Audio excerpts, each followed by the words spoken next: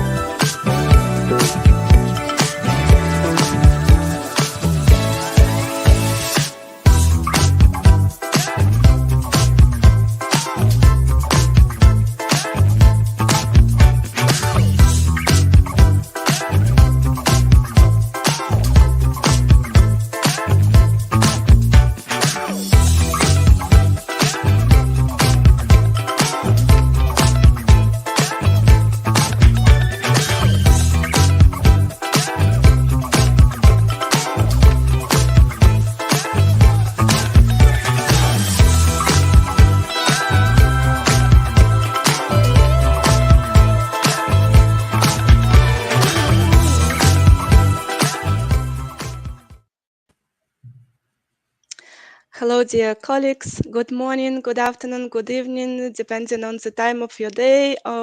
Thank you for joining us today, and thank you for joining our global online business analysis excellence conference. Um, um, I would like to mention that this session is being recorded, and the recording will be available in a week after the conference. Please post your questions in the agenda page, and our speaker will answer all your questions after his talk today. So I'm glad to introduce our first speaker today. It's Dmytro Lozavitsky from EPAM. He is based in Lvov, Ukraine. He is a chief business analyst, project coordinator, scrum master, product owner, and has many achievements and more than 20 years experience in business analysis. Also, he has a PhD degree in economic science, and he conducts many webinars. So he is very experienced speaker, and he is going to present a talk about KPIs in business analysis work. So Dima, we are happy to announce your first presentation. Please present yourself, and good luck. Sure. Thank you so much. Thank you, Alexandra. So, hello, guys. Hello, all of fans of business analysis. And it's a big pleasure to speak on such a class of event for you guys. I hope that my speech will be useful and will be applicable in your practice. I think that our audience is really experienced and is really wide or broad, whole the world. So thank you so much for such great introduction. Yes, we can start. I think that this topic is really, or I can say highly, extremely important for business analysts. Why? Because everyone needs to know approach how this employee person should estimate his work or and this is really interesting theme because we have a lot of specifics there, and I think that we need to spot our light on such topic a little bit more and a little bit deeper to understand what is the main essence and purpose of and maybe some limitations of the KPIs as a systematic approach to measure BA's role efficiency. This is the first question that we're going to discuss today. The second question is a question related to BA's work main KPIs. Of course, sure. Guys, as usually, you won't leave our conference without some practical approach, some practical tools and useful tips. Of course, we're going to have some conversation a little bit more about business analyst work KPIs correct monitoring approach. And of course, as Alexandra mentioned, we'll have some time for Q&A session as well. So please, you're welcome. Don't hesitate. Don't be shy. Please ask your questions. If we have a lot of questions, for sure you will receive some writing answer on them after our conference as well. So why I choose this topic? A couple of things before we're going to start. I think that we can start this topic from the famous quote of René Descartes. You know this guy, everyone knows this guy. And I like this thought. I like this thought very much. He told us some time ago that we only manage what we can measure, and this is really true. It's real true, and only in that case we can get some point of review of our efficiency and how we should correct ourselves during this process. It's really deep idea, and I mean all of us, implemented this idea in our everyday life, not only in work life, just in general in life as well. And if we're thinking about our work questions, this is a trigger to correct ourselves, to make ourselves better in our proficiency, on our proficiency level, and on our actually experience level.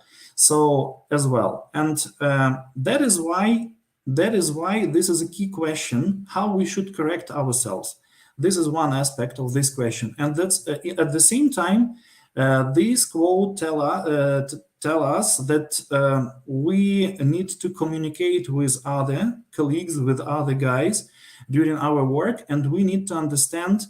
They need to understand what is going wrong or what is going right in our work as well. And this is some kind of basis of our common and efficient cooperation, when we are on the same page with our expectations, with our goals, with our targets, and when our activity just provides correct value or expected value at the project.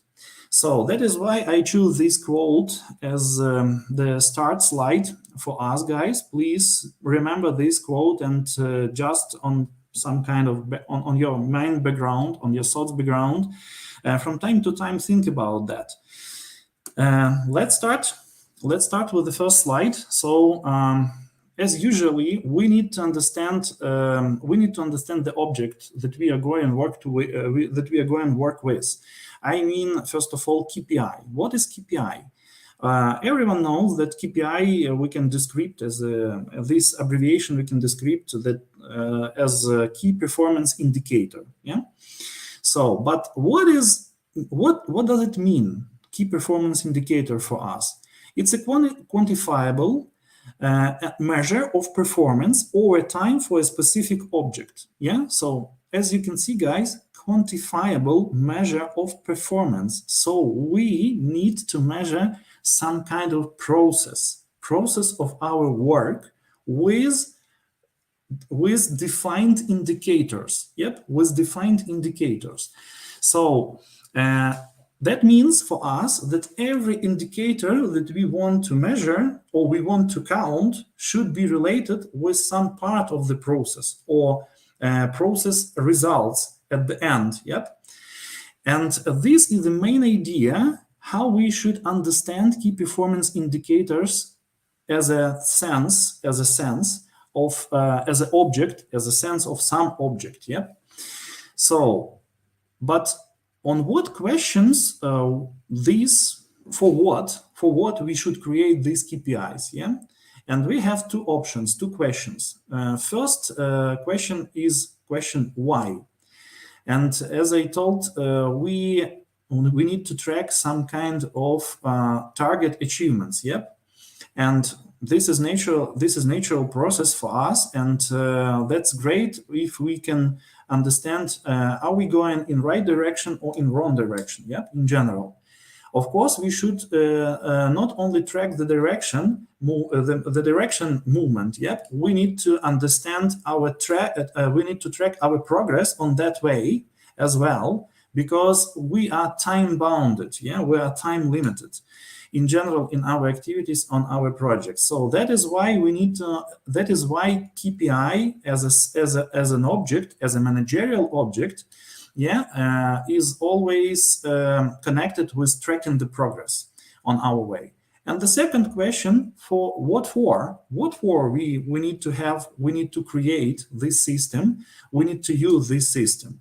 And we have two answers there. The first option is about to create and provide information for better decision making. Yes, sure, because our decision connected with our actions connected with our results. That is why we need to track our progress. We need to understand this progress, and we need to make some decisions on our way, what we should correct to be in preferable point for us. Yeah. So, and one more aspect about the question what for is to form complex estimation of work results. Yep. We are not interested only in some specific results on that way. We just interested in the whole picture. We need to estimate the whole result, the final result. Yep. And that is why we need to have some tracking system, and we need to have some KPIs, yep, key performance indicators that help us to understand where we are. Of course, at the bottom part of this schema, you can see one thought, yep, that one sentence that describe that KPIs creation and KPI creation and measurement process. It means that these questions highlighted on that slide is always related to that process, to that process that consists always from two parts. The first part is KPI creation part, and the second part is measurement of the process, yeah, of the tracking of our progress, etc. So let's go forward, and as you can see, the area of or focus on BA's work KPIs, and we have three statements related to that idea. The first one is about the idea that an indicator, it doesn't matter right now which one, yeah, just in general, an indicator is a simple measure used to capture the measurement in targeted area. Yeah, so we got from the previous slide what for, yeah, and this is the first basis. So targeted area, some specific aspect of some process, of some activities, etc. Also, focus on BA's work KPIs helps us to understand specific role performance. Yep. If we make zoom in, zoom out, yep, on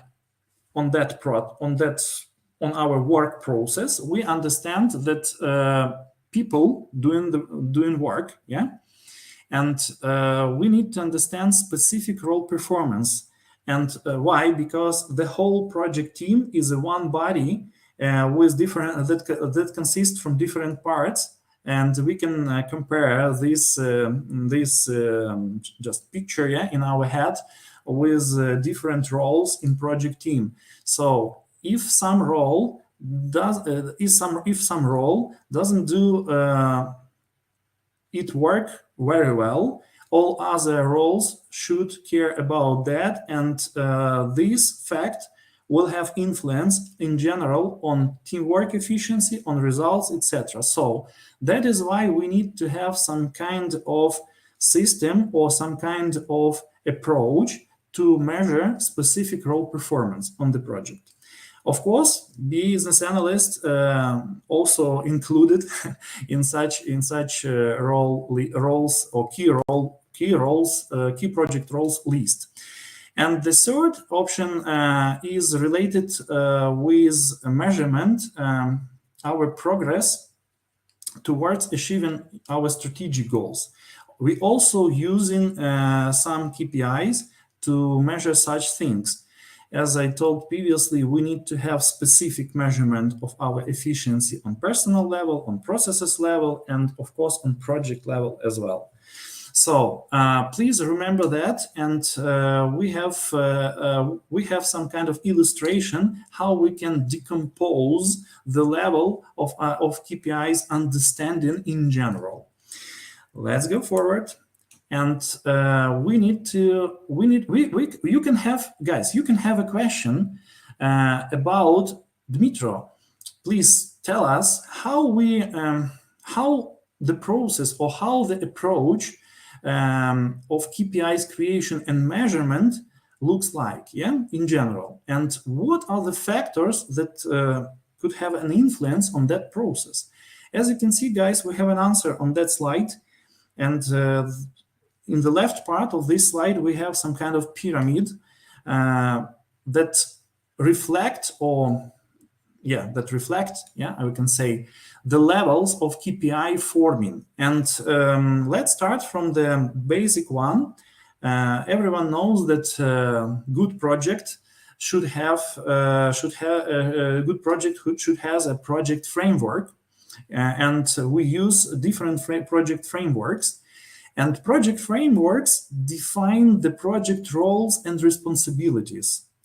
And this is the first step to understand, this is the first point on the way how we can measure, how we can create specific project KPIs, yeah, for concrete project roles. And defining, so the first step is understand the project framework, or project framework even more, or project framework specific, and define the project role responsibilities. The second step is when we define the project framework. Project framework helps us to understand the project team workflow, how this workflow could looks like, and project team workflow or process, yeah, of work and delivery model, defining the project activities configuration. Definitely yes. Because projects are different, and we could have a different specific how we can organize our work on concrete project for concrete client with some specific requirements in our work. So define the project activities configuration. This is also some intermediate step on the way how we can define the concrete or specific KPIs for business analysts.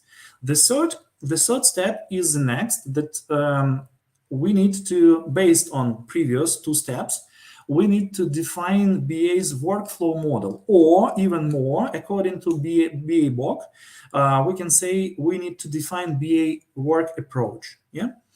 And based on that approach, we need to understand, we need to create specific business analyst workflow model. Why we should do that? Why this step is necessary for us? Because based on previous two things, two objects, this understanding of previous steps, we will include in that BA's workflow specific BA's activities and their goals. And based on this understanding, finally, we can define the correct BA's work KPIs. In general and specifically applicable to this project, to your concrete project. Yep. So this is a final step in the pyramid. What is the way, yeah, or how we can create, how we should create, and how we should define the measurement process of KPIs basis, yeah, for business analysts.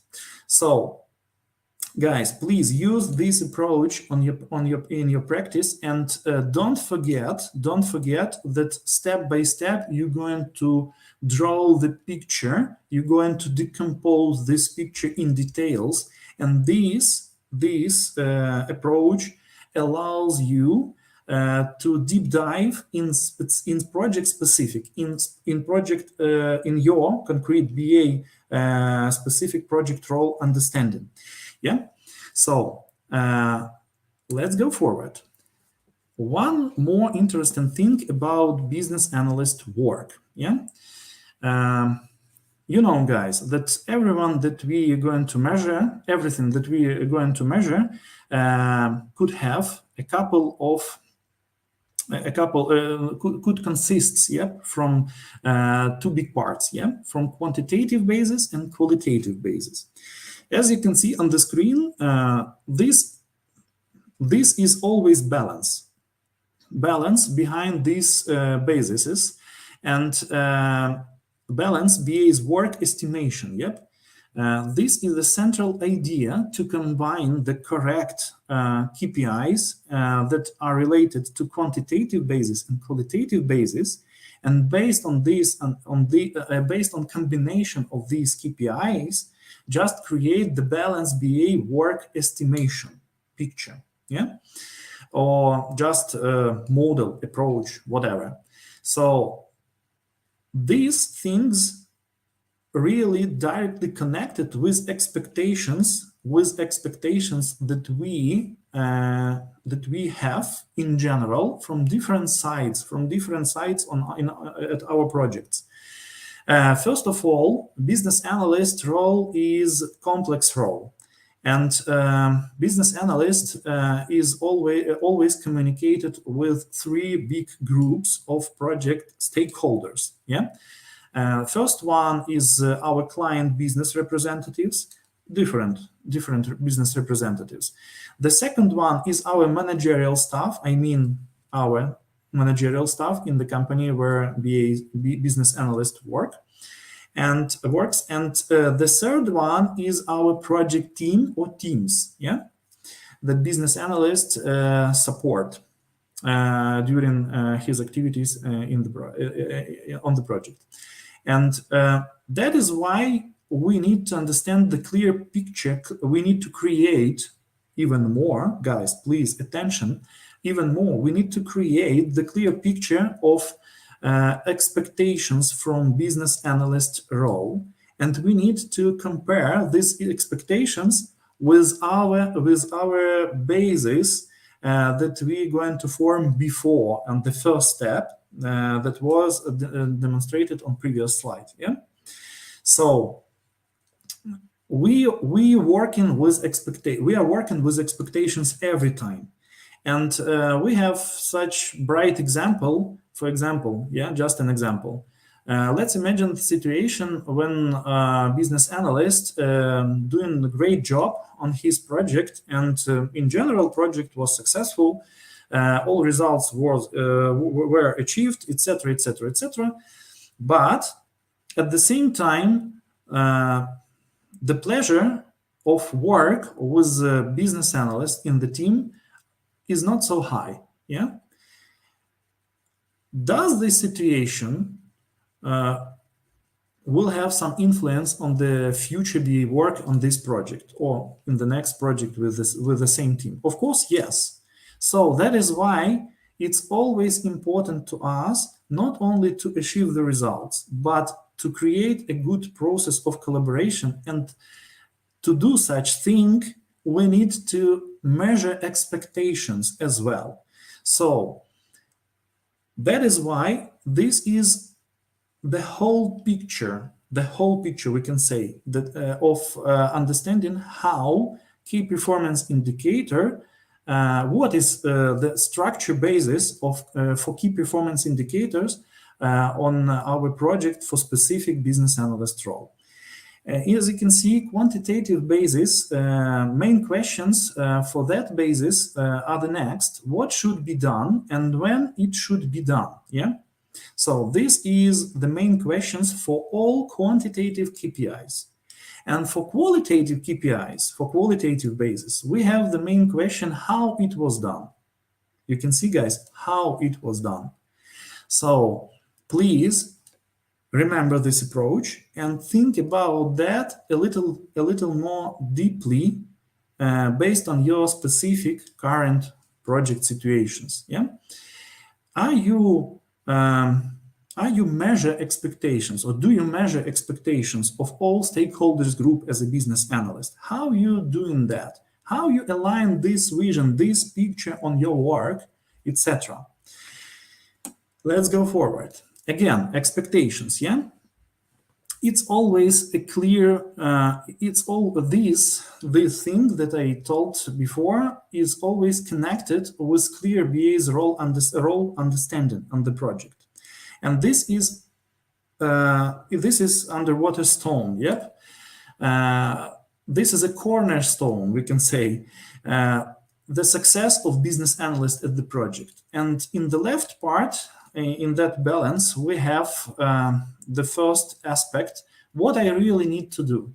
you should define based on previous basis, based on project framework, based on roles or your BA's roles responsibilities, based on your BA approach, based on your BA's activities, understanding, etc. This is the first part in the left part of this slide. This is the first aspect. The second aspect is what others want and what should be done in their opinion. You see, you need to merge the vision on your BA's role understanding. So that is why this is extremely important exercise, not only for business analysts that set up his activity at new project from the scratch.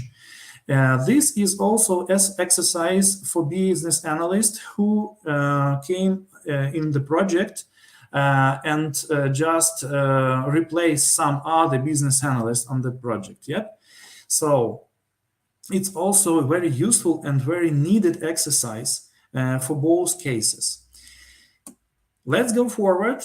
We reviewed the basis, how we should work with KPI, how we should understand KPIs. What is the main basis? How we from what things depends the process of KPI creation? What is the correct approach? How we should do that? How we should decompose this picture in our heads? And what is the key control points for us? So again, expectations and balance of these expectations. But right now, let's switch our attention a little bit more and deep dive into the topic related to specific KPIs characteristics. So as you can see, guys, in theory and in practice, we can see that we have a lot of characteristics of good KPIs. Really, from I saw different variants when I was preparing. When I was preparing my speech for you guys, and in general, I just stopped at these eight top characteristics for you, because we have different variants from 3 characteristics up to 16 characteristics in general, etc., etc. But the most important, in my opinion, are the next. First of all, every KPI should be simple, really. As simple as possible, because if we have some complex KPI, if we use some complex KPI to measure something, to track something, it means that this complex KPI should consist from a lot of parts. And every part you should monitor. You should understand how you're going to measure this, etc. It's a complex process that could take from your side really too much time. So that is why please use simple KPIs. Simple doesn't mean not efficient. Simple means understanding and applicable. Please don't forget about that. Relevant KPI. KPI should be relevant to the process, relevant to the targets, etc. KPI should we should have ability to measure this KPI, preferable for us, approach that is preferable for us to measure to automate the process of measurement of that KPI. In ideal case, KPI should be straightforward. Straightforward, it means for us that you can use this KPI directly to different things in your not to different things, to define things in your activities. And you can use it straightforward. So that is also some kind of characteristic. Aligned, KPI should be aligned with all stakeholders, groups, representatives. Really, only in that case you can say that you understand what you're going to do, and your stakeholders also like this approach, and they are okay with that approach as well. KPI should be achievable.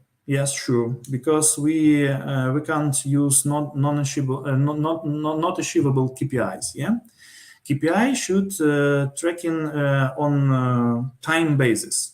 Really. Yeah, and KPI should be visible. Yeah, KPI should be visible in general on general project level, and KPI should be a part of project. Your KPIs also should be a part of project reporting system, etc., etc.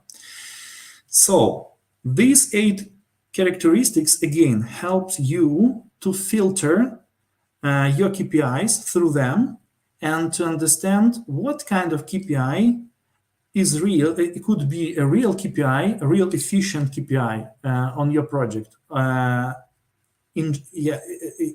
On your project, yep, and you can use it without any kind of fear. Yeah, so please use this filter, use this list of KPI characteristics as a filter to make sure that you choose right KPIs or applicable, not right, applicable KPIs. Let's go forward.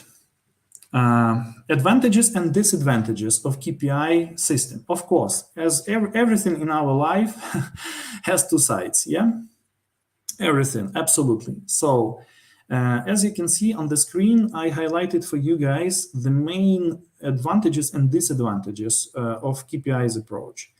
If we're going through the list of advantages, we can see really valuable things for us. First of all, ability to measure outcomes and results, as we told before. Empower employees to make needed actions. That is really, really important thing. Why? Because you have the point of comparison. You have some kind of analysis results. That is why you not only could correct the style of work and the approach that you have in your work, or you also motivated. Yep, you also are motivated person to make something better than you did it before. So this is also a very important advantage. Show gaps in the work process. Yep, of course, sure. Help to make decisions. Yes, we told about that. Detect patterns over time. Yeah, so that is one more good point or additional point for our understanding. So everyone has some kind of professional patterns in his life. Yeah, we all of us up to after 30-35 years old, we are the set of patterns. Yeah, in our work. It's not bad, it's not good, it's just a reality. And sometimes not sometimes, always our patterns of behavior, patterns to use some tools, approaches, etc., define our ability to be flexible in our work. And that is why sometimes our usual patterns doesn't work. They don't work, yeah, very well, and we need to change them. So that is why our KPIs could help us to understand, to see this trend, to see this tendency, to understand, are we doing such things great or not? Our usual things, I mean approaches, I mean techniques, I mean skills, I mean habits, etc., etc. So, and the last one is help to set goals and plans. Yes, sure, because only if we compare something, if we compare the current situation with our etalon or ideal case that we want to achieve, we can see this difference. We can understand what will be the next goals, what will be the level of our next goals, etc. So disadvantages are the next. We also have disadvantages. KPIs, accuracy demands time, defined, standardized processes. Yes, absolutely yes. Only in case when you have set up a good processes at your project, you can measure something on permanent basis and you can understand that your results are correct. Yeah. Overlook some part of relationships. Difficult to track all relationships aspects. Yeah, sure, because KPIs, even more if we are going to talk about qualitative KPIs. This KPI, any kind of KPIs, can't reflect the relationships very well. Yeah, so some of them maybe can't reflect some aspects of relationships, but in general, this is a gap of KPI system. Accuracy needs the control. Yeah, sure, definitely. Accuracy needs the control, and you need to pay attention to the monitoring, to KPI monitoring process on permanent basis. Yeah. Need extra efforts to make and maintain them. Yes, sure, because this is additional activity for business analysts, and we need to be aligned with that. We need to be ready with that, to use that approach, etc. So, based on this slide can help you to understand: do you need to use KPI system, or do you need to implement some kind of simple KPI system on your project, or not? Or you can just leave without them. Let's go forward, and the next slide's related to KPIs creation rules. Yeah. So we have six simple rules. I defined these rules for you guys. And the first one, identify objectives and intended results. Yes, sure. Everything starts from that point. The second one is select the right measurements for each objectives. Yes, sure. This is some kind of challenge because you need to understand the process very well. You need to understand the results very well. And you need only in that case, if you understand the process, if you understand the steps, if you understand incomes, outputs from that step, who should do this step, with what results, etc., you can select the right measurements for each objectives and for each KPI. Make KPI as simple as possible. We talked about that. Define the method of KPI measurement and tracking. I mean, how you should automate this process. Make sure that KPIs cover the target need. Yep. And share and align results with the team and stakeholders. Yes, sure. This is the 6 simple steps or 6 simple rules how you should create the efficient KPI. And as I promised before, we can present you guys some kind of simple KPIs that you can use on your project from scratch. Yeah. So quantitative KPIs.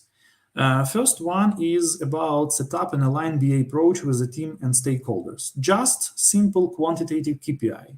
Yes, no, done or not done. Just binary system. You can easily track it. Yep, with your management, project management representatives. I mean, delivery manager, project coordinator, maybe account manager if you need it, if you need him, etc.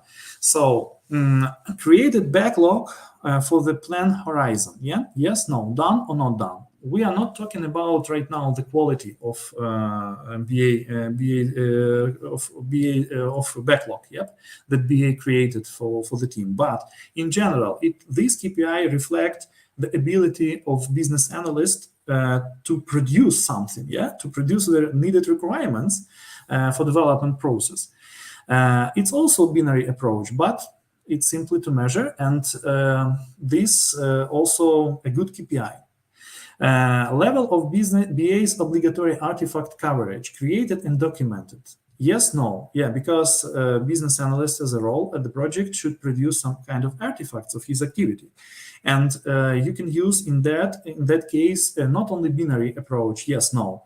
You can use also the percent of scale, yeah, so type of BA's docs covered and created, yeah.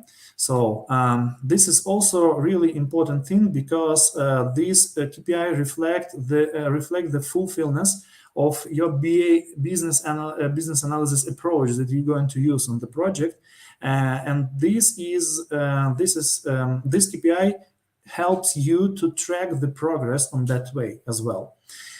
Because only in the case when you're going to create some artifact, BA's artifact, regarding to your BA's activities, regarding to your BA approach at the project, you can show only these artifacts shows the final results of your work. Yeah, so that is why you can measure these percents of scale, and it's also help you to understand where the gap, where I did some things bad or good. Yeah. Set up BA's communication process with stakeholders and the team. Yep. Yes, no. Confirmation by regular meetings schedule. Simple, but also shows your activities. BA's involvement in teamwork planning process on a permanent basis. This is a separate KPI that I recommended to use. Why? Because when business analyst involved in all teamwork planning, in the whole teamwork planning process on different levels, on strategic level, on operational level, yep. In that case, you can expect the good understanding from business analyst, the whole situation at the project. So just a fact, yes or no, are you involved in that process? If yes, good. If no, bad. Yeah, and you should highlight that point to your management. So simple quantitative KPIs just reflect the general BA's activities in the project. Yep, general BA's activities in the project. And these help you and your colleagues to understand where you are, yeah, with your specific things. Let's go forward. Qualitative KPIs. So I proposed for your attention 6 of these KPIs. The first one, level of team and stakeholder satisfaction of BA's work. Yeah, sure. So this is a qualitative KPI. Specific feedback, BA performance rate, communication efficiency level, etc. So you need to create the scale. You need to create and propose the scale to your management, to your management. Or managerial representatives, yeah, and the project. And this helps you to understand specific things and quality, how you did these things in general. Existence of escalations on BA from team and stakeholders. Yes, sure. Do we have such kind of facts or not?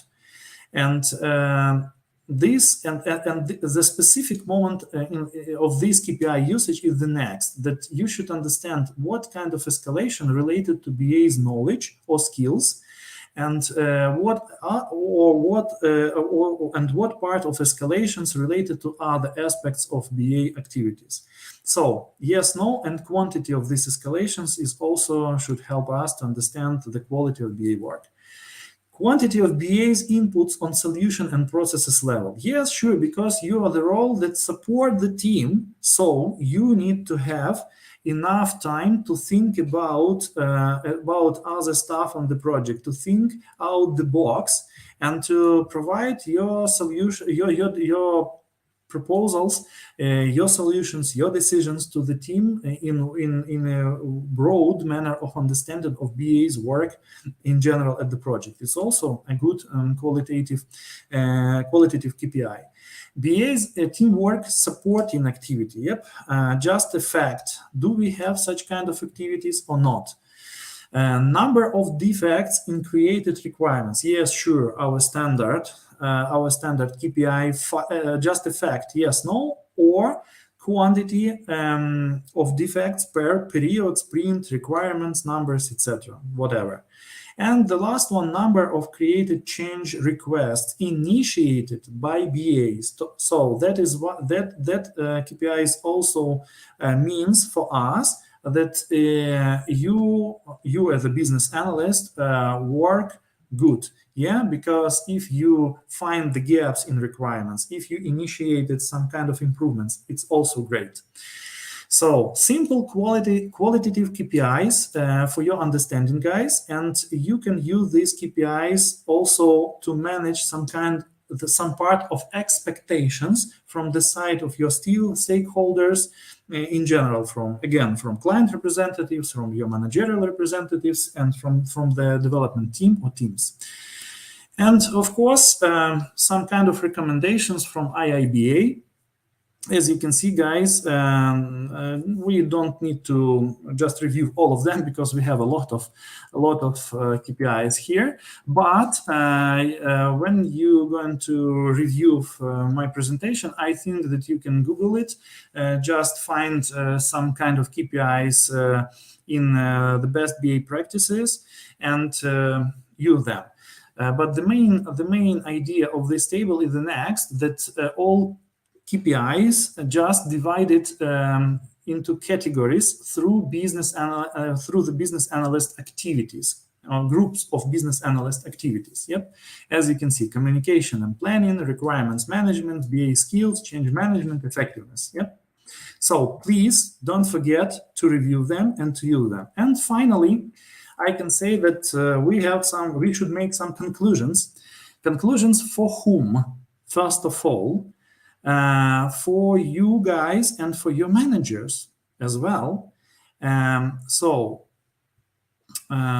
are the main managers' mistakes? Yeah, what are the main managers' mistakes in the process of business analyst KPI creation process? Yeah, first of all, lack of preparation for BA's onboarding process. It's a huge mistake. Because if you won't provide the correct context of project to business analyst, what kind of expectations you could provide to the business analyst? Yep, in general. So insufficient involvement of key project roles in BA's onboarding process. Yes, sure, it's also important. Lack of structure vision on BA's onboarding process. Yep. So you need to align everything. You need to provide the approach how you should measure your efficiency. Not managers, you guys, you as a business analyst, please make the first step from your side. Don't wait when somebody create some kind of expectations, provide these expectations to you, etc., etc., etc. It's not really so efficient approach. Yeah, it also could be, but the best option to be proactive. Inconsistency is the vision of the BA's onboarding process that takes place between the team management and the client. Yes, we talked about that a lot today. I explained why it's so important. And reluctance to measure BA's real work effectiveness. So hiding it, yeah? So the last one is a special one. Why? Because we need to we shouldn't fear our gaps. We shouldn't fear our mistakes. We should be better than we was yesterday. This is the real approach to become a professional in our area, in any area. Yeah. So don't hide the BA's mistakes. Yep. But don't blame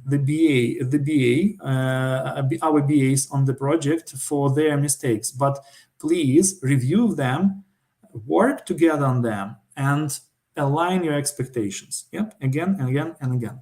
So that is all, guys, for today. Thank you so much for your attention. And right now we have some time for Q&A session. Please, you're welcome. Yes. Dimitrios, thank you so much for such useful presentation of such a boring KPI, topic. Yeah, because you have presented really in an interesting way, and we got quite a lot of questions in the chat. Thank you so much. Yes, unfortunately, we won't be able to answer all those questions, but we promise we will answer it in writing. Definitely. Yeah, within the next 2 days after the conference together with Mitro. So we're streaming in YouTube and on our community platform, and we're getting the same questions on the both platforms. So like Shweta Parmar and Svetlana Shin are asking, what are the tools to measure KPIs? What tools do you use? Do we have any tools to measure KPIs? And what are the most common BA KPIs? Yeah, thank you so much, guys. We have a couple of questions in one sentence. Yep, but yeah, let's start from the first one, of course. You guys, we have Jira. Yeah, we have Jira tracking system, and we have some specific settings in Jira. Yeah, I mean not specific to concrete BA role. Yeah, I mean in general, this system is provide us some kind of ability to use that functional to make our life easy when we're going to track something related to business analyst work. Just an example. You can use the labels, yeah, and you can use after the filters to sort, for example, sort it out what kind of progress we have in backlog question, in CR question, in some kind of actually risks analysis, etc., etc. So, or solution creation, by the way, as well. So please use it. Don't forget about that. In general, what else? It could be any kind of tool, yeah, that you can use on your project. The main option is to specify the settings, specify the functionality of this tool to your concrete KPIs. I think sense and tracking process. Yep. Of course, we can use Excel sheet as usually. It's also work. Why not? It's simple tool. Of course, it can't help us to automate for 100% these activities, but this activity, KPI tracking activity, but in general, it also could be helpful for us. In my practice, we always trying to provide some additional filters, some additional settings in Jira to track our business analyst KPIs or the measurements, yep, to calculate such KPIs at the end of the sprint or PI or quarter or year, etc. So. And this is my answer to the first part of question. The second part of question is about the simple KPIs. Guys, we reviewed 11 KPIs, quantitative, qualitative KPIs today that I recommended from my practice to you. Please think about them. They won't provide from your side. It don't take from your side too much time to track them. Yeah, and also please be aware about some kind of specific KPIs that came from IIBA practice to us as well. I think that's all. Yep. Thank you. Yeah, thank you so much, Dima. And we have another question that it's most voted, so I will announce it first, and then we'll see if we have more time to answer some more questions. So we have a question from Natalia Ivleva, and she is asking, is it possible to create KPIs that may be applied to the whole BA department, considering that everyone have different project with different processes? Great question. Thank you so much for that. It's really important and interesting topic, because if we're going to talk about, for example, projects with a lot or with on big accounts, yep, with a lot of development teams, with a lot of streams, with a lot of business analysts, in that case, we need to understand that we need to create the governance structure, the governance structure. This is a separate topic and very extremely useful and important topic. Of course, it's more rare case, I think, for the mid-sized companies, for the small-sized companies, IT companies, but in case of enterprise level IT companies or just large IT companies, yep, this is pretty regular case, yeah, when we're going to create some kind of governance structure. And this governance structure, BA's governance structure, should care about a couple of things. First thing is business analysis approach. They need to define specific business analysis approach, applicable to concrete account, to concrete group of projects, etc., etc., etc. So it's really, really important thing, because based on that, you can provide, you can get the visibility on your workflow, on your BA's standard activities, on your BA's standard artifacts, on your BA's how you can standardize your BA's vision to this approach, etc., etc., etc. So in that case, this is the first aspect. Yeah, the second aspect is how this governance structure should monitor and should understand the process of BA growing at the project, yeah, professional growing on the project, or development, professional development on the project. So this is separate group of activities, and you can have some separate group of KPIs for such activities. How you should implement your best practices tools, to just a technique, yeah, best practices technique usage, how you should implement your lessons learned technique usage, how you should doing a lot of things related to the professional growing, professional development process for business analysts. And the third group of KPIs should be related to the BA motivation aspects. So we have a lot of things there, really. We have a lot of things there. And you need to monitor the mood of business analysts group at the project. And because you should understand the main question: are your people really motivated, or they are burnout? So it depends. From that option depends a lot of things.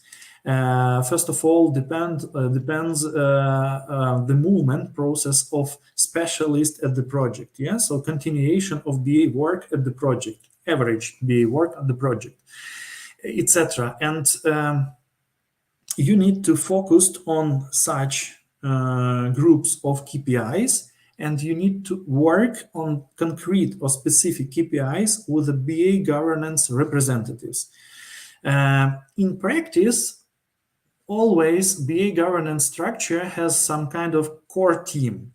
And this core team could count or could consist from 5 up to 12 specialists. It's optimal size, really, because a large team, you can use the whole business analyst team in that case, for example, for professional development process. Yeah, but the core team just concentrate attention only on the process of analysis, how to make more efficient business analysts work at your specific project.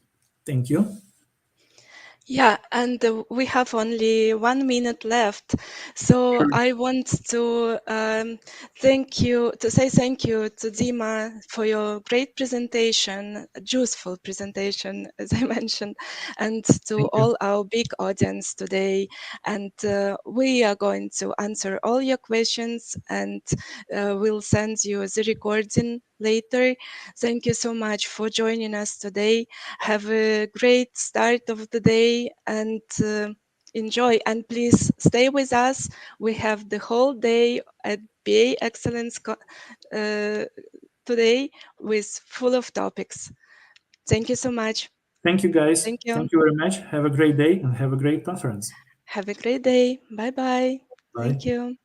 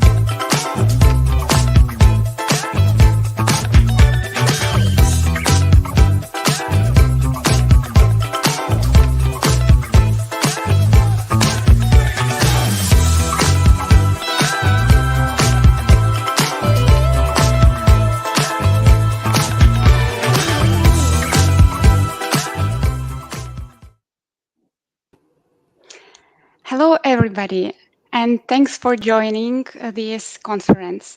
Thank you all who have been staying with us from the previous talk. I hope you have had the time to take a sip of water to continue with our next talk. So it is a BA Excellence Conference that is conducted by Global BA Community, a community with over than 4,000 community members. Please feel free to join us. We will be glad to welcome you inside our team members. I will post all the links in the chats. Just a small reminder, all conference talks are recorded and the recording will be available in a week after the conference. During the next talk, feel free to leave your questions on the agenda page in the chats, and there will be ample time at the end of the presentation where our speaker will address all your questions with an answers. And now let me introduce our next speaker. It is Victoria Barashka. She is a business analyst with 3 years experience, and she is the first BA in the whole EPAM that has certificate in CMS Contentful, so she's a true discoverer in this area. And of course, I can't miss the opportunity to mention another interesting fact. Apart from handling all types of difficulties and barriers during her work, Victoria can perfectly handle even physical barriers, as she is the master of sports in hurdling. So that's definitely outraging. Hello, Victoria, how are you? Hi, thanks for introducing me. So, as you know, I planned my... now I'm on vacation, and I planned my trip to Paris 5 months ago.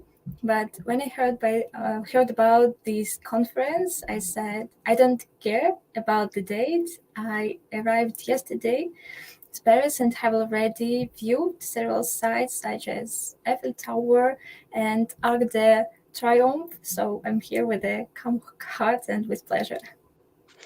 Thank you very much. Thank you for taking this precious vacation time to share your presentation with us.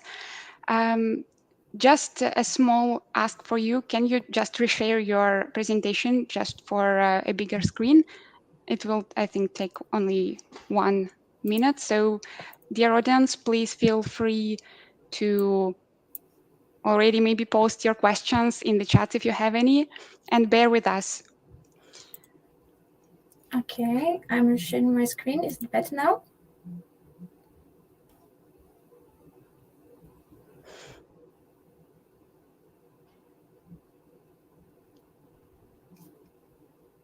Is it okay? Yeah, I see the same picture, but I guess it is visible. So let's continue, and please feel free to start. And Okay, good luck. thanks.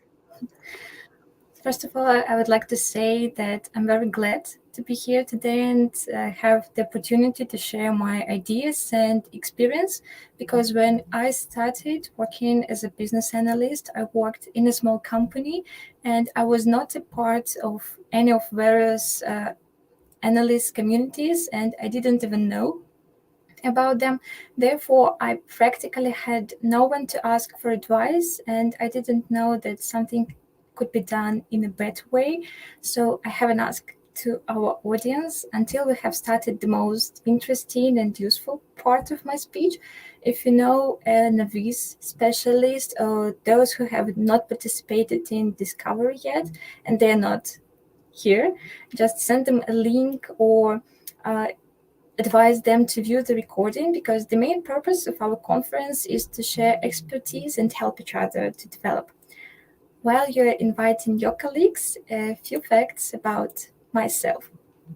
So you already know that my name is Victoria, and I'm a business analyst in EPAM, and I'm working in e-commerce domain for 2 years. And during this time, I took part in 4 discoveries. 3 of them I've conducted as the only PA. And one more achievement, which I'm really proud of, is that I survived on a fixed price project. So today I want to share with you my understanding of how to conduct discovery to avoid scope creep. And to do that, I'm inviting you to scan the QR code first, because I would like to know a little bit more about yourself. So you can scan this QR code and go to Mentimeter and answer several quick questions. So while you're joining, I can tell you why have I chosen this topic, how to conduct discovery to avoid the scope creep. I've faced scope creep several times, and each situation killed my vibe for weeks. And one day I just decided to investigate how can I prevent it, or at least mitigate the risk of scope creep. So I'm stop sharing my presentation, and I would like to share you some slides in Mentimeter. If you have successfully joined, you can just send me a reaction. Okay, I see participants join. That's cool. Let's wait for a minute. Now you again should see the slides and the instructions for those who have just joined.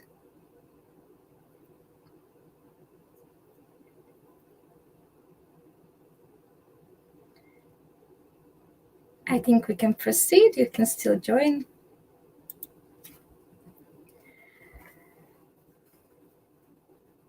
My first question is, what is your role or title on the project? Let's see who has come to our conference. Okay, I see for now middle specialists are winning. We've got more and more senior specialists. It's also great. And we have 6% of not BAs. I appreciate your wish to learn more about business analysis and business analysts. Now, I want you to share how many times have you been a part of a discovery team? How many times you've participated in discovery? We've got even 3 persons who have already given up counting, and more specialists who have 7+ discoveries. So maybe these are lead plus BAs. Guys, what are you doing here? You should already know everything about discovery. But don't mind. I'm glad that you joined. Please stay with us, as we'll need your advice a little bit later.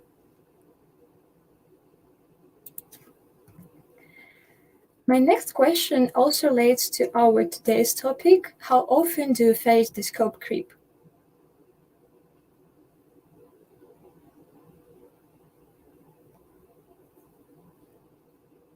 You see that we have an option that you don't know what is a scope creep, and it's absolutely normal. We'll talk about it in 2 minutes.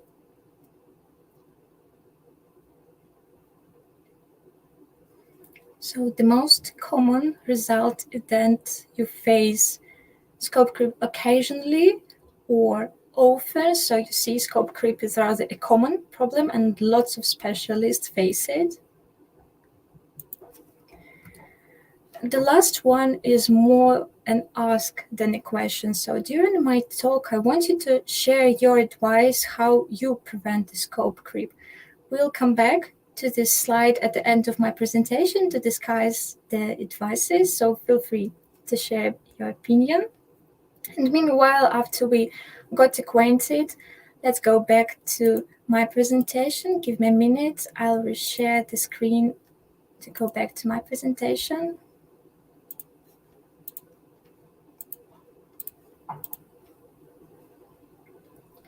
You should already see it.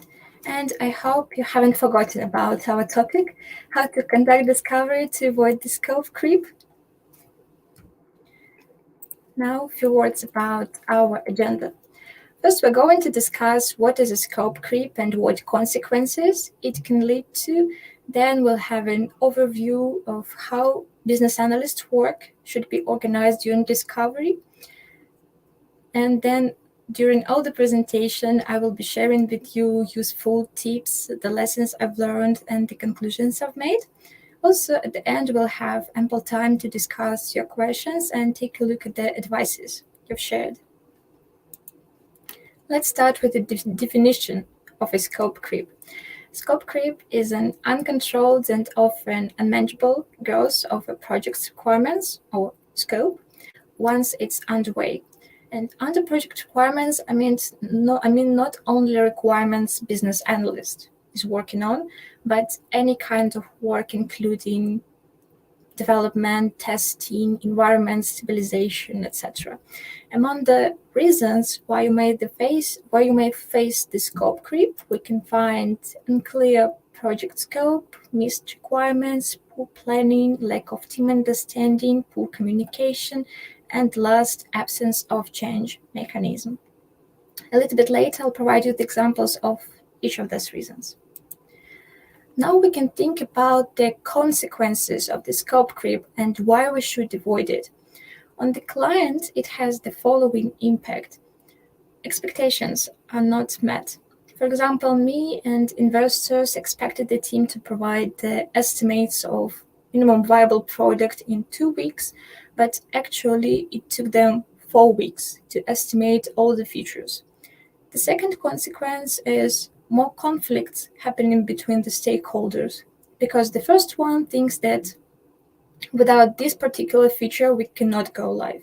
At the same time, others think that their feature is more important, while the third stakeholder, for example, project manager, insists on postponing both these two features because of the third consequence, and it's over budgeting.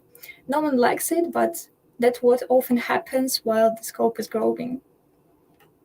Also, scope creep has an impact on the vendor. First of all, it leads to team frustration and burnout because not always the project or the whole company has resources to open new position on the project or hire required specialists to deal with the growing amount of work, and it makes the existing team to overtime. And frustration is reinforced by uncertainty. It's very difficult to plan anything when you have no clear understanding of what should be done before the deadline. And after the project manager gets the understanding that these particular features are not change requests, they are part of a committed scope, and we need 3 more developers and 1 more QA to work on it, it leads to additional costs on the vendor side. To scare you even more, I can provide a couple of scope creep examples that I've met. During my first discovery, I was the only business analyst, junior business analyst. I suppose it's not a rare situation in startup companies or small or even middle-sized companies. And one day, the client asked me to think over and create mock-ups for 1 more module. In a nutshell, we were working on a scope for a rather simple online shop with such roles as seller, buyer, admin, and then client suggested adding a module to manage deliveries. I thought, why not? It's a useful set of features. My project manager, also junior, said, why not? Just don't track it as an overtime. I hope you see that we were both proactive beginners willing to show our best. And I hoped to finish everything on time, but the price was rather high. Sleepless nights, burnouts, moving of deadlines because the team needed more time to estimate new features. And the most offensive, not so many people would appreciate and recognize your achievements and efforts until you claim it. So my advice is do not take extra work until you make sure that this decision is approved by project management and you will be paid for it. The next story was larger scale and took place during implementation phase. Maybe it wouldn't happen if we hadn't had insufficient discovery, but I don't know its details and can't assess it and its quality because I haven't taken part in that particular discovery, and you can face the same situation as I. when you join the implementation phase after discovery had been conducted by another analyst. So during 9 months of working on minimum viable product, we raised more than 170 change requests, had to hire an additional Scrum team to work on this change requests, and it caused a significant expenses increase, and all the time we had a big mess and terrible headache during this project. We'll go back to this example a bit later to discuss the mistakes that were made during discovery. And now I suggest you to have some rest and take a look at two noteworthy examples of the significant scope creep happened outside the software development sphere. The first one is about Sydney Opera House. The project was supposed to take 4 years and be achievable in a budget of 7 million Australian dollars. But there was a lack of communication between architect, the construction company, and the engineers team. So poor was the relationship that the architect avoided having a telephone in his office so that they could not contact him. So just imagine the type of relationship between all of the stakeholders. And it ended up taking around 14 years to complete that outstanding building, and the budget increased almost 15 times. The second example belongs to aircraft industry. Pieces of the plane were designed all around the world, but after they were shipped to the assembly site in Germany, it quickly came out that none of the pieces actually fitted out. This was due to designers using different computer-aided design programs, which made all of the measurements different and difficult to change. That was another case that emphasizes how scope creep can easily occur if the project parameters are not clearly laid out and analyzed, and when the team are unwilling to collaborate at the level required by the project. Now we can come back to my example of the scope creep with lots of change requests. I think requirements changes are almost inevitable because it's very difficult to cover all the requirements in all details during a few weeks of discovery. Maybe one of the exceptions is a waterfall project where all requirements must be finished before implementation starts, but on time and material project, you should know what to expect and how to deal with change requests. On the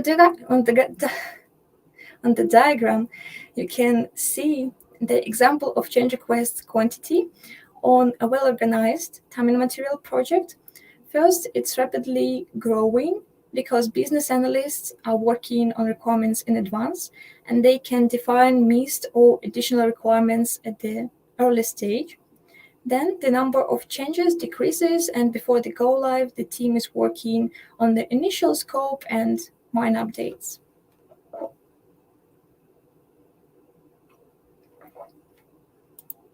But on my project, there was another situation. It was fixed price and we had fixed deadlines, so it added us a lot of issues when we started to receive change requests. As you see, the actual numbers are much higher, and the speed of new CRs raising was constantly growing, what is absolutely not good for the project with so many limitations and restrictions. To finish implementation of the initial scope and the critical changes, as I said, we had to hire additional team to work only on change requests. So you may ask me what has happened on the project and why. The short answer is that the scope creep happened. In the left column, you can see the possible reasons of the scope creep that I've already mentioned. And in the right column, I'll mark whether this mistake had been made, and if yes, I'll provide you an example. Number one is unclear project scope. And when you face it, you can hear such phrases from the stakeholder as, of course, this meant not only registration using phone number, but also registration using email and social networks. The next issue is missed requirements, and we also had it. As an example, one of the required page types for the website had been missed during discovery, but it was really important for the client, so it took us more than 100 man-hours to implement it. And as testing cannot be done before analysis and implementation are finished, this work was done in several sprints. Number 3 is lack of team understanding, and it's also added to our list of made mistakes. There can be situations when the developer hasn't understood the requirement correctly and decided to implement it in another way. In this case, during the QA testing or user acceptance testing, QA or BA should ask the developer to make proper changes, but there can be other situations when the business analyst hasn't understood well the context or the client's need. In this case, even if the developer is super experienced and professional, client's expectations most likely won't be met because the initial requirement is not correct. So with great power comes great responsibility, and the quality of designers, developers, QA's work partially depends on the quality of business analysts' work. Next comes pure communication. This problem can be not even on the side of your team, but it's a part of business analysts' responsibilities to manage stakeholders' engagement. Further, we'll also discuss what can be done to mitigate the risk of pure communication, and I think you can guess that we had it. It's present in our list. When you have no communicated and documented procedure of change requests managing, it's our next reason, it becomes much more difficult to define whether it's a new requirement or it's just a lower level detail of the existing scope. I should discuss it with who. You can face such questions, so you should discuss it with who. I have a lead business analyst, project manager, scrum master. Also, we have an account manager. You can be really frustrated because of this uncertainty. And the last one is poor planning. And finally, I can say that we haven't had it. Sounds unbelievable, isn't it? You're right, because I'm joking. Of course we had it, because it's impossible to plan anything when the scope is constantly changing and growing.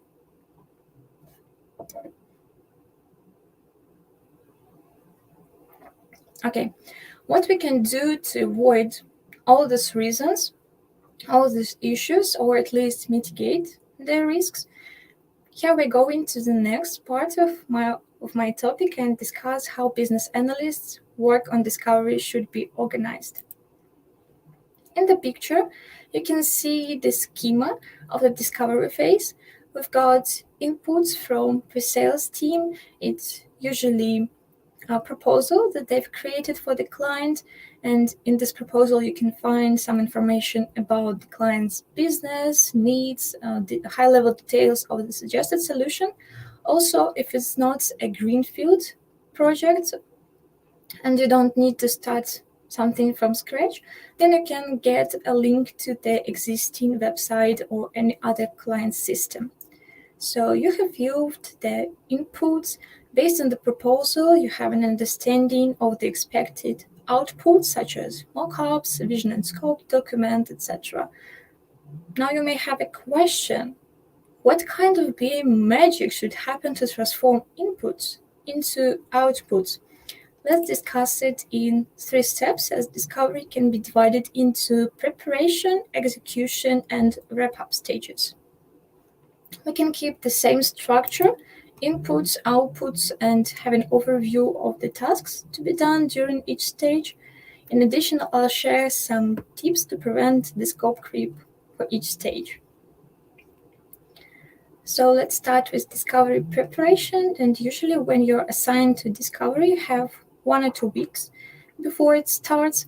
And after you get acquainted with the proposal and information about the client, you need to prepare a discovery plan, which also includes scheduling a set of meetings, workshops, or other elicitation activities. And you need to do it in advance, because if you'll try to do it underway, you may realize that the schedule of your stakeholders is already planned and overcrowded, and they just don't have time to talk with you today or tomorrow. Also, if you set up elicitation activities in advance and define the topics, if it can help stakeholders to prepare, start thinking and focusing on the scope, and will help you to prepare the outputs, discovery agenda, and materials for elicitation activities for at least 1 week ahead. My favorite technique is workshops, because it allows you to discuss the questions with a group of stakeholders and get the answers immediately, or leave these questions opened for the next workshop. Now let's discuss several tips how to prevent scope creep while you're preparing for the discovery. To avoid the situation when you have unclear project scope, I suggest you getting as much possible documents from the pre-sales team, discovery delivery manager, or project manager, or client's points of contact. Then, to cope with missed requirements, I suggest you to create a list of the most common domain features and extend it from project to project. For example, on our current project, when we were selecting a content management system, we had a list of common CMS features, and we asked the client to define which of these features they need. They have selected several and added several more metrics, and it helped us to select the best solution for our project. The next comes lack of team understanding, and while planning the discovery agenda, you should don't forget to invite solution architects or dev team lead to all the important discussions, because anyway you'll need to discuss with them the outputs 1 more time. Poor communication.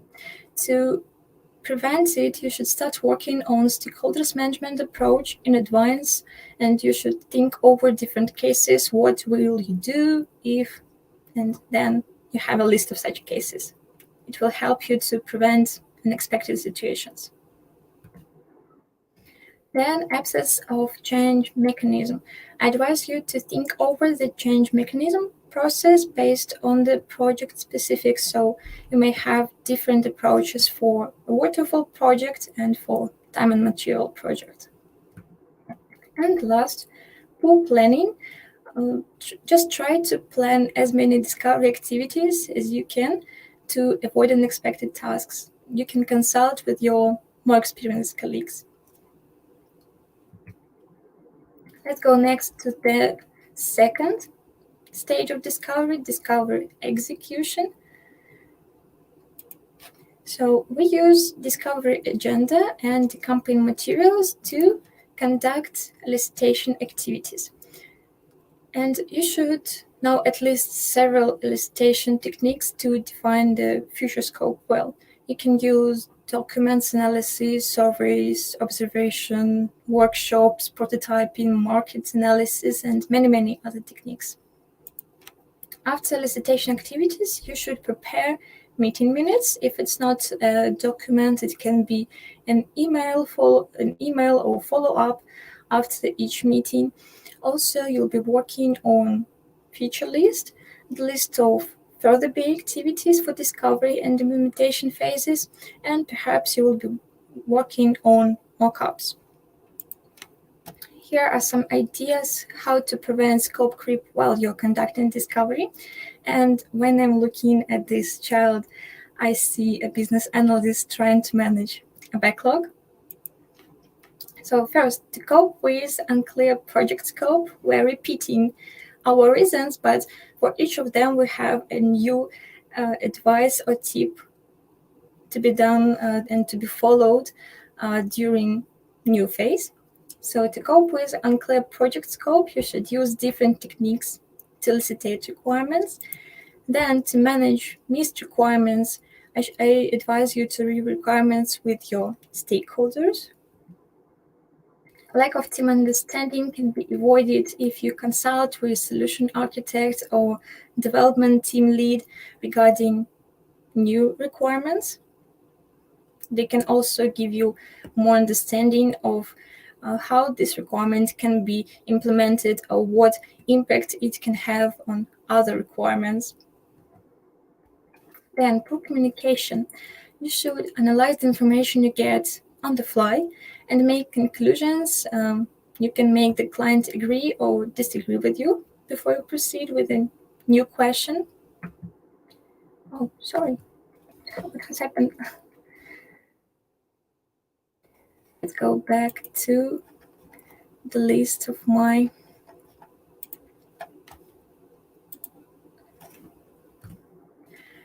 I hope we have finished with poor communication. Next comes absence of change mechanism. So you should document the change mechanism process and confirm it with the stakeholders. And the last reason is poor planning, and to prevent it, you can add action items to follow-ups, and it will help your stakeholders to be prepared for the next elicitation activity or your next meeting.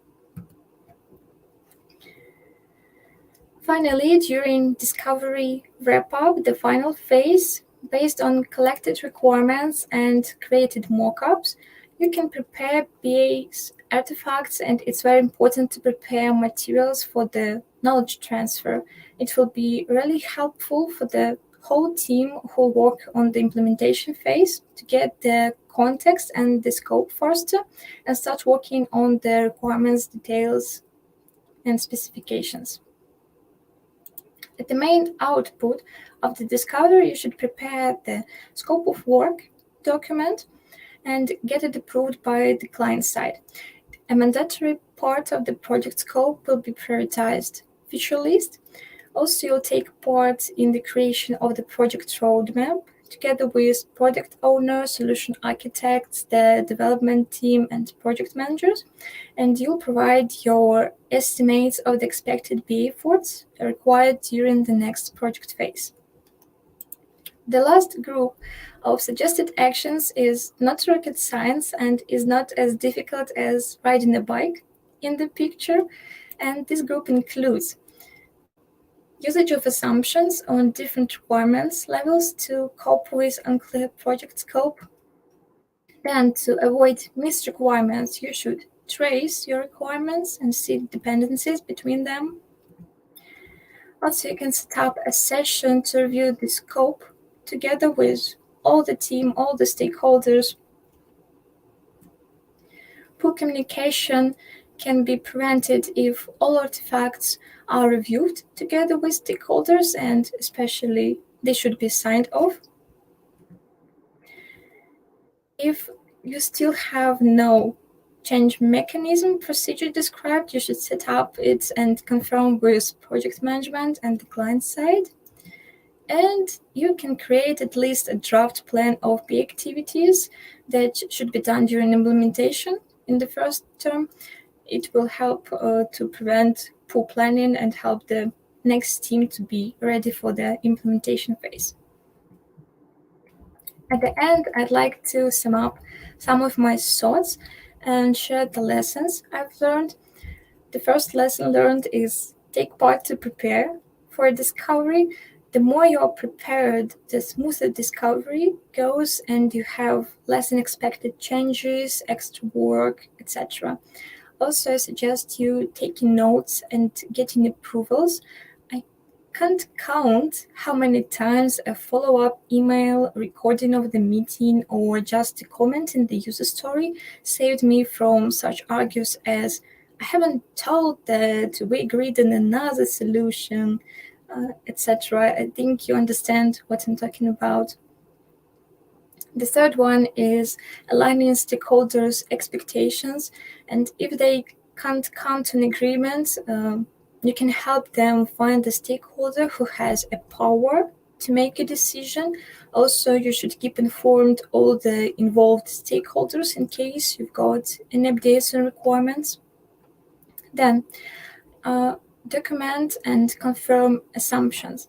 As I said, assumptions is one more good instrument to measure the scope of work, and you can use it on different levels of requirements.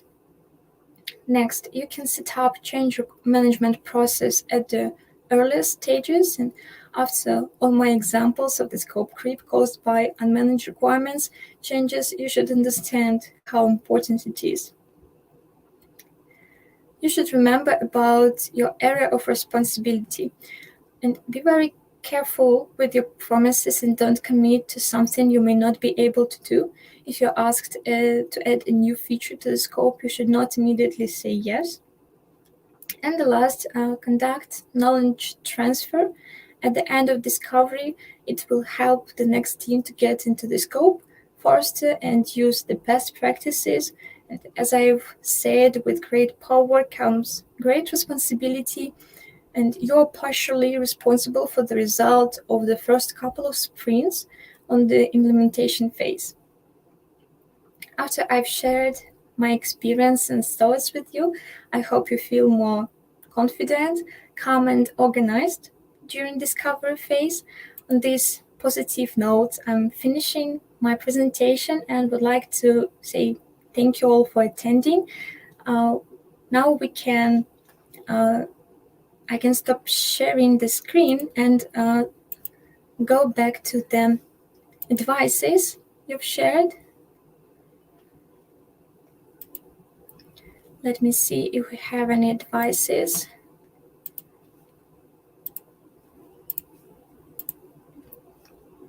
Okay. As I see, no advices even from our experienced BAs. Okay, maybe you have shared them in comments. Valeria, let me know if we have any questions from the audience. Yeah, thank you, Victoria, for this absorbing and interesting presentation. And we have actually several questions. So first question is, how do we professionally say to customer that we will stick to the deliverables committed in a statement of work if sometimes customer will unintentionally add more requirements to sprints? Oh, very interesting and useful question. And I think it's very common situation when the customer or even the stakeholders ask to add any new requirements. And I think also it depends on who is asking. If business analyst is asking, I would say that you should not immediately say, yes, we'll do it. But you also should not immediately say, no, we will not do it. Because a new requirement means additional efforts, additional time and resources, and I think it should be delivered to a project manager or delivery manager because they're responsible for managing the resources, and it will be their decision whether we can add it to the scope or not. So you should, first of all, you should highlight to the client that it's a new requirement and it should be discussed with the delivery manager. But if you're a delivery manager and you're asking this question, or you're a project owner, a project manager, my advice would be, first of all, to estimate these new requirements with the development team, even into short size, just to understand approximately the time and efforts required for implementation of this new feature.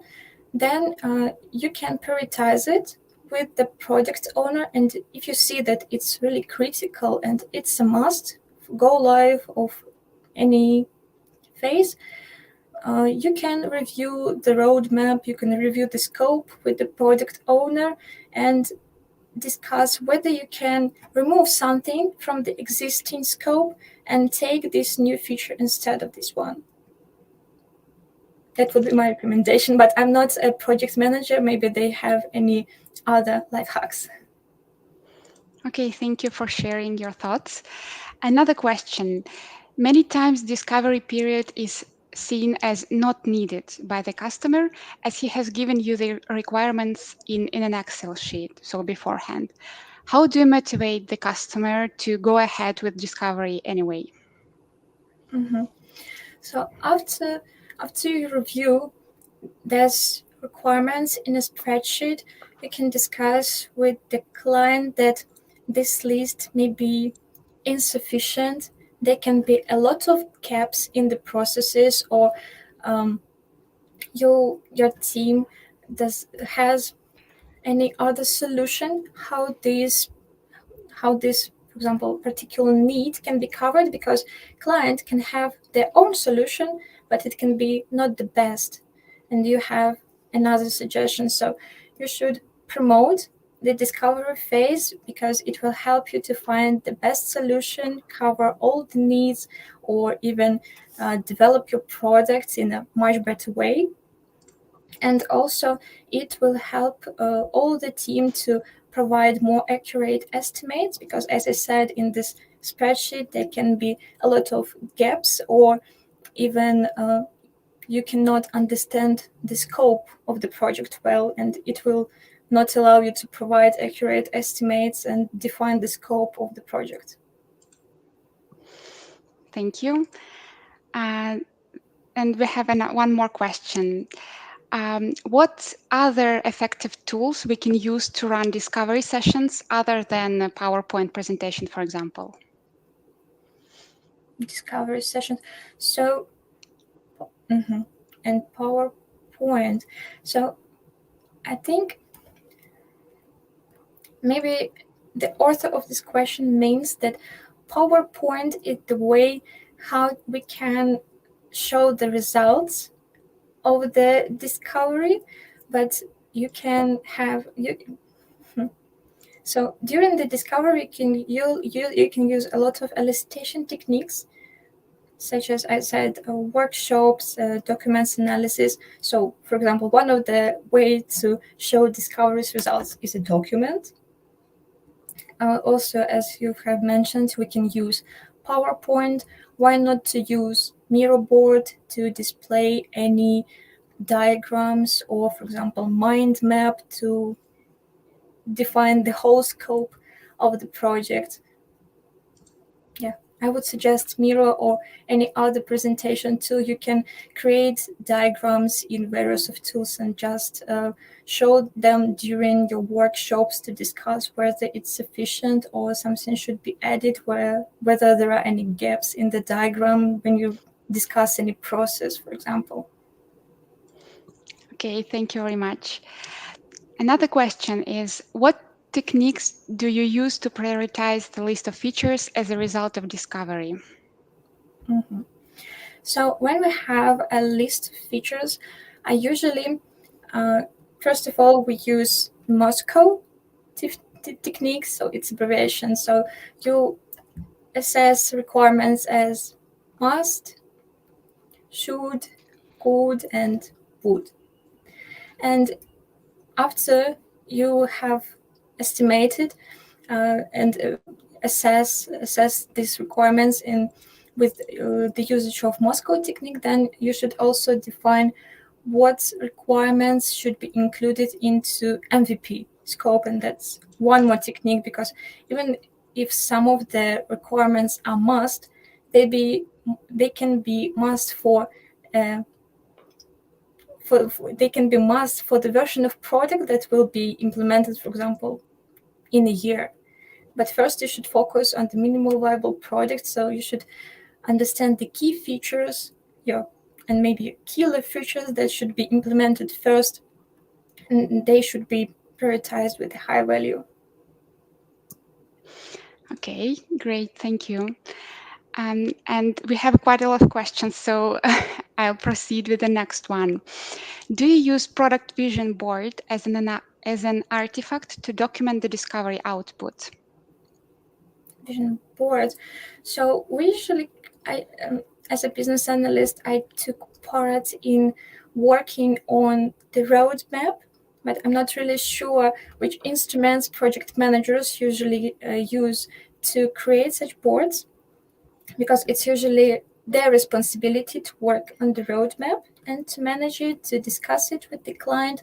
So we usually worked on the roadmap, and my responsibility as a business analyst was to estimate the efforts that I needed to work on particular features. And for example, as if I see that next week we're going to have 5 big features, and I understand that I will not have enough time to prepare the requirements for all these 5 features, I would recommend the project manager to postpone one of those features. And this postponing also should be based on estimates, based on the priority, on the dependencies or between the features. Okay, thank you very much for your sharing. And the next question is, what you will advise in case a customer is absolutely sure in own solution or assumption?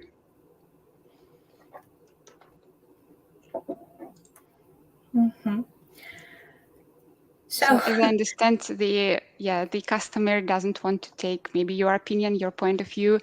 How will you prove that your thoughts are viable and valuable? Yeah, so if you see that there are some gaps in client's solution or something can be done in a better way, I would recommend you to conduct market analysis just to show other examples how it can be implemented, and maybe these products are more effective and they are more successful, and it may promote your client to change their mind. Or also you can, if you assume that there can be some technical gaps or other ways to implement the solution better, you should involve solution architect or development team lead, just also to hear his arguments for this or that solution. And then if the client is absolutely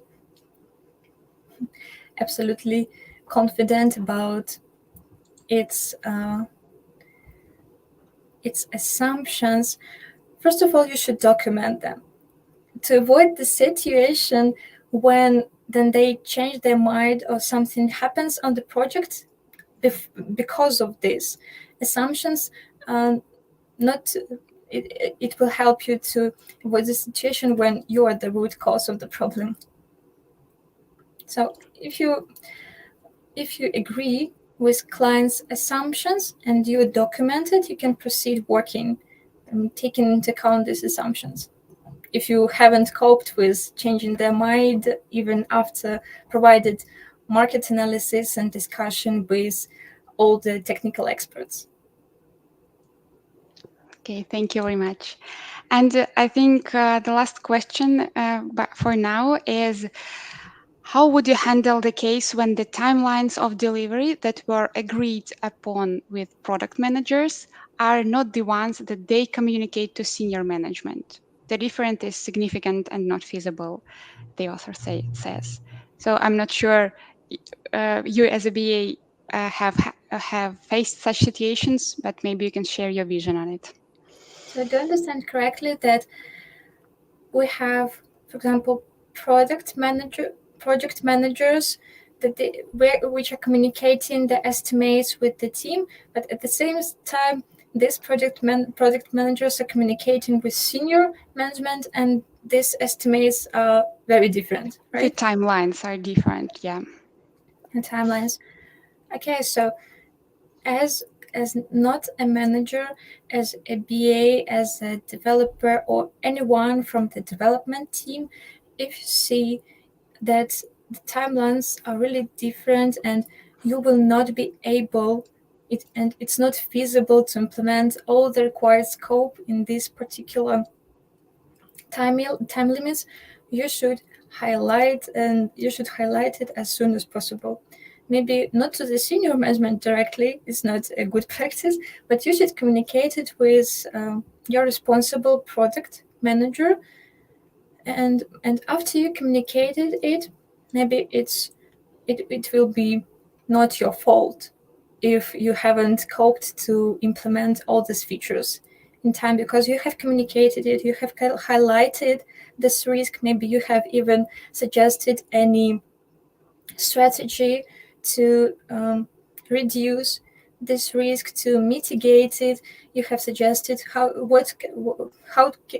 can the scope be reduced so that you can be able to implement the most important part in time. And after you have done all this, all these tasks, and you have no more other ways what can be done to implement the scope in time, then it will be not your fault. Okay, great. I guess we are out of questions, as I see. So thank you, Victoria, once again for your insightful presentation, for your, again, valuable time which you cut out from your vacation. And I wish you a pleasant continuation of your vacation. And thank you to the audience who have been very active, that you posted your questions, your comments. We really appreciate it. And Thank you. I guess, yeah. We should have a nice conference and get a lot of useful knowledge. Thank you very much. Thank you.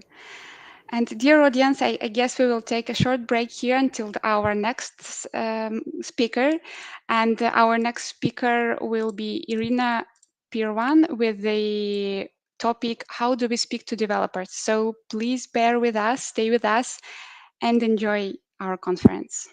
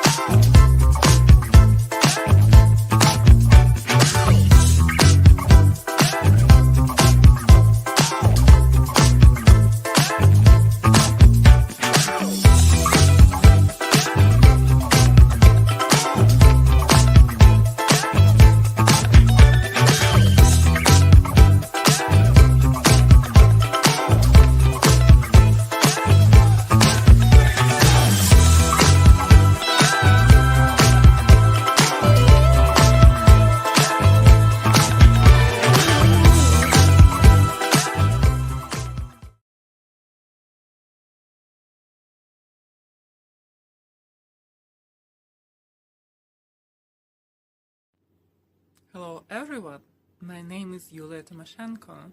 I'm a Senior Business Analyst Manager and also the visionary of the Global BA community. Our community was created with intention of sharing and exchanging ideas and the realization of the innovative solutions. Let me highlight on how everything started in detail in the late 2021. EPAM BAs created Global BA community as an environment for professional collaboration, discussion, and upskilling. With tremendous passion and unwavering belief, very soon the result has exceeded itself. By accumulating experience of more than 3,000 BAs Having no local borders and providing recognition to the members, now it's grown up by 4,500 members, and we are not going to stop. In the past years, we have focused on increasing our presence by supporting local communities in different continents, which has been met with resounding success. As a result, now we have a vast network of individuals who are passionate about driving change and contributing to the betterment of the industry. I am delighted to announce that now we have community members spanning across 30 different countries. This is testament to the dedication and hard work of each of you, who helped to make this community what it is today. Our community success is not just due to its growth in size, but also in the quality of contributions and insights shared by its members. It is through this sharing of knowledge and ideas that we continue to drive innovation and progress in our industry. Nowadays, Global BA Community is an umbrella for dozens of initiatives and hundreds of local representatives. It keeps knowledge of its members about business analysis and all related fields. As we look towards to the future, I'm confident that our community will continue to grow and strive, pushing the boundaries of what is possible in the world of business. With our continued support and dedication, I have no doubt that we achieve even greater success in the years to come. Join us and share your knowledge and experience, meet industry experts, and stay up to date with the latest trends and innovations in the IT industry. Thank you for being part of our community and for your unwavering commitment to driving positive changes.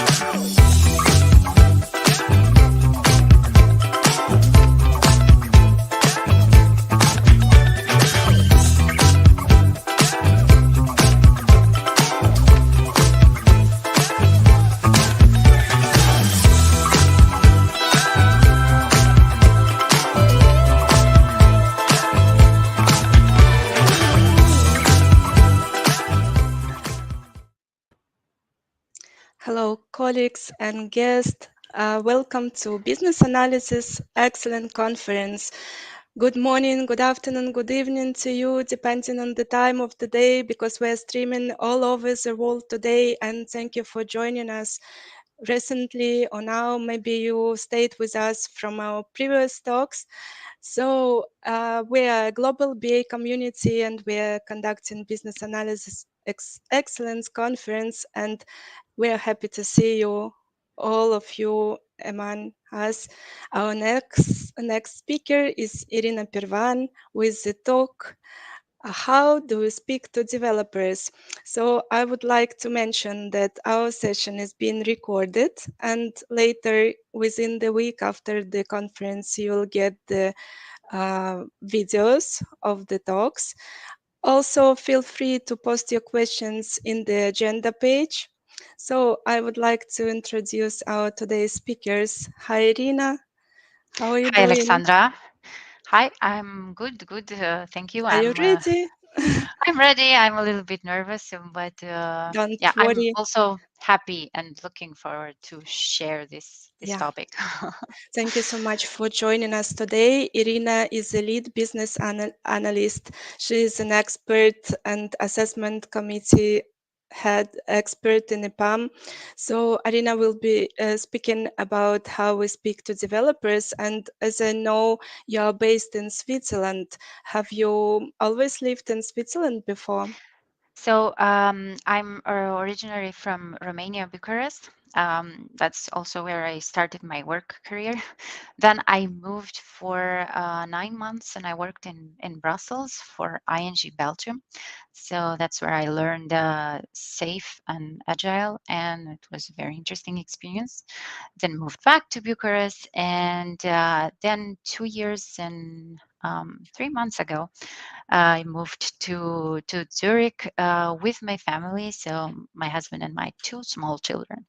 So it was a very long journey to get here. It was a tough period, let's say, for the past 2 years, accommodating with the 2 small children, the role, the new place. But yeah, in the end, it all went well, and we're in a good situation now. Yeah, it's very interesting. It's nice to get to know you better.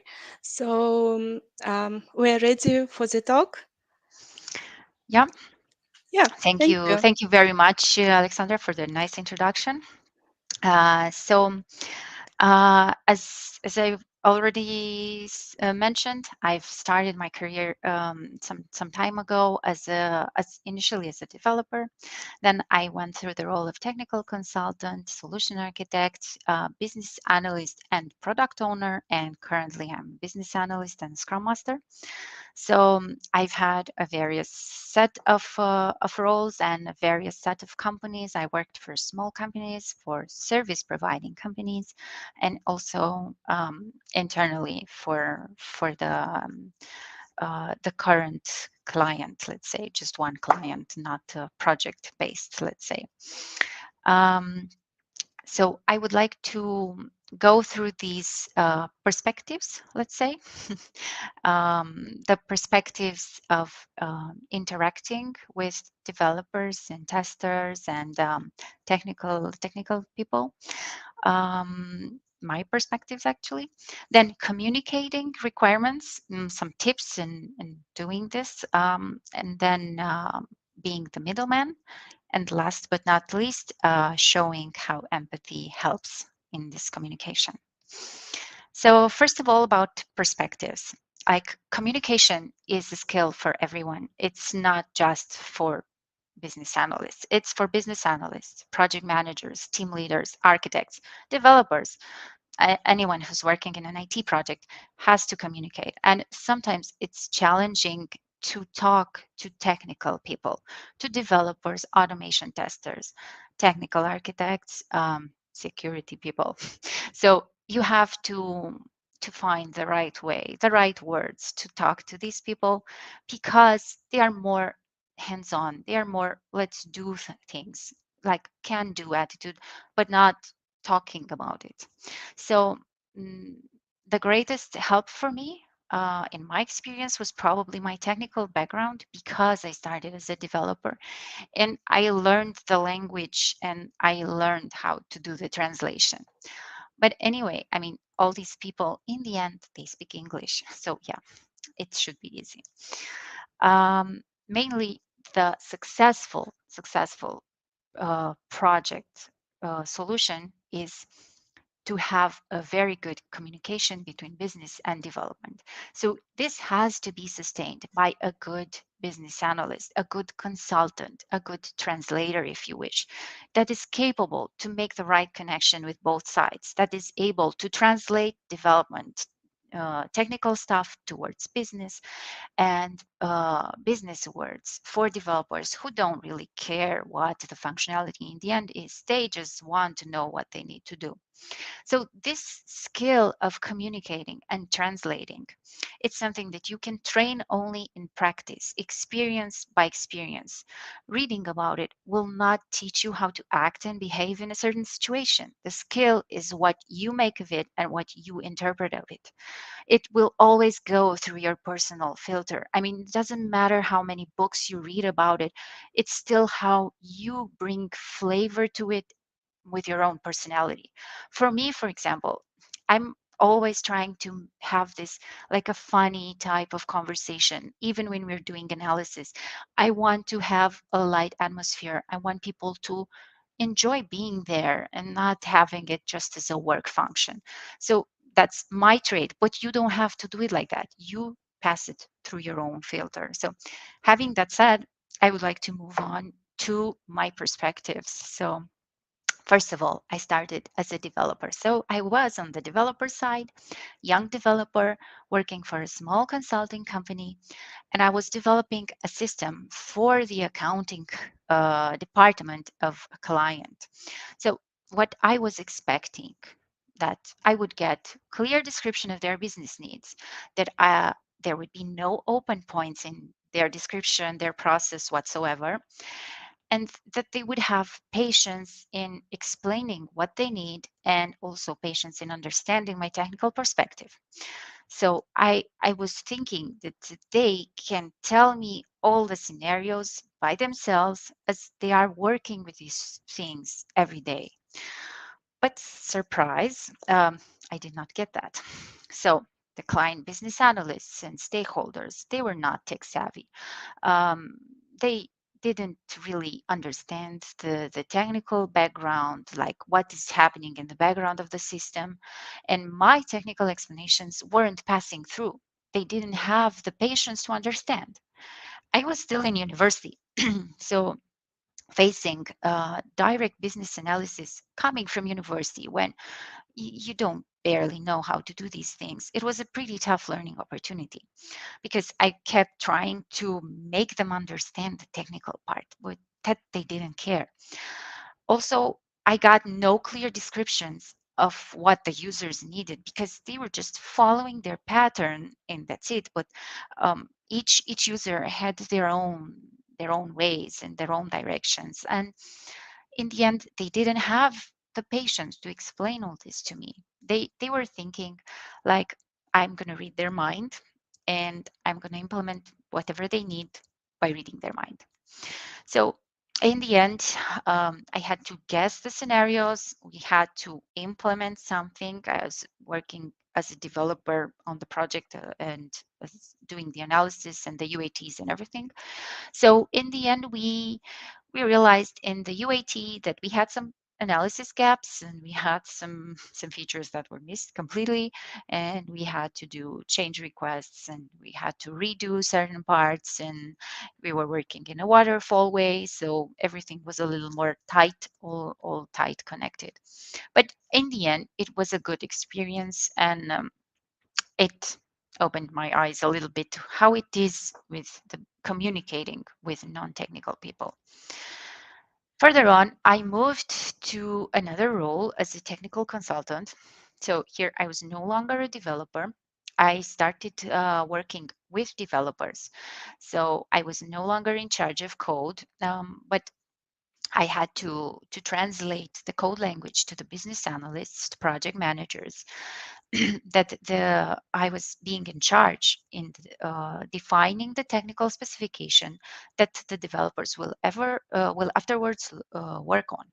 So here I was in this first double-sided role, making sure that everyone understood. So the developers in the technical wording, and at the same time, according to the requirements, to the business requirements.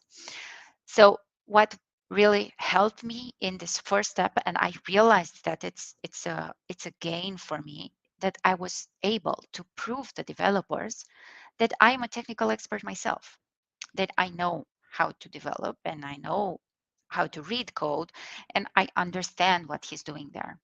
So this was like eye-opening situation, because it's like, wow, she understands me. She understands what I'm doing here. So I can talk to someone and it's not Chinese. That's how the developer felt. Like, oh, I'm not speaking Chinese. She understands me. And I also had this, wow, if I tell him that I understand him and he realizes that, then the collaboration is better. Everything is better. We are on the same terms together. He takes the time to explain to me. He will not say, she doesn't get it anyway. So that was pretty eye-opening thing.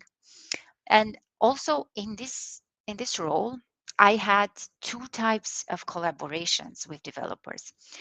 On one hand was this platform customization developers. So we were working on projects platform-based, like we were working on Documentum. So we needed to do customizations on Documentum, which is some Java code that you just attach over it, but you are at the same time limited by the platform.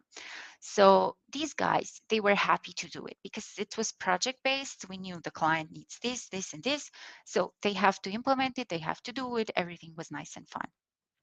On the other hand, we had also projects with products developed in-house. And the company model was that a lead developer was also the product owner or manager of the product. So we had projects based on these products where I had to convince these guys that they need to change something in their product for my client. So I had this blocker, like they were saying, no, I don't want to change my product based on this. So I had to explain, bring arguments and explain like, what is the benefit of adding this feature, run a negotiation, because the product was his baby. So I was coming there and making changes to his baby. So he had to understand like the benefit of the feature for the product as a whole, not just for my clients. We had to find the middle ground and all this back and forth and just have a good solution design to convince him. So that was pretty challenging. Moving on from this, I had a solution architect role. So here I was also developing and doing some solution architecture on a custom solution for a client. And this role was like changing into a leader of the team. So the team would look up to me, would try to look for my my agreement on my solution design. But here, I mean, I had to I realized that I have to look for solutions together with the team, so not just by myself. I realized what means merging code, so working with clean code, sharing the same code base, because this is like an aspect that's usually hidden from the business analyst and the product owner. They don't see this kind of stuff. They don't know what is happening there. Yeah, you're delivering a feature. But if you go behind the scenes, you understand. If you write clean, understandable code, collaboration between developers will be better. If I write things in my way and another developers in his way, and then we switch, then we will not understand what we're doing. So guidelines in code writing are relevant. And ignoring technical depth and having poor technical decisions can have a larger impact on the project. I mean, instead of finishing something in an hour, you finish it in 2, but we are talking about 1 hour. If you multiply that, you will get hundreds of hours lost just by not being on the same page and not understanding the benefit of clean code. And I also learned that you have to reject business requirements when they're bad, because also good code means high performance. So we had a requirement from a business stakeholder that wanted a lending application in just 1 page, where we were bringing data from the background in more widgets, and it was running a lot of services that were bringing documents as well. So the performance would have been very, very low. The users would have been super unhappy because they have to wait for the page to load. So where's the benefit in having everything in 1 page if you have to wait for it a lot? So here we just had to tell them no, push them back. And this came from a collaborative development discussion. Yeah. So these are like the technical aspects that PAs and POs, they tend to overlook in business as well. So this is relevant. This is also relevant. So what I learned. So I had some changes to my mindset. I learned to both speak and listen. So if you're in a leading role, you have to listen to the team around you. You have to speak your mind, but also listen to the others.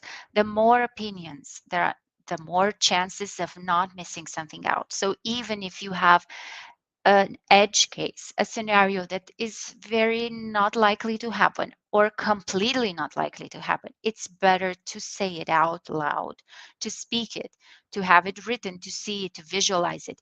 And then maybe you can find some little detail that is near it that will also help you. Finding out things that you could miss, I think it's the best thing that can do for your project. Then I like to call this like learn to use the collective brain of the team, which is have everybody speak up. Listen to everybody, even if they're a junior, maybe they see something that you don't. So I think the biggest fail is not using the collective brain of the team. Now, moving on to my next role, I went on and became a business analyst and product owner, and I had a different view and a different perspective. So now my priorities were managing the backlog, making sure that the focus is on the high priority items, and making sure that we close things. So here, what I learned is that requirement quality reflects in development quality. So you have to make sure that the requirements are clear from the beginning, that all aspects are covered, because then the development quality will also be good. Next, the strong team bond is very, very relevant. So you, like I've often seen this mindset in teams. They see that the product owner is their manager, is their team manager or their leader that tells them what to do, and this is wrong and it's against how it should be. And agile principles say that it shouldn't be like that, but people have this reflex of just I have to follow directions from someone. So you have to show them that you're a leader and you're not a manager. You prioritize, you make sure you prepare what needs to be done next, but they decide. You have to make space for technical depth. You have to ask for their opinions on how things should be done further. And what I like to focus on is also closing things. This is also very relevant. Closing things is giving a sense of accomplishment to the developers. So they have the feeling that they delivered something, they finished something. Like imagine having 10 features, all of them 80% done. So you have leftovers from every feature.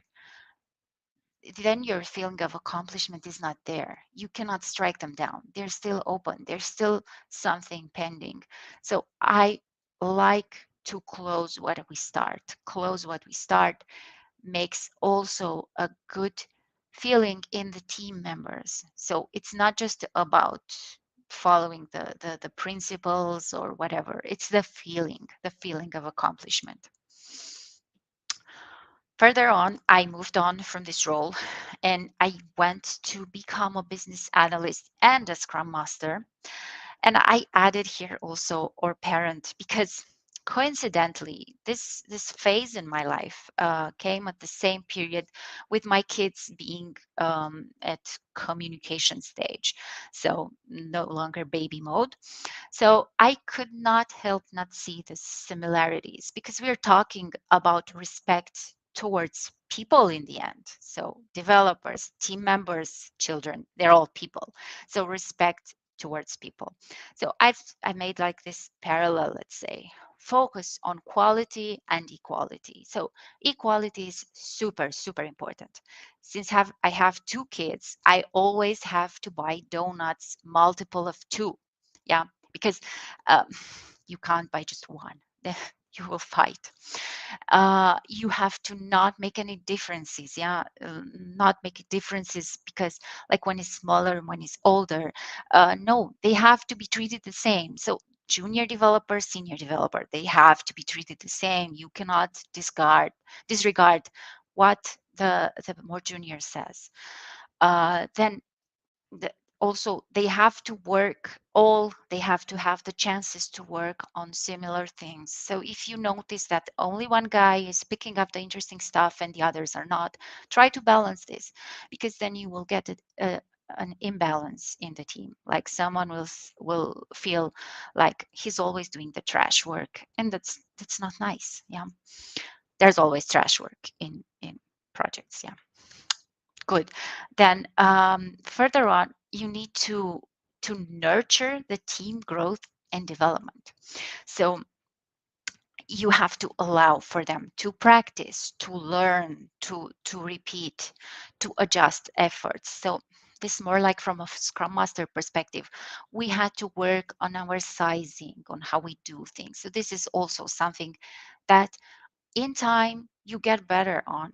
I mean, I've seen this as well with my kids. In the beginning, they don't know how to do something, but then the more they do it, the more they practice it, the better they get. I thought that can't be. But then it's amazing because in kids you like see it immediately. In grown-ups, it's a little slower, but yeah, it's also like mind opening. Then facilitate and protect. Yeah, so you have to protect from external environment. Yeah, you have to facilitate the refinement meeting, support that you have fruitful technical discussions and you don't have arguments. Yeah, you don't want to fight over the same toy. So yeah, you have to have this collaborative environment. Then you have to support their voice and their togetherness. So everyone has a voice, and togetherness, collaboration is better. So it's bringing more results than everyone working on their end. So an agile team is like a family. Everyone is working together, everyone is heard, everyone is collaborating, everyone benefits of the results of a happy, nice environment where you can develop yourself as a person, you can learn things, and you're happy and you come to work with joy. In the end, we should all strive towards that. Yeah. So after all these perspectives, let's say, I try to summarize like some different flavors of developers or technical people. So what do you mean they can be different? Of course, they can be different. Everyone has their own style and their own social interaction style. So based on that, I have some figured out some tips that might help you. And so the first balance comparison is the shy and hesitant developer and the one that is talking too much and is impulsive. So for the shy and hesitant, I also had a question in the community page. What do you do with shy developers that don't speak much? They don't like that. They're hesitant. So for them, what you need to do is to make them heard, to show them that their opinion is valued, that it matters. So I'll give you an example. I had a colleague who was delivering all the stories on time. He was fixing bugs. He was taking part in production releases and incident investigations. But always, when I asked support for technical analysis on the upcoming stories, he would modestly say that I should go to the dev lead because the dev lead knows best and they have the vision in mind. I took this up with the dev lead and I explained to him that this is not beneficial. And he agreed because he also didn't want to spend all the time on technical analysis. That should be a split task. So we decided together to give this guy more empowerment, to make his voice heard. And all of a sudden, something changed. He became more active, more involved. He felt more valued. And I am sure the inner fulfillment that he's part of a team and not just executing had made a difference in his overall self image. Now, this guy will work happily, will enjoy logging in, will feel good, and will open up and speak up because he knows that what he says is heard and listened to and is relevant. Next, we have the guy that is talking too much, having too many ideas. So for these guys, you have to slow them down. You have to make them take a step back and understand better what needs to happen. So they shouldn't be going all over with so many analysis scenarios and so many discussions and debates over a topic. So analysis helps figuring out things, but taking it slow and not going around the subject, going towards the subject. That is what matters. Next, I've got other two types. The procrastinating developer that delays doing something, that he does only what he likes, and what he doesn't like, he forgets or just puts it for tomorrow. So for these guys, as a Scrum Master, I mean, not necessarily as a BA, but sometimes it might be the case that you need something from them. You need to follow up with them. You need to track what they're doing, check with them the timeline, remind them the goal, remind them the due date for that, asking how much time is it left, and also show understanding.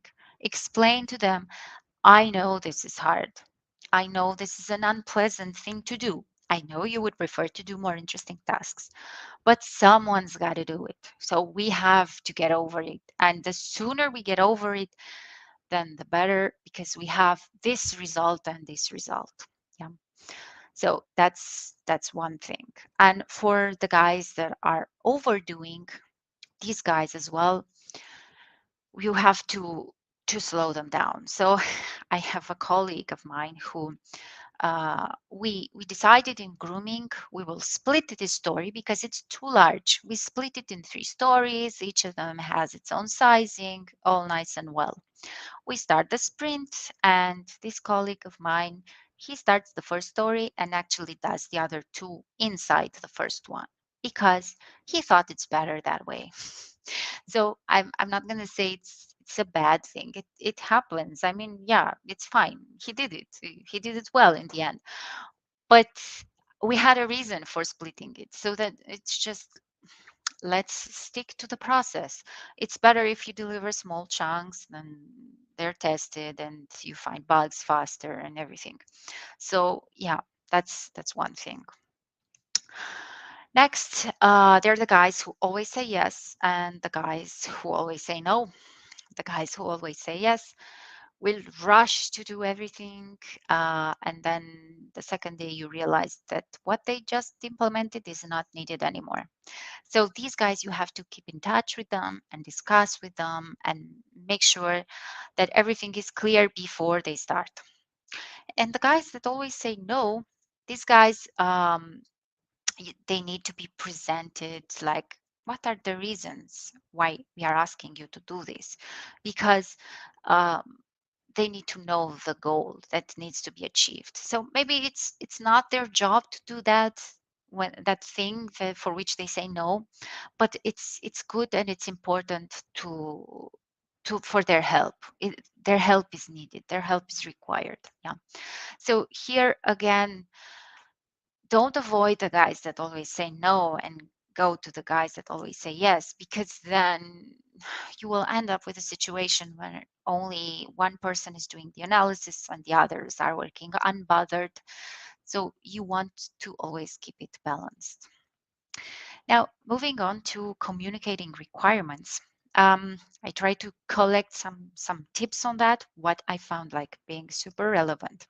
So first things first, you should know what you should know. So imagine this, you're refining a stories, you're preparing a business requirement, and one team member asks you something you haven't thought about. What will you do? This means time was wasted, discussions back and forth, many meetings, and also the lack of reliability on your story and requirement and future stories as well, maybe. So you have to have thorough business understanding. You have to have all the answers, identify all the scenarios, and have good technical understanding over the subject. Try to describe in the same functionality in business words and in technical words, and confirm the understanding. Confirm the same understanding with the developers when you present your requirement. The acceptance criteria has to cover all test cases. It has to be discussed and agreed. And if possible, if needed, discuss with the developer to identify other technical implications in advance. Next, communication preparation. So here, before you present a new feature, it is always nice to put a frame around it. So prepare a concise and clear descriptions. I have seen long descriptions which I don't have patience to read. Why would you expect someone else has? So concise description, who, what, where, why, when. That's it. Then try to eliminate any misunderstandings. Try to not leave gaps or open points. And also visual. So preparing visual designs, like if you have a UI, have some mock-ups. I use Snagit for that. So I just create there something, then I put some numbers on it, and then I explain what those things are. So mapping, in user interface mapping is always super helpful. Design prototype and a diagram. Workflow diagrams are wonderful if you have to explain a process. If you have various use cases, use more diagrams. So this is like worth 1,000 words. Words cannot describe something as well as a design prototype. And of course, acceptance criteria. I mean, this is something which I've discovered to be helpful. Using Gherkin language helps. It's not just a framework. It helps you identify alternative scenarios. It does, it really does. Next, you have the technical analysis situations. So for that, you have to offer support because you can't do it. Yeah, in the end, you're not a technical person anymore or whatever. You cannot provide the answer for their technical implementation. So you have to support. You have to prepare a template, a framework for them to work on.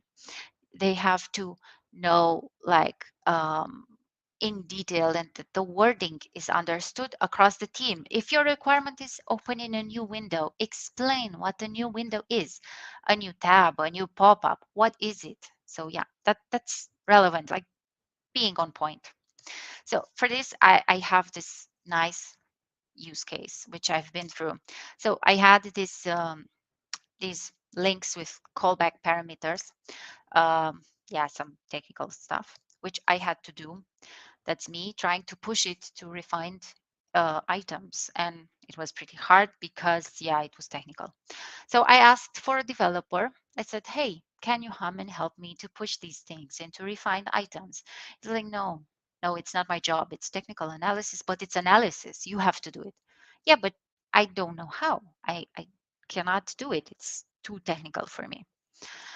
So what I did, I came up with this very nice table, categories, the set of links. I said, okay, these are the links, these are the categories. Can you help me fill in that thing? And he did in the end. He agreed and he said, oh yes, this helps. I can do that. Yeah, I can fill in the blanks. It's easier for me that way. And then we managed to refine this item. So yeah, that can happen, helping them doing the technical analysis. Next, more on being the middleman. So this, again, it's not just a BA perspective, it's a general person perspective. So first of all, listening is very relevant. Listening is part of communication. You have to listen carefully what the developer are saying. You do not interrupt them. You can ask them to rephrase in a more understandable way to make sure that you understood. Also try to rephrase yourself in a technical businessy way. And even you can ask them to define a schema or a design proposal for clarity. So they can come with a proposal and then you see if you're on the same page or not. This way, the technical part will become more clear. Next, mediate. So all the time, as a BA and as a Scrum Master, product owner, you need to do brainstorming sessions. You need to mediate the conversation by asking questions sometimes. So instead of you answering, you ask. So ask them anything that comes to your mind. And also, disagreements can happen, especially if you have 2 or more senior developers at the same table. So then what you have to do is remind them of the purpose, the outcome, the goal. We're trying to create a button. Hey, let's stay on the same page for the button, please. So always focus on the goal. And at the end, confirm the same understanding. Write down the main points, write down the conclusion, steer the conversation to the goal and towards the alignment. And at the end, go over it again and confirm, make sure that nothing was missed. Next, building a trust relationship. So this is, again, super, super important. The trust relationship will give you the best open and transparent collaboration with your team. So your requirements and proposals will be less challenged. Also, if you ask advice when writing requirements, that is not a problem. It's appreciated. It's actually showing that you are listening to them and they just don't have to follow you and implement blindly. Ask for intermediary reviews before the actual refinement session. So if you're preparing something technical, like a story that has some technical part, technical implication, do this technical analysis beforehand. In this way, you will become more knowledgeable and you will save the time of the entire team in the end. Then you have to adapt the communication to the maturity level of the team. So as long as you become more accustomed with the process and with how things going, it will be easier. But in the beginning, you have to explain more. You have to prove yourself more. You have to make sure that the team has found a nice collaborating balance. Also, the team should know your weak points because that builds trust. So if they know that sometimes I am forgetting this kind of open item in story definition, then they will remind me. I mean, I don't have a problem with that. I don't think that's like, oh, I found a mistake. No, that's we found something that we can fix in time, and that's great. That's super good. So that is like really, really helping this kind of balance and communication and being on the same page. Also, about that, we have defined a story template together in the team. So we have this clear list of things that every story should or could contain, like description, acceptance criteria, open items, dependencies, technical analysis, UI design. So I have the template, and for every story, I try to make sure to cover all these things, and this helps. And it was established together with the team, what everyone felt that was nice and relevant for everyone. And lastly, I want to talk about empathy, because this was like the base for all my general collaborations. So empathy brings ease of communication and ease of life. It's the perfect medicine to get through complicated situations. If you understand the other person's point of view, you can relate to his view, and you can respect his view. So you don't disregard his view, you don't disconsider his view, you understand him, you can put yourself in his shoes. And also, if they see that you do that, you have the openness to do that, they will relate in a different way, because they will feel understood, and they will feel part of the team, and everyone can then see and use this collective brain of the team and have this in a more beneficial way. So yeah, that's about it. I added a fun slide in many languages, because I think it's funny, because it's the same language, even if we speak in different languages. Talking to developers is the same. So cum vorbim cu dezvoltatorii. We will just speak in Romanian if we need to. Podemos hablar en español. If they're Spanish, of course, they will feel better. And all the other languages. So if you're still wondering how, and if you still have questions, you can add to the Q&A. I don't know if we already have questions. And I really, really hope that my ideas will stick with you for a long time, like stay in the back of your head and help you throughout your day and throughout your projects and work.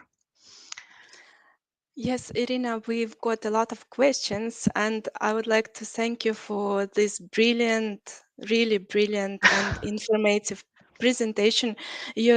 After your presentation, I personally heard how great communicator and presenter you can be. So I wish every team has such a business analyst or product owner like you to communicate and to explain the requirements and to manage all the troubles within the team. Yeah, I see that you have already covered many questions from what we got in the chat, but we still keep getting some questions, some specific questions. So I will start from the most voted questions, and we hope that we will try to answer all of them. If not, then we'll answer with Irina all these questions after the presentation, and we'll of course we'll send the recordings of the presentation in a week. So the most voted question is, what visualization tool is typically used to present requirements to developers, to verify requirements with developers, or QA testers? So what visualization tool do you use? So mainly, as I already mentioned, I try to follow the story structure. And inside the story structure, like description, acceptance criteria, everything, we always have the design. The design is basically a mock-up of our application with the changes already there, done in Snagit or Paint or whatever tool you prefer. Then I put numbers and I highlight whatever needs changing, and then comes the description side by side with it. So usually I do this if I have a very large requirement. I do it on a Confluence page dedicated for this. So I put numbers and the table with explanations and descriptions and links to design hints or something. And on the other hand, I like to use the workflow tool. So there's this diagram tool, Glyphy, inside Confluence, where you can design workflows that explain the scenarios, the various scenarios and the use cases. So a workflow diagram, but you have to adapt to what kind of product you're developing. Yeah. Okay, thanks. And there is another related question to how to explain the product to the developers. So, do you start by sharing your view about the website or product to be developed based on stakeholders' interview, or you share the summary of the idea with them, with the development team, and you let them come with a solution and tech stack around it? So in this case, the tech stack, that's something that can come from other areas, like from management or from other directions. I haven't been in part of a project where we get to choose the tech stack. It was always coming in post from somewhere else. But in terms of presenting, so I would always start with presenting the business needs, what we are trying to achieve, what we are aiming for, so they understand why we are doing this. Why are we here? I mean, they shouldn't just blindly implement some requirements. And in terms of the solution design, that's also depending on your maturity and on the developer's maturity. If you are a more mature consultant, and they are like a junior team, then you have to come with a proposal. You cannot expect for them to do that. If they are a senior team, you can do it together in a collaborative way. So it always comes down to who has the most technical expertise, the most technical knowledge, and then you do it together, starting from the client needs, the business needs. Yeah, that's Yeah. my view. Thank you so much. And we got a couple of questions regarding your transition from a role to role. So you've been asked if you found it difficult to change the roles. What inspired you to do the transition? And also, how was your journey from a business analyst to product owner? Please share your ways or tips for the switch. Anything to focus or upskill? Yeah, so changing roles came a little bit naturally, I can say. I mean, I was really passionate about solution design and defining solution and clarifying and proposing the what is like the best way to implement something that fits the needs of the business. So in a way, I kind of changed roles of focused on that, like becoming closer to understanding the business need and proposing the solution for the business need. And in terms of becoming a product owner, I think that's just let's say the modern way of viewing a solution architect, because a solution architect is more or less like that, but in defining how things should work, how things should be implemented. And the product owner always has to have this vision in mind. So that's what like differentiates him from the business analyst. So currently in my current role, I have a little bit trouble with that because I'm no longer a product owner. So I have this kind of struggle, like power struggle with the product owner, because I have some vision, I have some goals in focus, and he has different ones. So we have to balance that out. But mainly that, I think, is what matters the most. I mean, if you are just a business analyst that does the analysis, writes down the specification and tries to make sure that everything is covered, but you just stay there in just doing that, then you're not going to transition further. So transitioning to a product owner role, I think you should have drive, you should have your own ideas, your own proposals, your vision. You have to have this understanding to try to get out of just writing specification.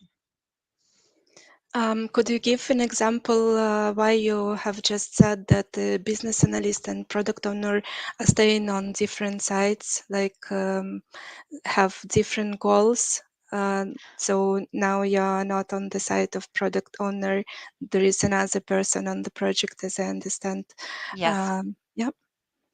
Yes. So currently, the product owner is doing the prioritization in his way, in the way that he sees things fit, and I might not have the same view. That is mainly my concern now. But we solve that again with communication. So we have our alignment sessions before the refinement, before the planning, and we discuss together. We prioritize based on the business needs, based on release calendar and other stuff.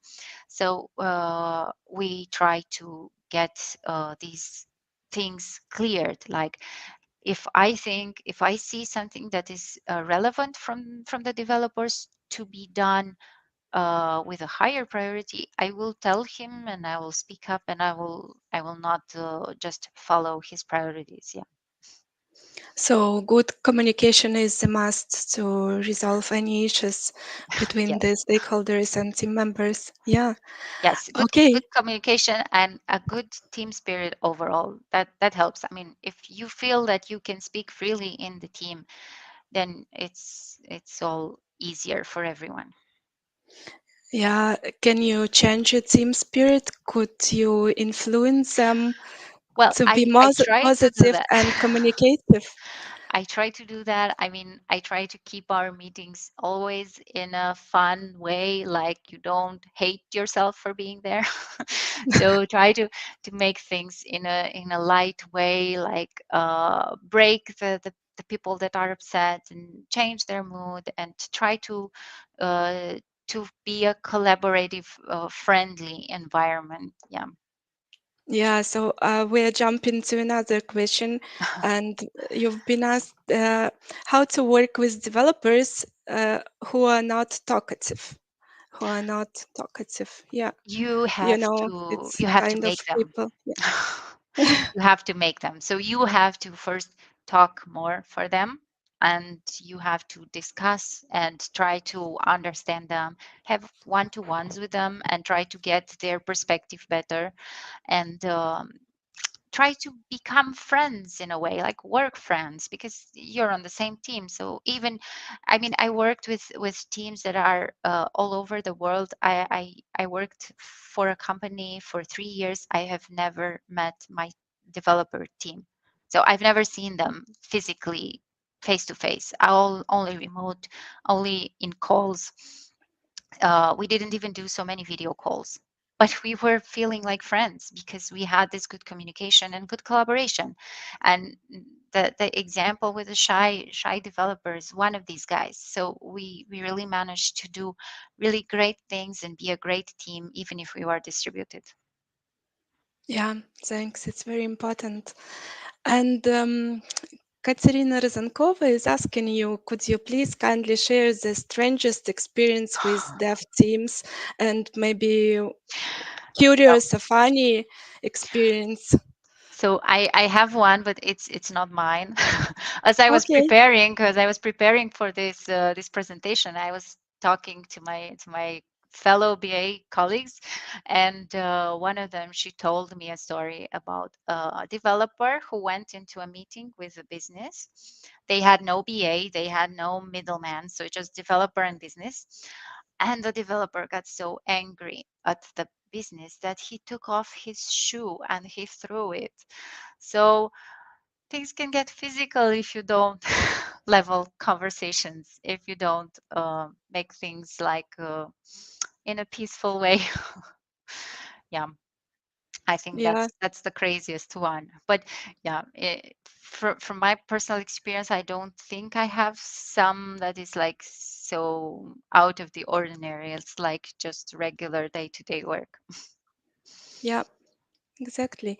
And Patrick Stephens is asking, what are your thoughts on being the middleman versus exposing the development team directly to customer, staff, stakeholders? Yeah.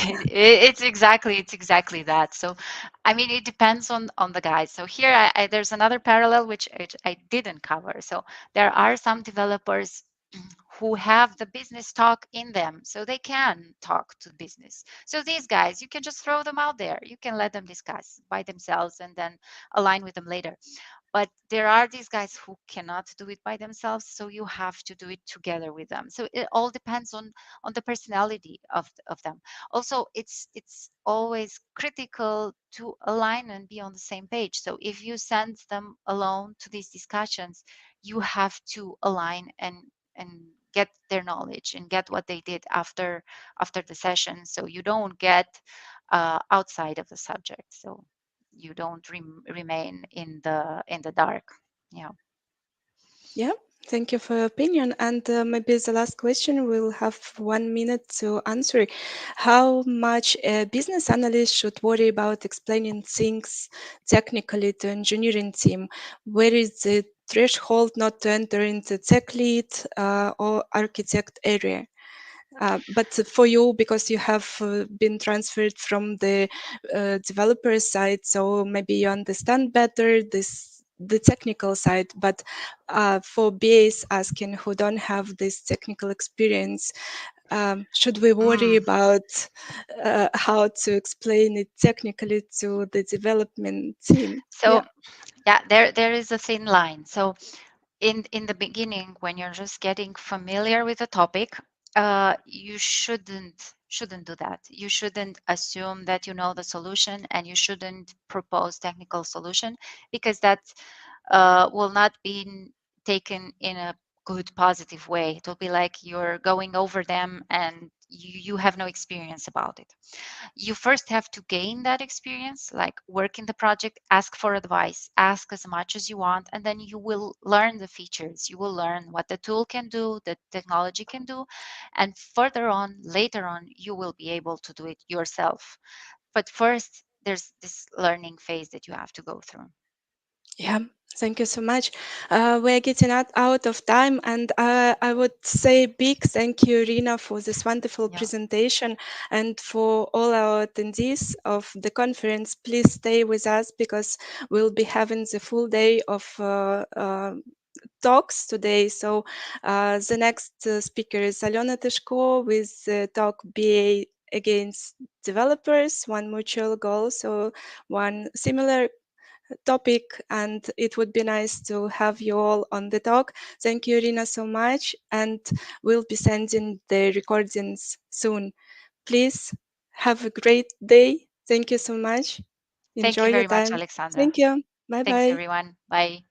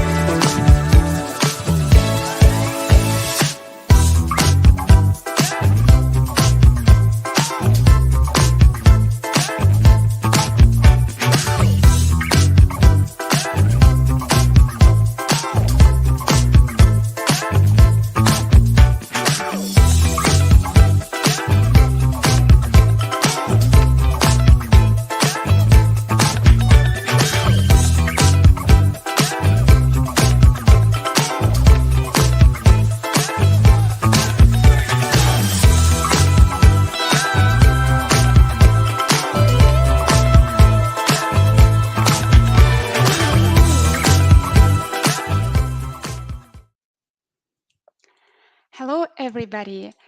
Hello, colleagues who have joined us recently, and thank you all who have been staying with us from the previous talks. I hope you have found out something useful for you. And we are continuing with our BA Excellence Conference that is held by Global BA Community. So if you want to be involved in a great network of professionals, join us via social media, and we will be happy to see you inside our team members. So we remind you that all conference talks are recorded, and the recording will be shared in a week after the session, after the conference.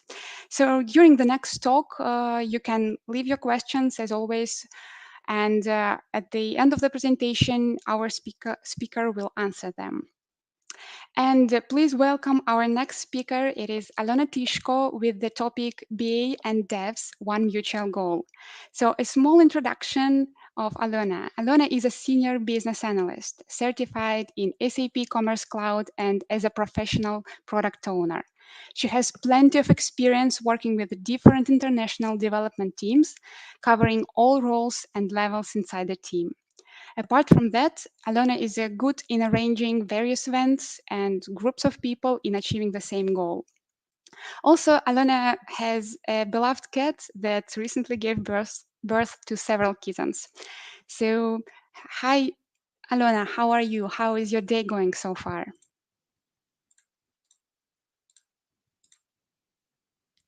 Sorry, I am afraid you're muted. Can you try again, please?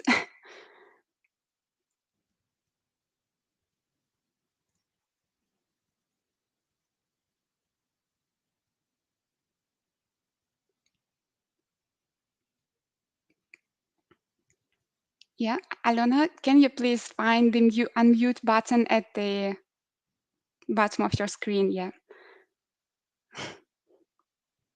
It's okay, a little bit of a technical issues, so bear with us.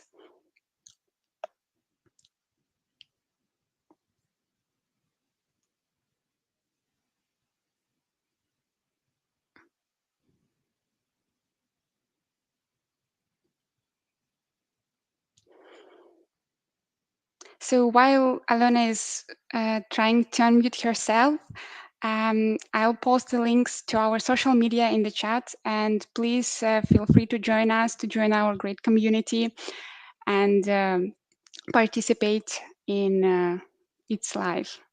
I hope you can hear me now, can't Yeah, you? yeah. Wonderful. Now everything is great. So It's how are always you? fun to deal with the tools that we have to deal with. But again, thank you so much for the introduction. That was great. That was really important. Yeah, and I can see that you can see my screen. Not all of us, but at least, oh, yeah. That's right. That's okay. Yeah. So hello everyone. Once again, nice to almost see you. Yeah, I can see only the facilitator. But thanks a lot, Valeria, for the great introduction. I think the most important of that was regarding my cat, of course, as for the every online meetings. But let us probably kick off with our topic today. Yeah, I'm Alona. So just to remind you my name, but today let us kick off with the topic that is interesting for, I guess, each BA. Each and every BA, even if you're a very experienced one or you're just a junior. And let's just have wonderful time talking about topics that are interesting for each of us. But unfortunately, as I cannot see your faces, I will just use my imagination and imagine that you're there with me, smiling at me, supporting me, and collaborating with me. That is what I would like to ask you about the collaboration itself.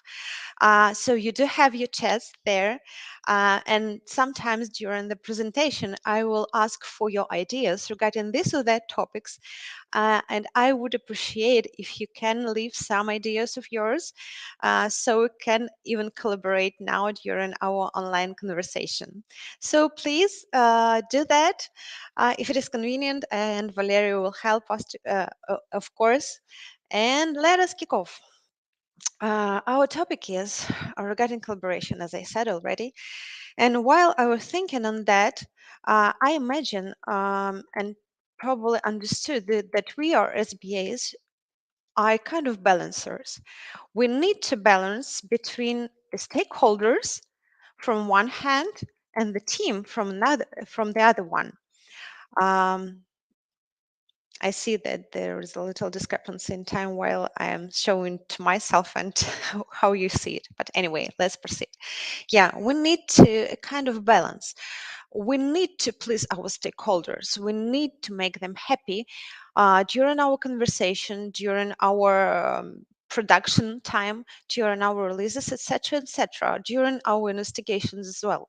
But from the other hand, we have our team there, and they like it's given by default that we need to please them as well.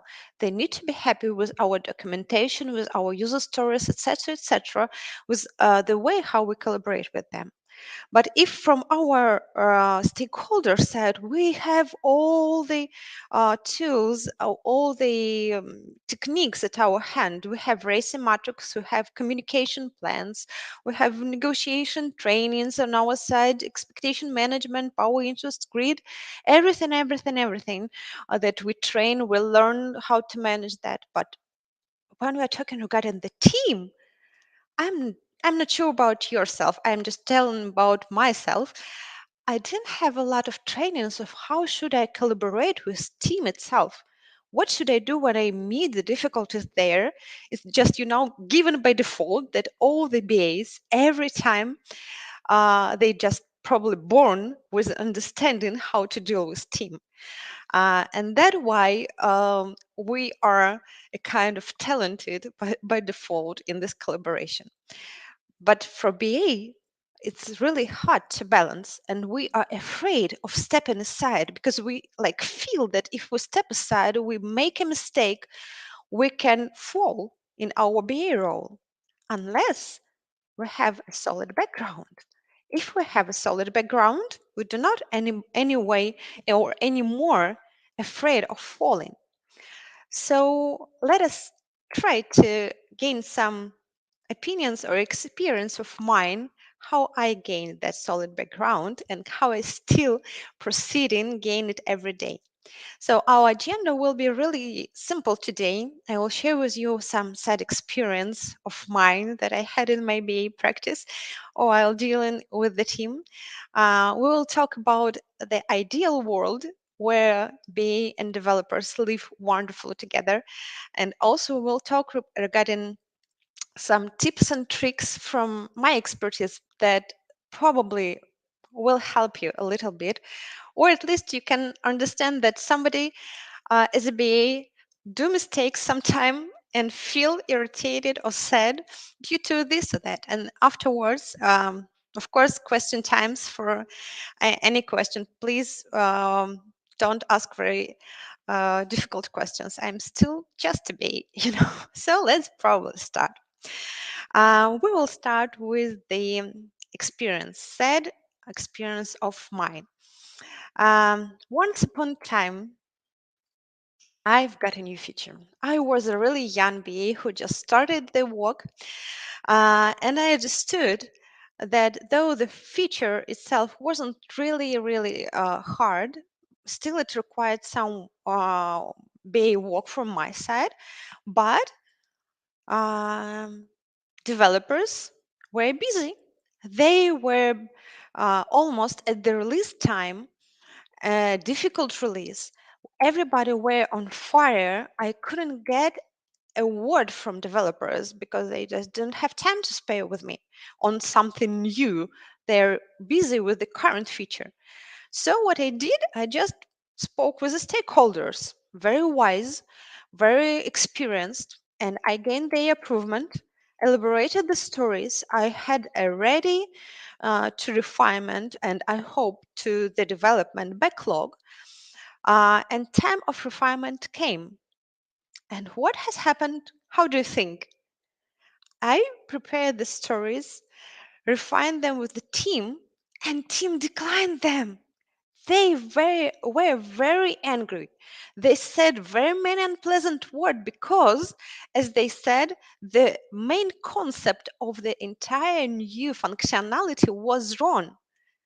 Oh my goodness, that was really tough time for me. I didn't know what to do next. But that was the time when I learned that experience and collaboration between developers and BAs is vital. We need to collaborate. Regardless of business, regardless of time we have, we need to collaborate. But how to establish that collaboration? Though we understand, and I understood at that point of time that collaboration is vital, how to establish that? I don't know about your world, but the world where I live in, it's always like this on the screen that you can see right now. It's always on fire. Developers, QAs are very busy with the upcoming release. They're very busy with the current task. They cannot think of on anything future. They don't worry regarding the future. They think that BA should investigate everything. So BA just need probably somehow to learn how to read thoughts of developers or how to read code, etc., etc. But now let's talk and imagine their ideal world before we go on for the trips and tricks. Ideal world of the BA and ideal world of the developers. And here is where I'd like to ask for the collaboration from your side. I'll share my ideas regarding how the BA world should look like. What do we as BAs expect from developers? And if you have your ideas, please share them in chat so we could see them. And let's kick off from this. So from my point of view, I would expect that developers would be always ready to discuss things with me. They would be always at my hand, to to explain me how it works right now, what is the logic there, or how to understand the technical details. And actually, they would be ready to discuss technical details with customer. I would really love that. I would not even like to dive in technical details. I don't know about you, but I don't like such strange new words that I do not understand what they mean. And I would love if developers could come to the technical meetings and discuss everything with the stakeholders and afterward just explain to me what that or this or that means. Well, oh yeah, we have one idea from the outside. Developers should love BAs. Well, that would be perfect. Unfortunately, Mr. Donut, it's not so for each developers, I would say. But let us proceed. I would expect also that developers can help me anytime when I need it. Doesn't matter whether they are busy with their current tasks or whether it is released tomorrow. My questions are urgent, almost on the same level of urgency as their questions, because if I do not prepare my part, they won't have task for tomorrow. Well, let us see. I don't know, maybe you're living in another world, maybe you have another idea of what developers should do. But meanwhile, let us think what developers, how they see our BA duties, what BA should do from the developer side. I did investigate that. I've asked several developers and QAs, and what I've got from them is the following. BAs from developers' point of view should definitely speak technical language. Well, this is like a contrary to what I expect from developers, or what I would like to avoid in future. Meanwhile, if you have any ideas regarding the or what developers expect from BA, you're welcome again to type in the chat so we can discuss it together. But proceeding from what I have gained so far, developers expect that BA would hide developers from customer. The developers themselves would not even come to the meetings with stakeholders. I don't know about your experience, but in my experience, the majority of QA developers, etc., part of the team, they do not like to speak to the stakeholders. They like to just do their job. They like coding, testing, sitting before their screen, talking to nobody, or maybe just to their colleagues, but not to the stakeholders. What else? Developers would like to know, would like us as BAs to write the stories from the what point of view, not how. I don't know whether I faced such mistakes. I did in my life, in my experience. Oh yeah, we have another opinion here. BA should not talk follies. Well, that is very helpful, Mr. Joy. Unfortunately, I as BA talk follies sometime, and I'm not afraid of that. Let us proceed. Uh, Developers would expect us to take all paperwork. Have you ever heard that developers do not like writing anything except of code?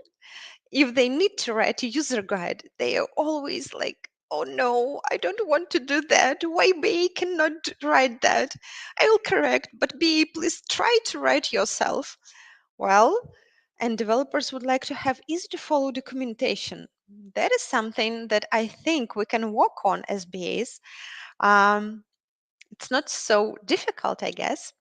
And now let's see what tips and tricks I had in my experience to establish this good collaboration.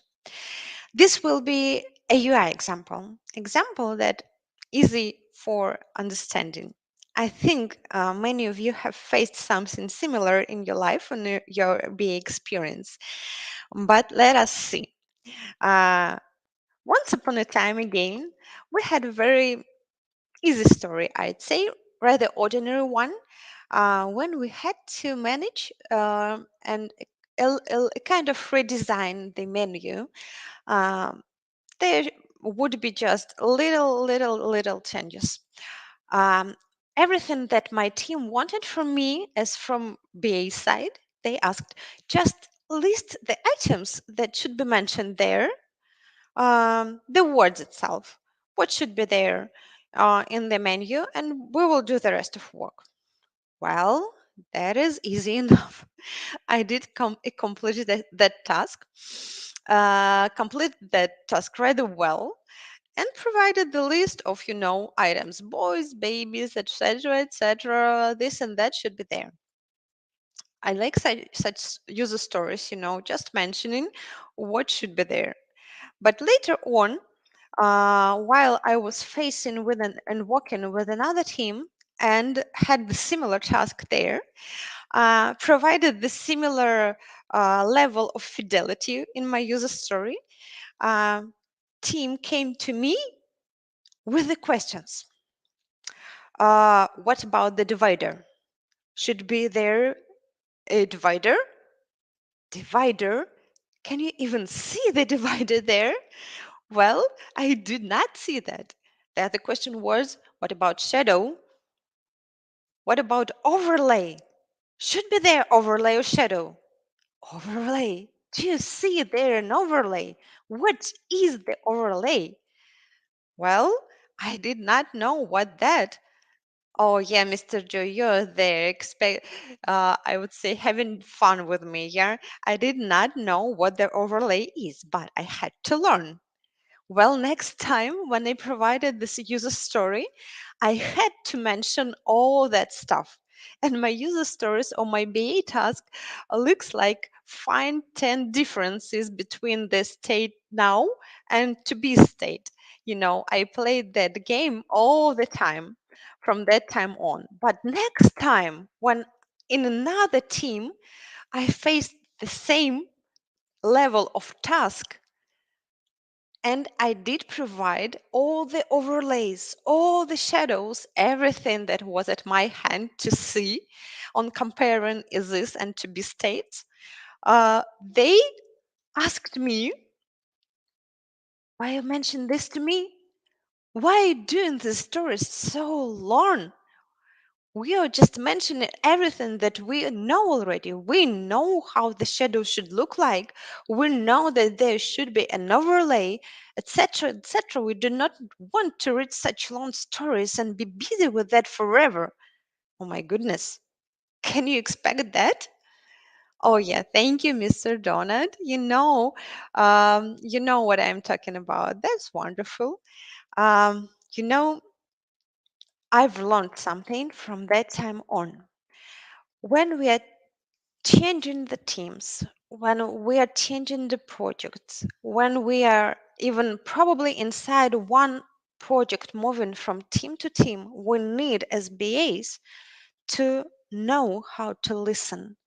Listen to our team, what they want, what this or that team wants to, what they're interested about. Because it doesn't mean that you can have similar tasks, but you need to always think on who are the main consumers of BA documentation. Is this stakeholders? Is this end users? Is this your team? Well, sometimes it is stakeholders. Then you need to provide your documentation up to your stakeholders. When it is user guides, for example, and that should be understandable for each newcomer, then you should provide in such fidelity or easy to follow way as anybody could understand it, even a child, if child read this. But when you're elaborating the user stories or any other documentation for your team, listen what they would like to see there, learn from your experience and from your collaboration. And it is not so hard to understand and adapt yourself to the questions that your team raise. From this point of view, I'd like to have one statement. BAs are the most agile people. I think that is a wonderful statement, and we can kind of be happy on that. Moving from project to project, from team to team, we are as BAs facing with stakeholders, new stakeholders from one side, which we need to whom we need to adopt, and from other side to the team. And we are rather agile. We need to be agile, and we are very agile people. Let us just bear that in mind that we are agile, we can adapt, and it's not so hard for us to adapt to the situations. Let's just move on a little bit further. And again, I welcome you to help with any ideas of yours. If you understand what I'm talking about, I'll give you an example and probably you'll understand and can help me with your ideas there. Next, my tip and trick would be elicit. But what to elicit? Very easy. Elicit, is it you that probably team irritated with? Or is it a process that the team is dissatisfied with? What I'm talking about? I'll just give you one example of mine.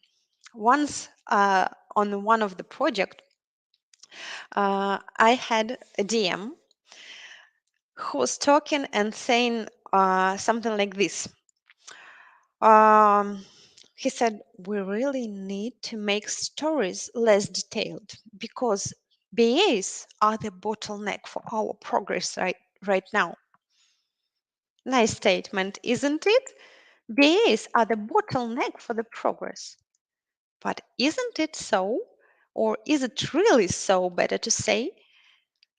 Oh yeah, Mr. Joy, you think that BAs are the bottleneck. Oh well, many does have the same idea.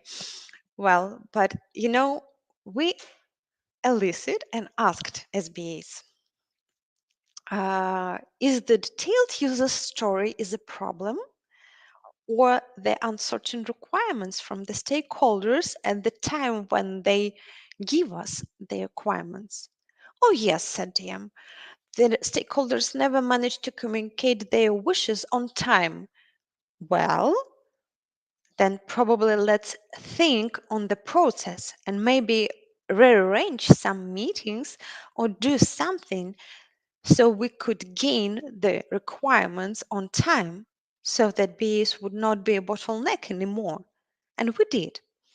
We did rearrange the meetings, we did rearrange the way of elicitation from information requirements from the stakeholders, and we were not bottleneck anymore, you know? Oh yeah, great thought. Thank you, Mr. Donald, for supporting me. And probably let us move on and have some other examples on that. So, for example, again, try to think and elicit when somebody is angry in your team. Developers or QAs are angry, irritated, dissatisfied.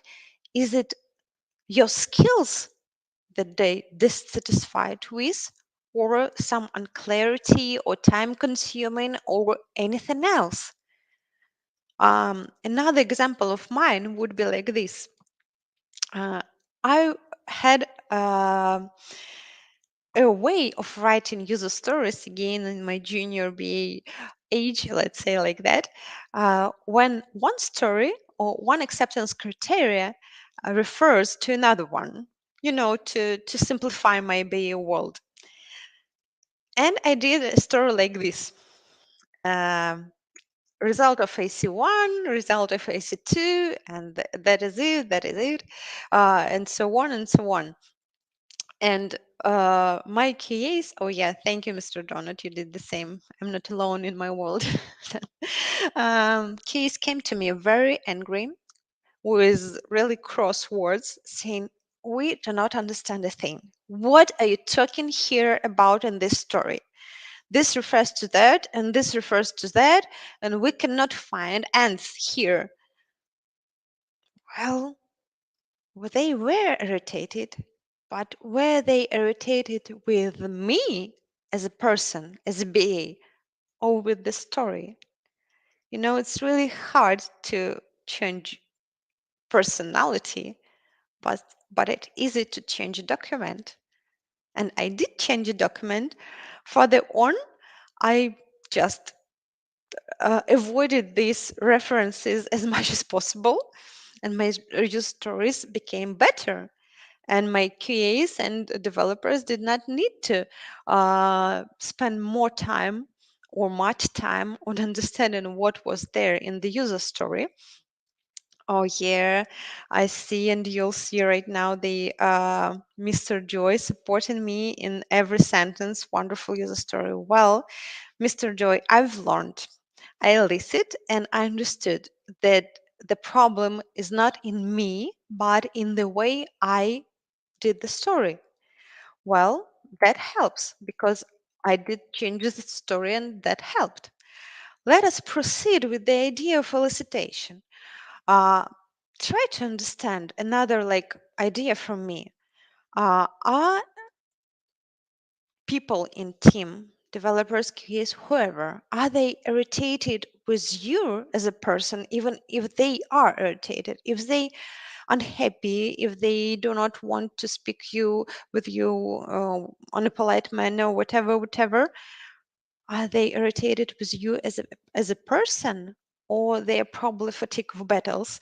Here I have another example. I faced so many times when developers and team irritated with the CRs. I don't know, maybe anybody of you like CRs, but I've never faced such teams, and I myself personally do not like CRs.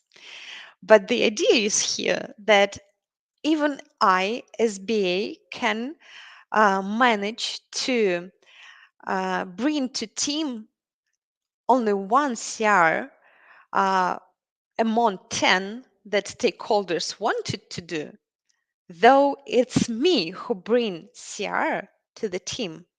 It's not stakeholders. I am like in the middle of collaboration between stakeholders and the team. And from team point of view, it could seem like BA is a bad BA because CRs are coming from the BA. Well, but is it a bad BA, or is it just their team is tired because they do not like CRs? Here we can understand and distinguish what hurts your way of doing work, your personality, or just something in the process, in the documentation that we can easily change. We can, again, be agile and change something for our team to become happy. Let us proceed with another one. Probably my last tip and trick would be here to manage. And there are a lot of things that we can manage regarding our team and teammates. First of all, we can manage their time. We can manage our collaboration. For example, going back to my very first example, when the team is always on fire, there is no time for me, no time for them to spend on me or any future features. What I learned to do, I just set up a meeting. Set up a very quick meeting with a developer, maybe just one developer, beforehand, so the developer could be morally prepared that I need his or her time to work on future. And in not just half a day, it's not unexpectedly, you just set up beforehand. And it worked. It really worked. It helped me to gain the required information. It helped team to elaborate future stories properly without many faults in them. Notifying the developers, okay, beforehand that they need to talk to the stakeholders. Again, that would help them to prepare themselves and notify that they would just need to answer this or that. I'm not talking about very strong, very difficult things and a very perfect, language. Notify beforehand. Help them to prepare to that meeting, to reduce the stress. We all feel stress sometimes, and we can help each other to reduce that stress. Another way or another point that what we can manage is to manage communication. Well, here several ideas from me. Don't be afraid to ask. Once I had such a developer, we collaborated really well, but the main difficulty was there that he was always showing me a piece of code, sharing the screen and saying like this, see here, it means that this goes there, and after clicking on this goes the call goes there, and that brings you to here, and then to there, and then to there. I did not understand a word from that code because I'm not a very technical person, I'm just simple BA. And I asked him, could you imagine that I am just a child who doesn't understand code? Can you explain to me in a very easy words what that means? Oh yeah, said he. He explained to me in a very easy word just for 1 minute, and then went back to the code itself. And I need to had to ask him again and again, please still think that it is a child before you, what that means, what this means. But when we're asking, well, sometimes it can irritate, but um, it depends on the way we're asking. Uh, some other ideas from me a little bit later will help to understand how to deal with that irritation as well. Well, speak personally. This is something that I like to do, uh, especially when I have some tensions between me and developer or QA. There are so many different personalities, I would say. Somebody like to talk, somebody dislike to talk. And when I feel that there is some misunderstanding or some tension, I prefer to talk personally. I prefer to set up probably a small meeting to ask a simple question, but to talk personally in order for me to understand why and what and how to gain the collaboration, to establish the collaboration. And it helps a lot. It helps at least me to understand that there is this or that happening with that person. It helps person to understand that I am just a BA and I'm just a person who can collaborate, who can communicate, who can speak on different things, etc., etc. And when I have really difficult times, that was an idea that I used before, but recently I heard that was an idea of a very well-known person, um, saying that when you need to make a friend with a person who don't like you, who doesn't like you, just ask for help. If the person understands that you need help, he or she will probably overcome the dislike of yours and become your helper. So here's what I wanted to say to Mr. Joy. Mr. Joy, would you help me next time in preparing the presentation? Yeah, me help you next time. Will do much better.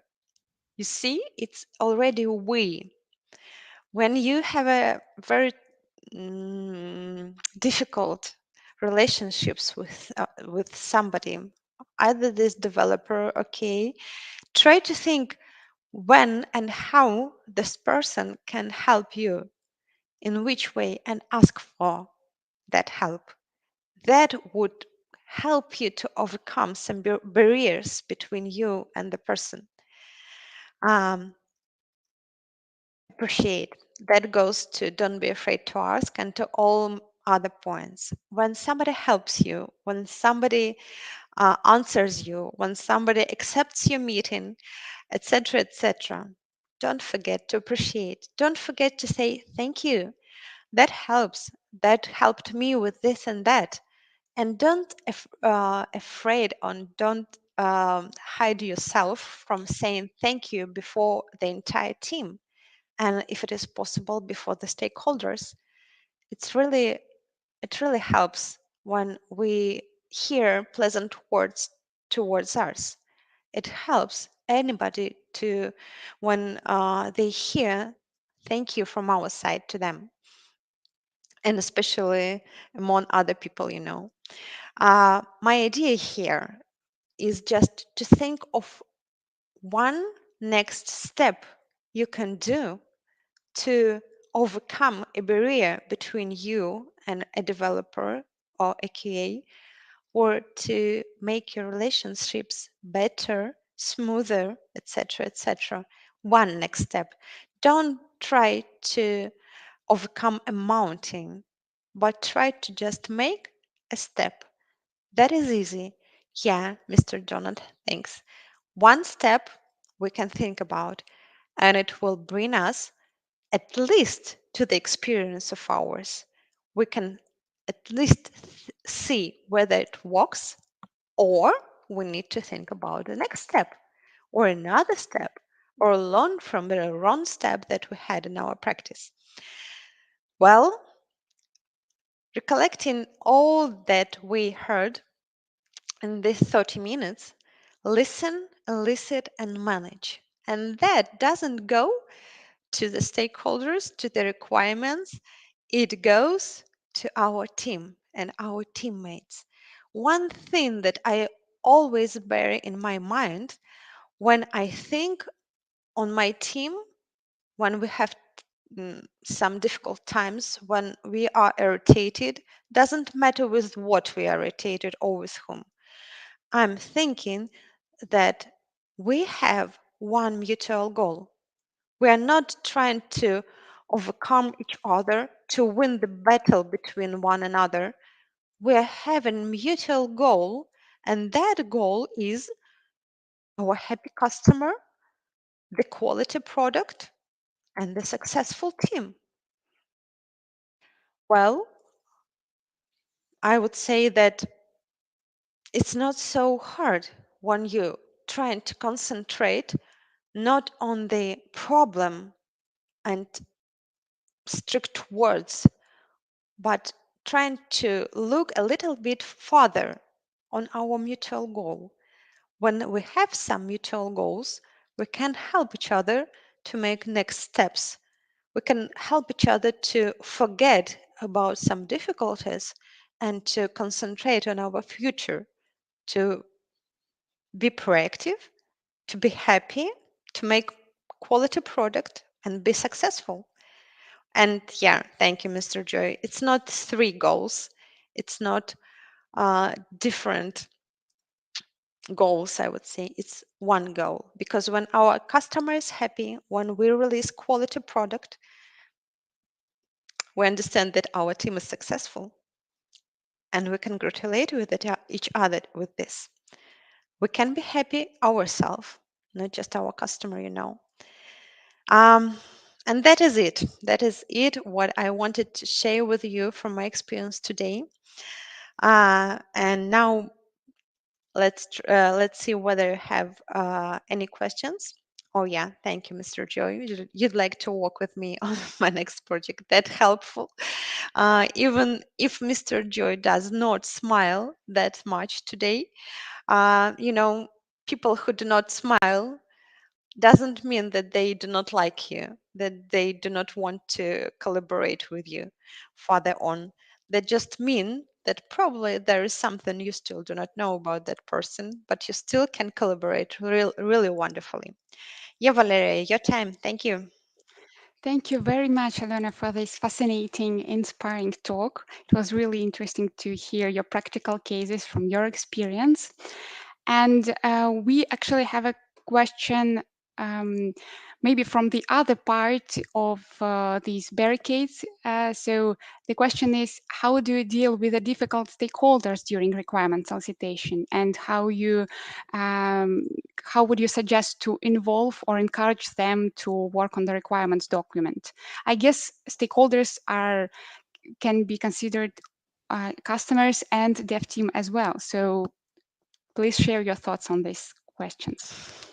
Yeah, thank you for the question. First of all, I would say, first of all, and as I've already mentioned, try to listen. Try to listen if they don't want to help you. Try to understand why. What is the problem?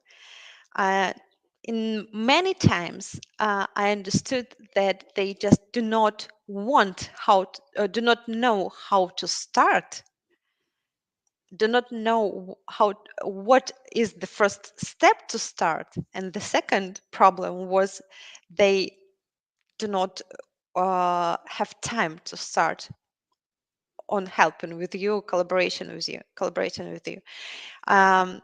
So in any case, you can try to help them. Try to ask the just small questions to help them to start communicating with you, help them to start collaborating with you.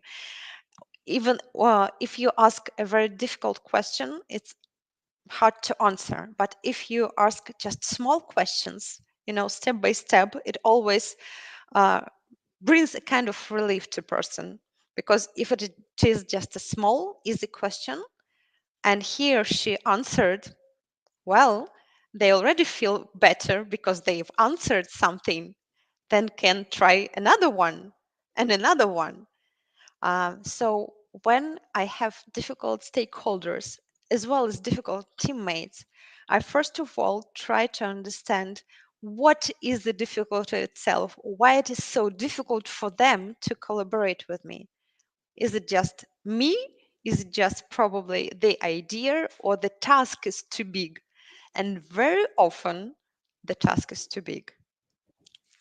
I hope Okay, that great. answers a little So, bit. so the general idea is never give up and try to find your Exactly. way.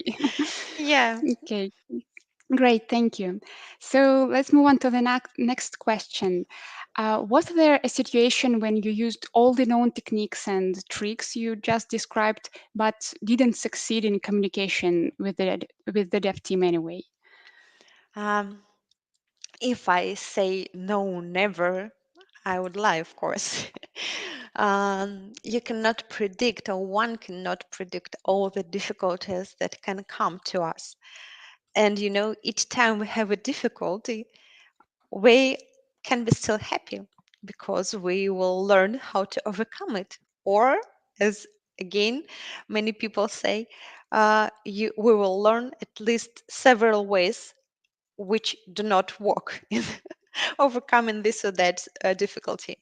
Of course, each time when we face a new team, a new project, we learn something new, and we're trying or starting to uh, overcome difficulties from the steps that we already had experienced in our life, that we learned and that worked.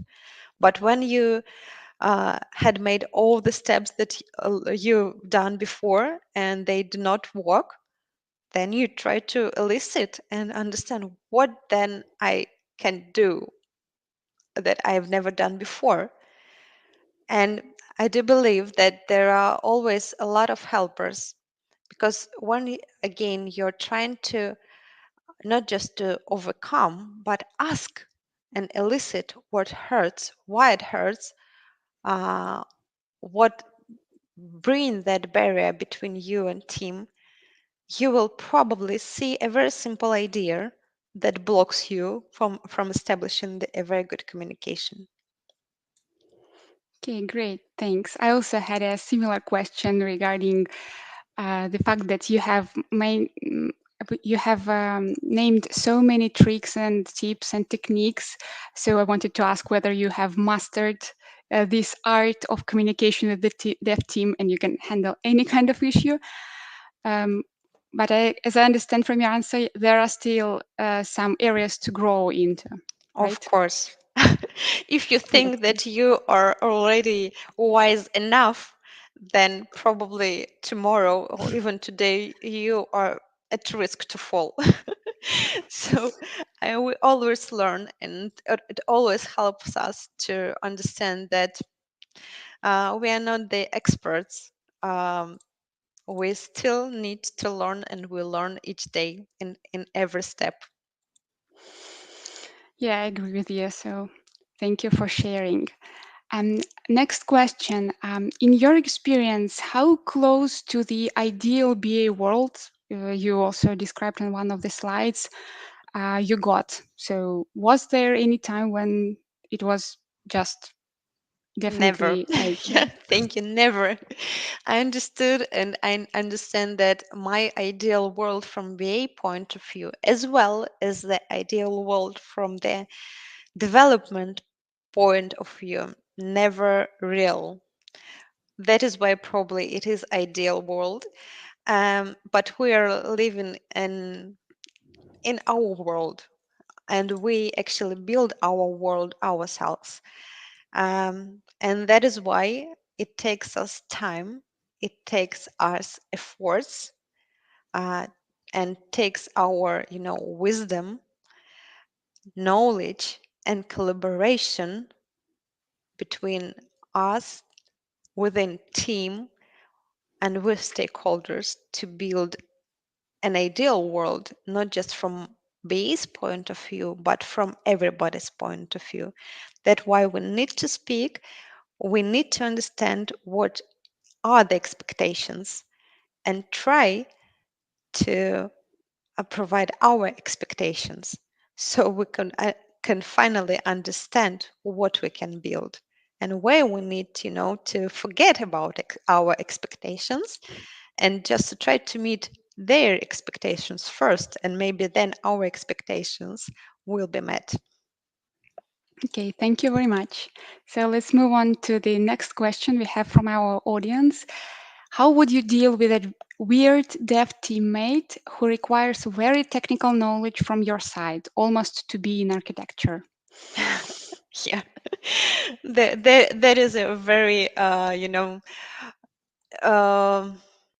often question, I would say, question that asked very often. And I would say that almost in each team, there is such person. It could be an architect, it can be a QA, it can be even a DM or Scrum Master, doesn't matter who and what role. But sometimes, or just often, you face with such person.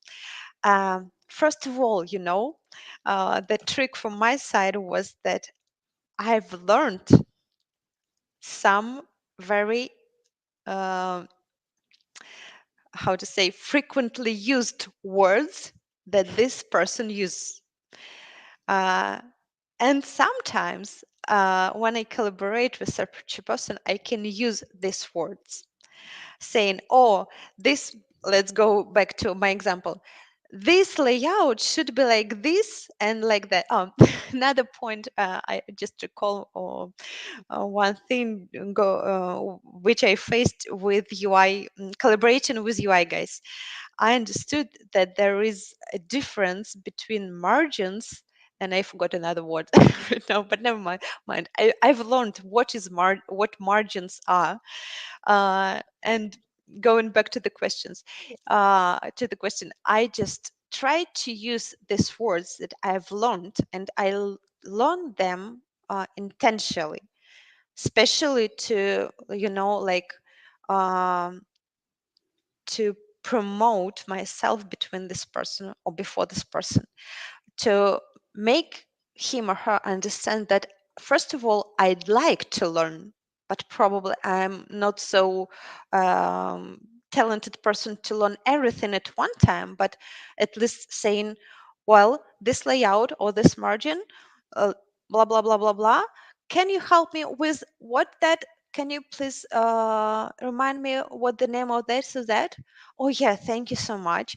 Yeah, I would really appreciate if you can help me with this and that. Of course, we cannot become, very, maybe you can, I cannot become very talented in each and every sphere, because we are as BAs, we jump from project to project, from area to area, from domain to domain. We need to learn technical stuff each and every time. And sometimes, of course, something we, of course, will not know, but we can learn at least something, start to learn something and try to use these words, and then it would be easier to ask for help with understanding the other words. That would be my trick. Thank you. Thank you very much. And I think final question we got from our audience recently. Could you share your opinion on how can one grow the art of communication with the dev team so that they can understand your point? So that's basically what is your presentation is all about, but maybe you can share some additional tips and tricks, additional sources on how someone can grow to the definite level of this art of communication. The answer is very easy, just step by step. There is no other way. Even if we read all the books, even if we know all the theoretical part, we would still need to do our personal, what is the other way of theoretical? Practical, yeah, practical steps. Only doing practical things, for example, trying to talk to an architect personally and see whether it works or not. Try to appreciate this development before the team and see whether it works or not. This can work for one person and can be terrible for another one. And you can just learn yourself. So just try to make one next step and see whether it works or not. Great, simple and perfect. Thank you for your answers, and thank you for your time for inspiring presentation. I hope our audience have gathered some valuable tips and tricks for them. And again, thank you, dear audience, for your participation, for your questions, and we invite you to stay with us till the next activity, and that's some interesting thing we prepared for you. It is in a quiz you can undertake and check your knowledge of the business analysis book of knowledge and chapter 9 of it. So please stay with us till the quiz to get inspired, get new knowledge for you, and to, of course, to win a prize. See you. Thank you so much. And Thank you, all. Valeria. See you. Bye.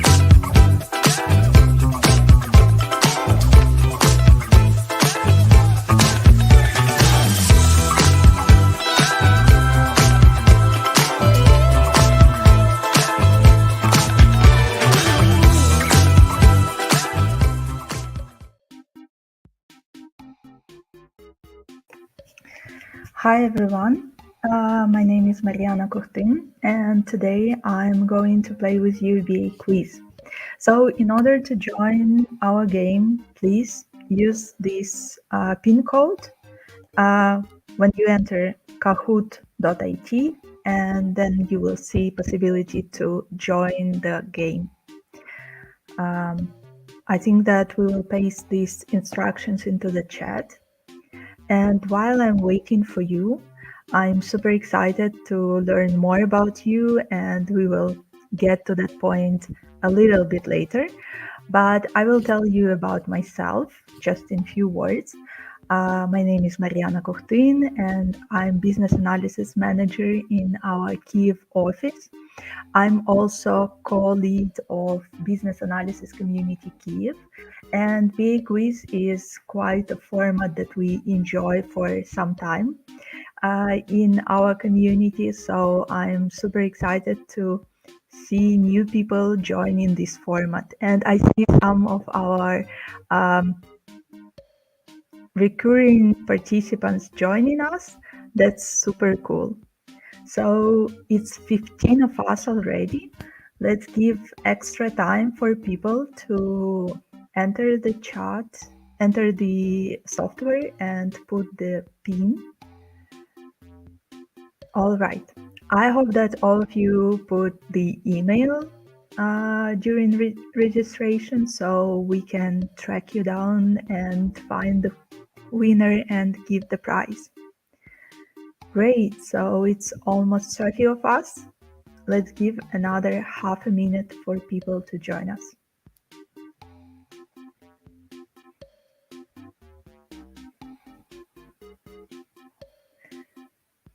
Great, I think that we can move.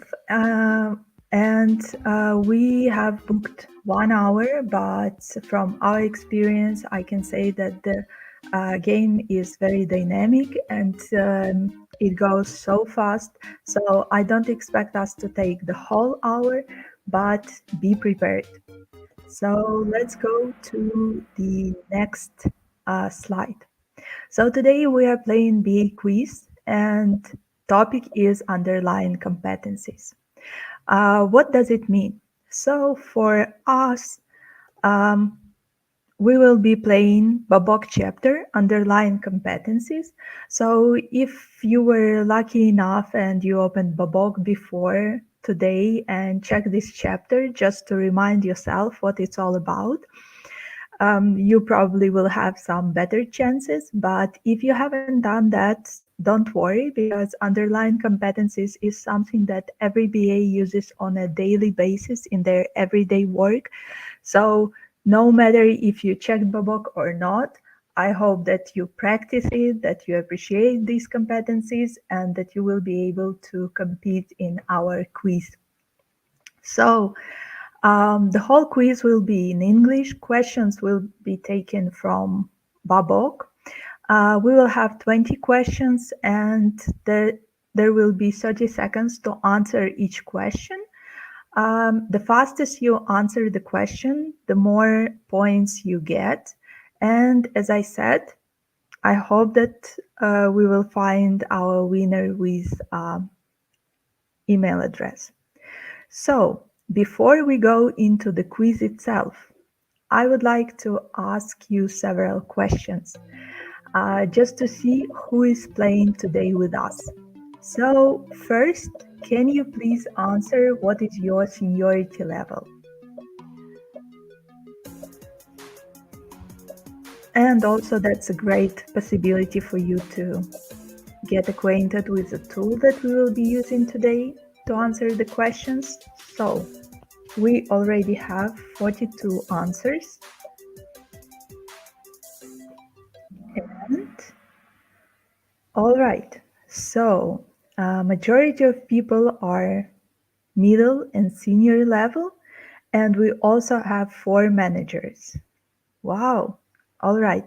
And of course, as always, it's great to see juniors, to find new knowledge, to get fun. So let's go to the next question. So now I would like to know where you have joined us from. So you should see a map, and there you can drop a pin to let us know if you are in the same time zone as us, or you wake up super early to play this quiz.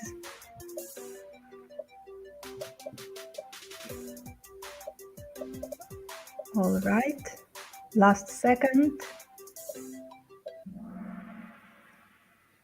Wow, that's super cool map.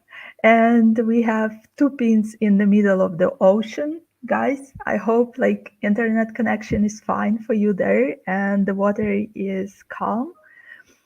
And majority of people are coming from Europe or somewhere around that region, but I'm super happy to see people from Kazakhstan, from India, from Canada and Americas in general. Happy that you are here. So let's move to the next question. So can you drop a word, 2, 3? What is your motivation for the quiz? Is it like learn something new, have fun, just wait for another cool speaker on this conference? Anything other? I would be glad to see this.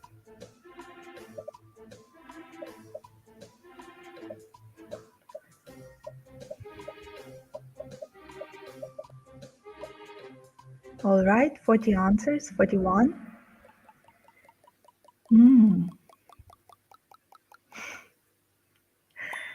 Have fun. All right, there's a lot of fun and someone is bored. I hope like you will not be bored as we go into quiz, general knowledge, learn and enjoy. I hope that we will be able to live up to these motivations and expectations. And the last question, have you been to BA quiz before?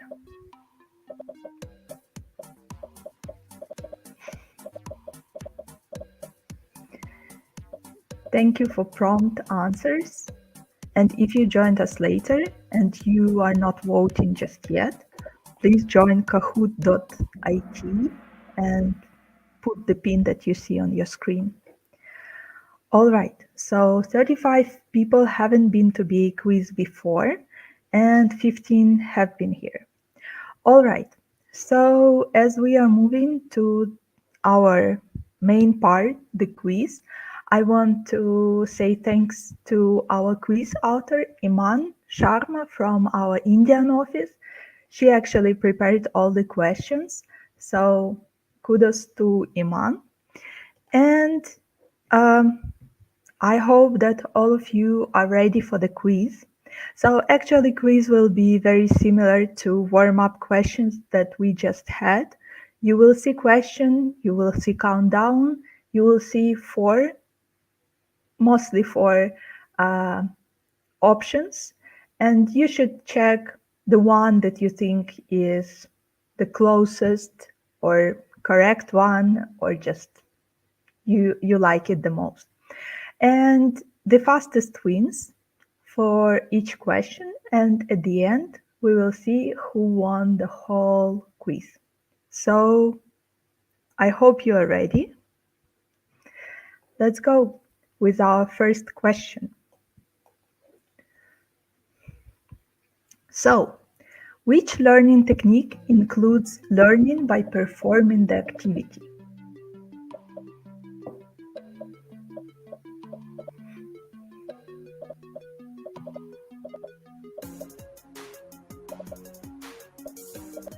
All right, active voting. Can we make it to 50 votes?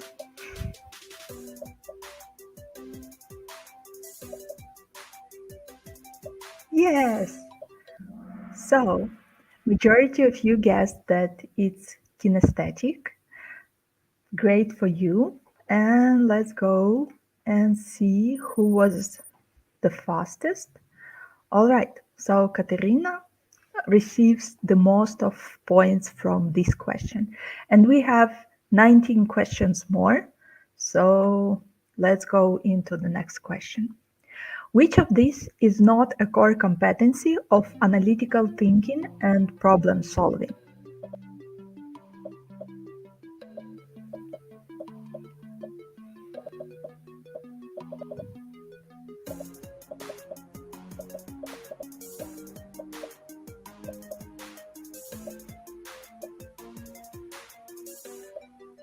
All right, we are almost there. That should be a question that you can figure out. All right, so that's problem thinking. So the idea was, and please pay attention, that some of the questions, they are formulated like what is not. So problem thinking, there's not such competency. We only do problem solving, not problem thinking, and hopefully not problem generating. So not a lot of people figure it out, but a lot of thought on visual thinking. And let's see our scoreboard. All right. So Katerina is still in our leaders. Let's go to the next question. Which competency is effective if the pros and cons of all available options are clearly communicated to stakeholders?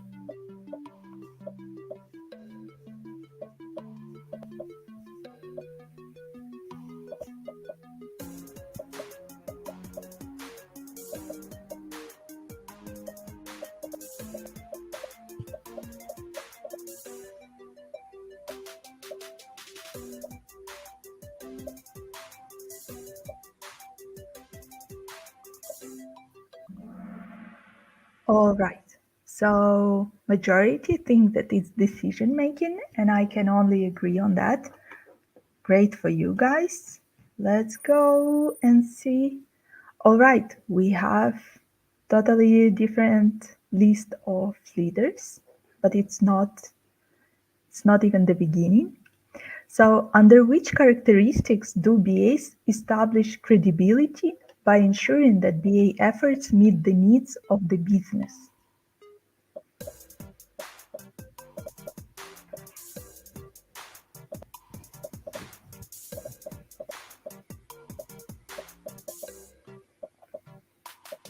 I think there are a lot of characteristics that are interconnected between each other, and you should be careful just pinpointing the one.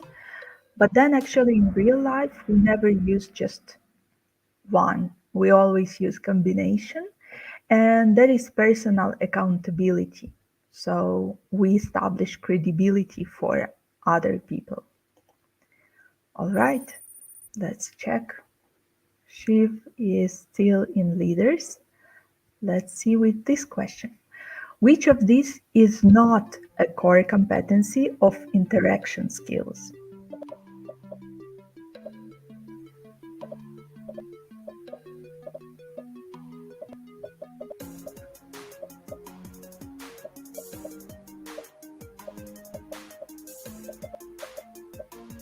All right, active voting. Sometimes it pays out to spend extra second to think. All right, and majority of you thought that teaching is not core competency of interaction skills, but actually teaching is part of these skills for BA as well. So I think we teach a lot. Our team on Scrum processes, our customers maybe on just general IT processes. So teaching is part of interaction skills, and listening is not like a separate skill that we would employ. All right. And let's go to the next. Something is the ability to understand business needs using experience and knowledge obtained from other situations.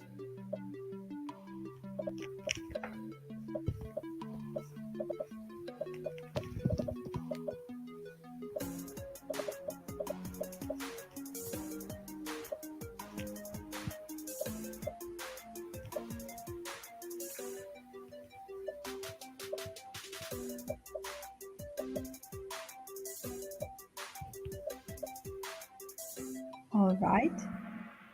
So it's business acumen. It's not business knowledge.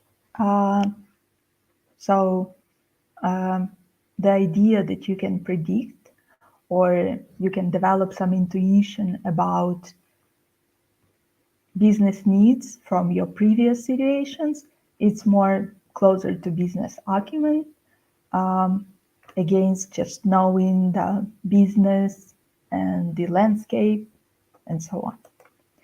So let's check the leaderboard.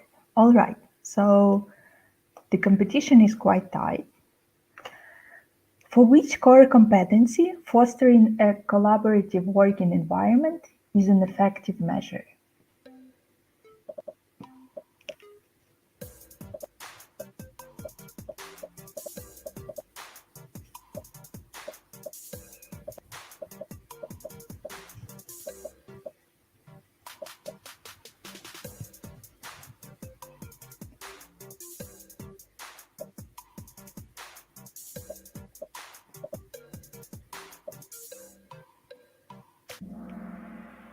All right, so great. That is teamwork.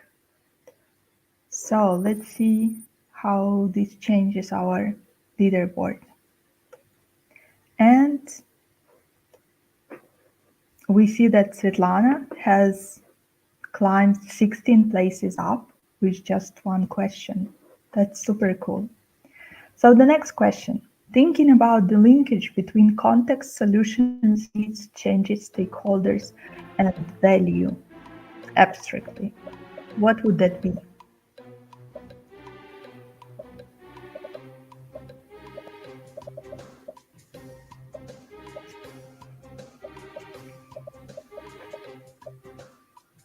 All right, super active voting.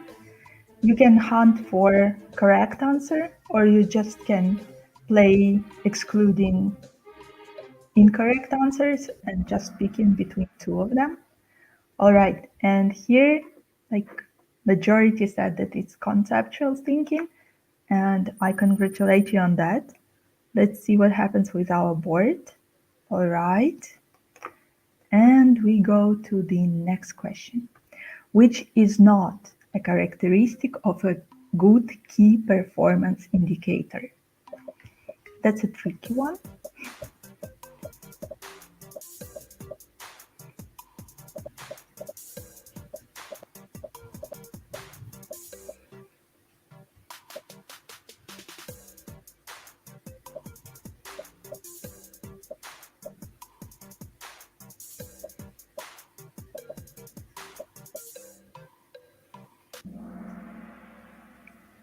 All right, so adaptable is not part of good key performance indicators. And economical actually is, and that was my mistake as well. But then I double checked with Babak, and it said that good key performance indicators should have economic dimension to it. So let's check who's playing in leaders. Great, guys. And for the rest, you are still on our board. We can see that Sergei BA got 3 answers in a row. And I think sometimes it's better to, slow and steady wins the race. So do not give up. We still have a lot of questions ahead of us. So the next one is, due to a recent change, some key stakeholders were moved to different teams. What competency BA must do differently?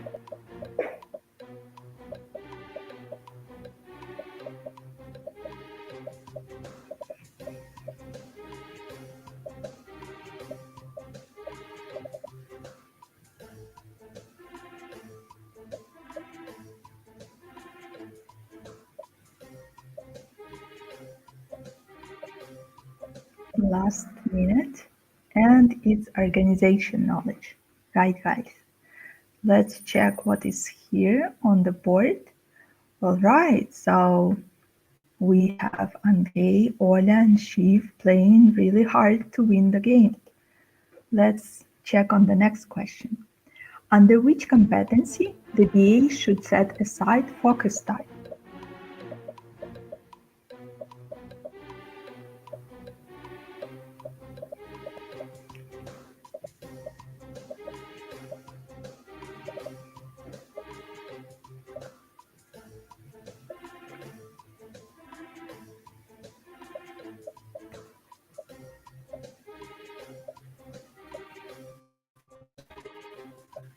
All right. So majority of you think that it's organization and time management, and that is correct.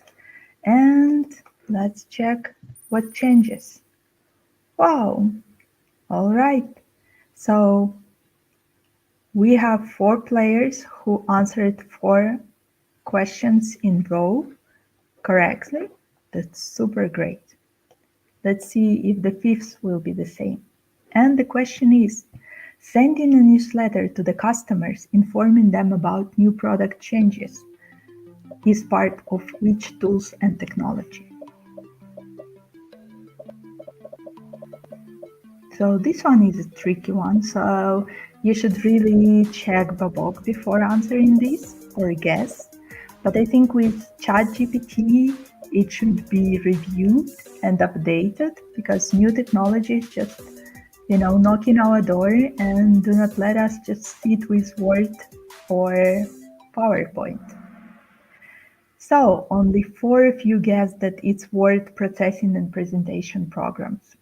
So I think that many of them can fall under this definition, but we are playing Babok. So, whoa. And let's go to the next question. Under which competency BA ensure that solution option address the root cause?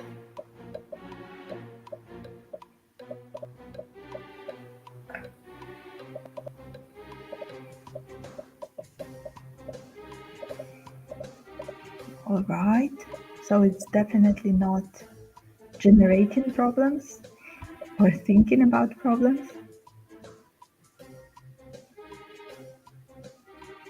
43 answers and 27 of them agree that it's problem solving.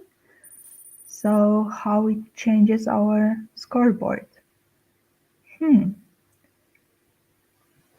Alrighty. So I think we are halfway through, and the next question is, which one of the below is not a business analysis tool and technology?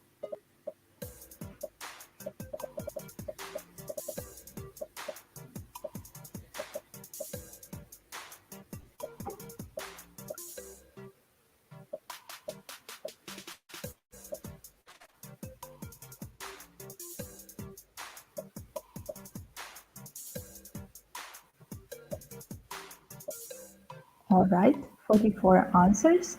And project management tools, they are not named as business analysis tools and technology, even if we have a lot of intersections between BA work and PM work. That's still a separate field.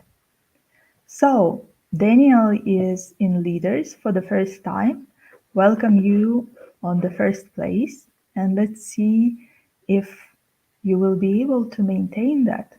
And we have HH with 7 right answers in a row.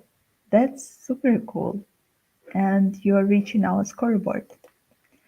So the next question is, under which competency maintaining a consistent schedule and BA's availability should be predictable and reliable?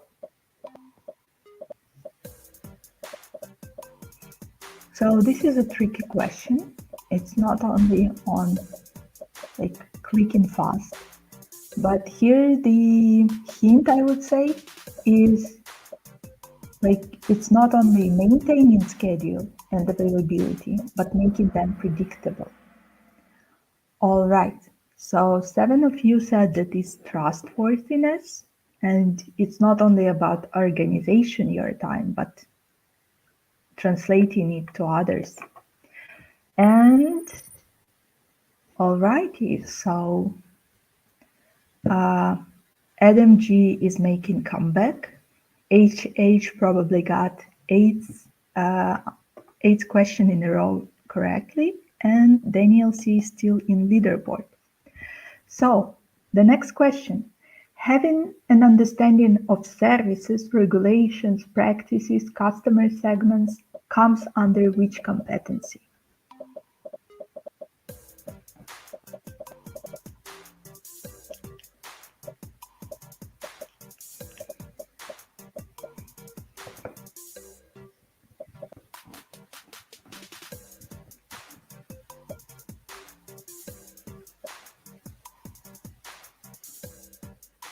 So last second, and we have 44 answers, and 39 of you say that it's industry knowledge, and I have to agree. So what happens to our scoreboard? Wow, it hasn't changed. That's an interesting. And let's go to our next question. For a BA to clearly articulate and provide a vision of a desired future state is described under which competency?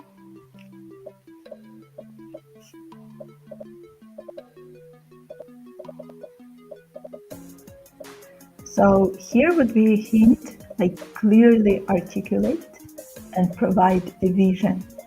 So not only formulate this desired future state, describe it, but work with people, right? And 10 of you agree that it's leadership and influencing, and 22 said that it's strategy analysis. As I said, a lot of these skills intersect, and just creating to be state is probably something about strategy, but presenting it, giving it to your stakeholders, it's more of leadership and influencing.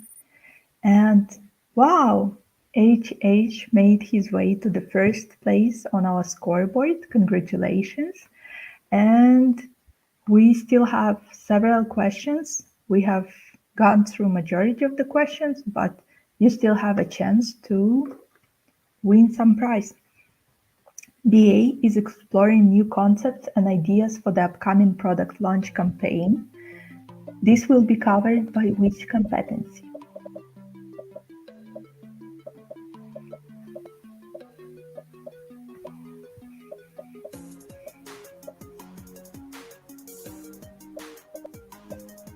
So here you can try to exclude answers that do not work for exploring new concepts and ideas, and then try to pinpoint the one that can work for that. And 26 of you really did it. So it's creative thinking. that we need to have as well. And our scoreboard looks almost the same. So we have 2 or 3 questions left. I think 2 of them. Let's see. The underlying competencies are divided into how many categories? So in Babok, there's grouping of underlying competencies, and it's either 5, 6, 7, or 8. Like, make your best guess if you don't know for sure.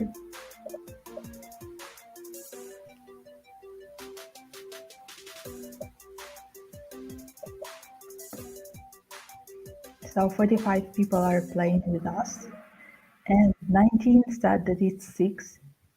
Good for you guys, that's pretty cool guess. And let's see what happens to our scoreboard.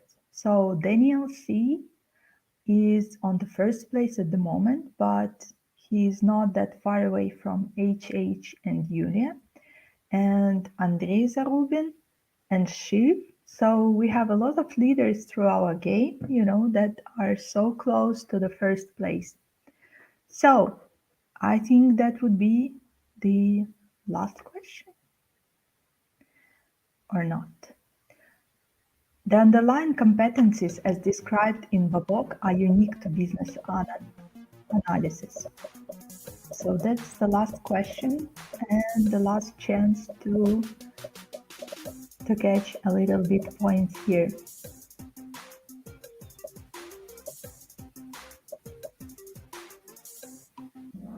And majority of you that it's not correct, and that is true. Underlying competencies as described in Babok are not unique to business analysis or business analyst. So a lot of people can practice on our projects, like delivery manager, project manager, scrum masters, developers. They can do facilitation, teaching, active listening, and so on. So before we see the result, we will be in contact with the winner of this quiz to follow up on prize. If you like quiz, please leave your comment and feedback in the feedback form, so we know that you appreciate this format and that you had fun, or you learned something new, or you just get energized, and then we can come with more of such quizzes. And if you are UA speaking, please join BA Community Kyiv. We do more quizzes there, but using Ukrainian. So that's why that's announcement only for Ukrainian community. Thank you so much. And I think now we should see who won the game. So third place goes to Andrei Zarubin. Thank you for joining. Second place to HH. And I think that the winner is Daniel C. So thank you guys so much. We see that Shiv and Yulia were super close to our winners. And Daniel, you will hear from me. I will find you through your email, and we will follow up on the prize. Thank you so much, guys, for spending this half an hour with me, and I hope to see you soon. Right?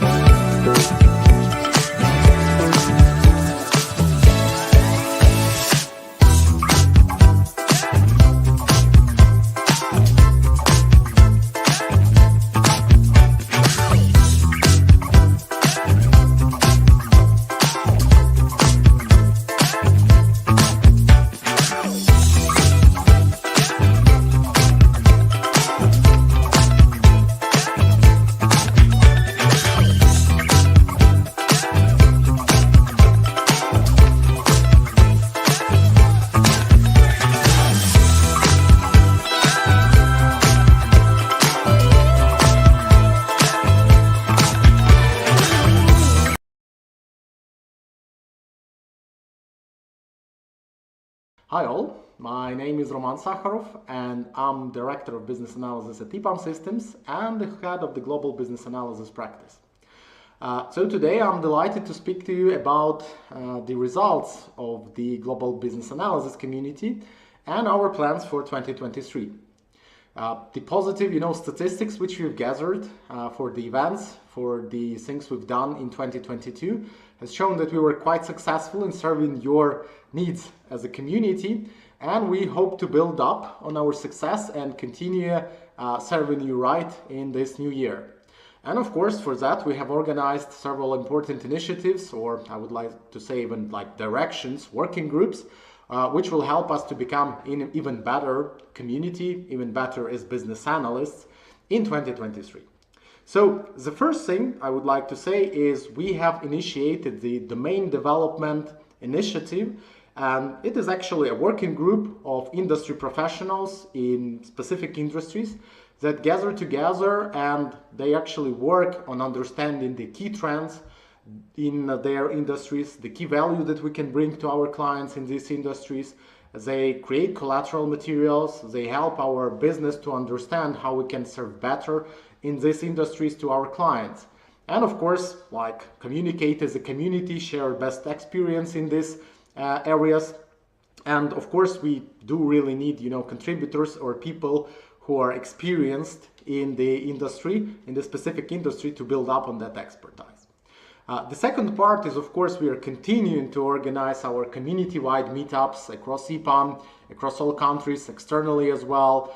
And, these meetups were an excellent chance for all of us to share the knowledge, to collaborate, to find new great contacts who can help you, with your challenges as well as mentors.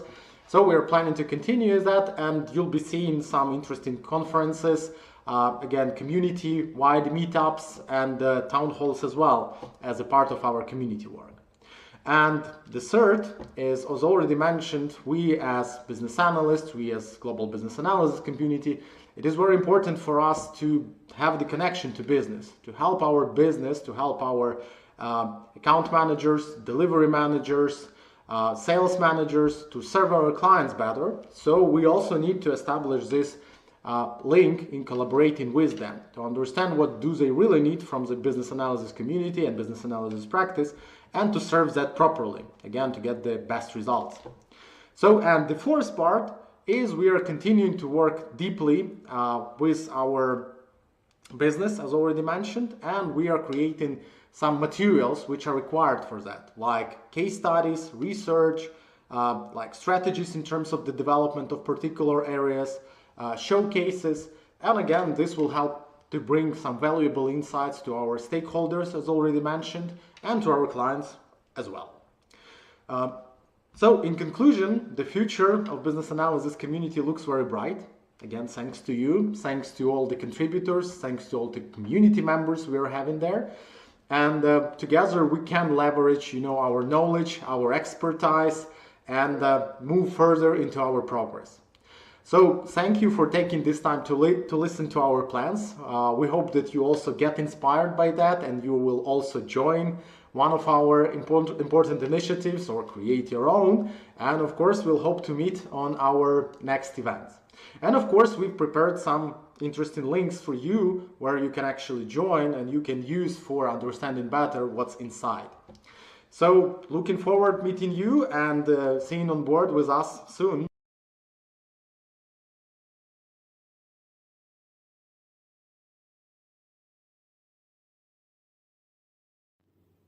Hello everyone, my name is Yulia Tymoshenko. I'm a Senior Business Analyst Manager and also the visionary of the Global BA community. Our community was created with intention of sharing and exchanging ideas and the realization of the innovative solutions. Let me highlight on how everything started in detail in the late 2021. EPAM BAs created Global BA community as an environment for professional collaboration, discussion, and upskilling. With tremendous passion and unwavering belief, very soon the result has exceeded itself. By accumulating experience of more than 3,000 BAs, Having no local borders and providing recognition to the members, now it's grown up by 4,500 members, and we are not going to stop. In the past years, we have focused on increasing our presence by supporting local communities in different continents, which has been met with resounding success. As a result, now we have a vast network of individuals who are passionate about driving change and contributing to the betterment of the industry. I am delighted to announce that now we have community members spanning across 30 different countries. This is testament to the dedication and hard work of each of you, who helped to make this community what it is today.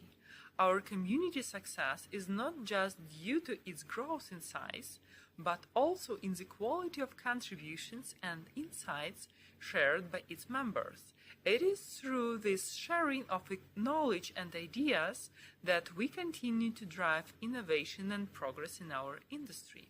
Nowadays, Global BA Community is an umbrella for dozens of initiatives and hundreds of local representatives. It keeps knowledge of its members about business analysis and all related fields. As we look towards the future, I am confident that our community will continue to grow and strive, pushing the boundaries of what is possible in the world of business. With our continued support and dedication, I have no doubt that we achieve even greater success in the years to come. Join us and share your knowledge and experience, meet industry experts, and stay up to date with the latest trends and innovations in the IT industry. Thank you for being part of our community and for your unwavering commitment to driving positive changes.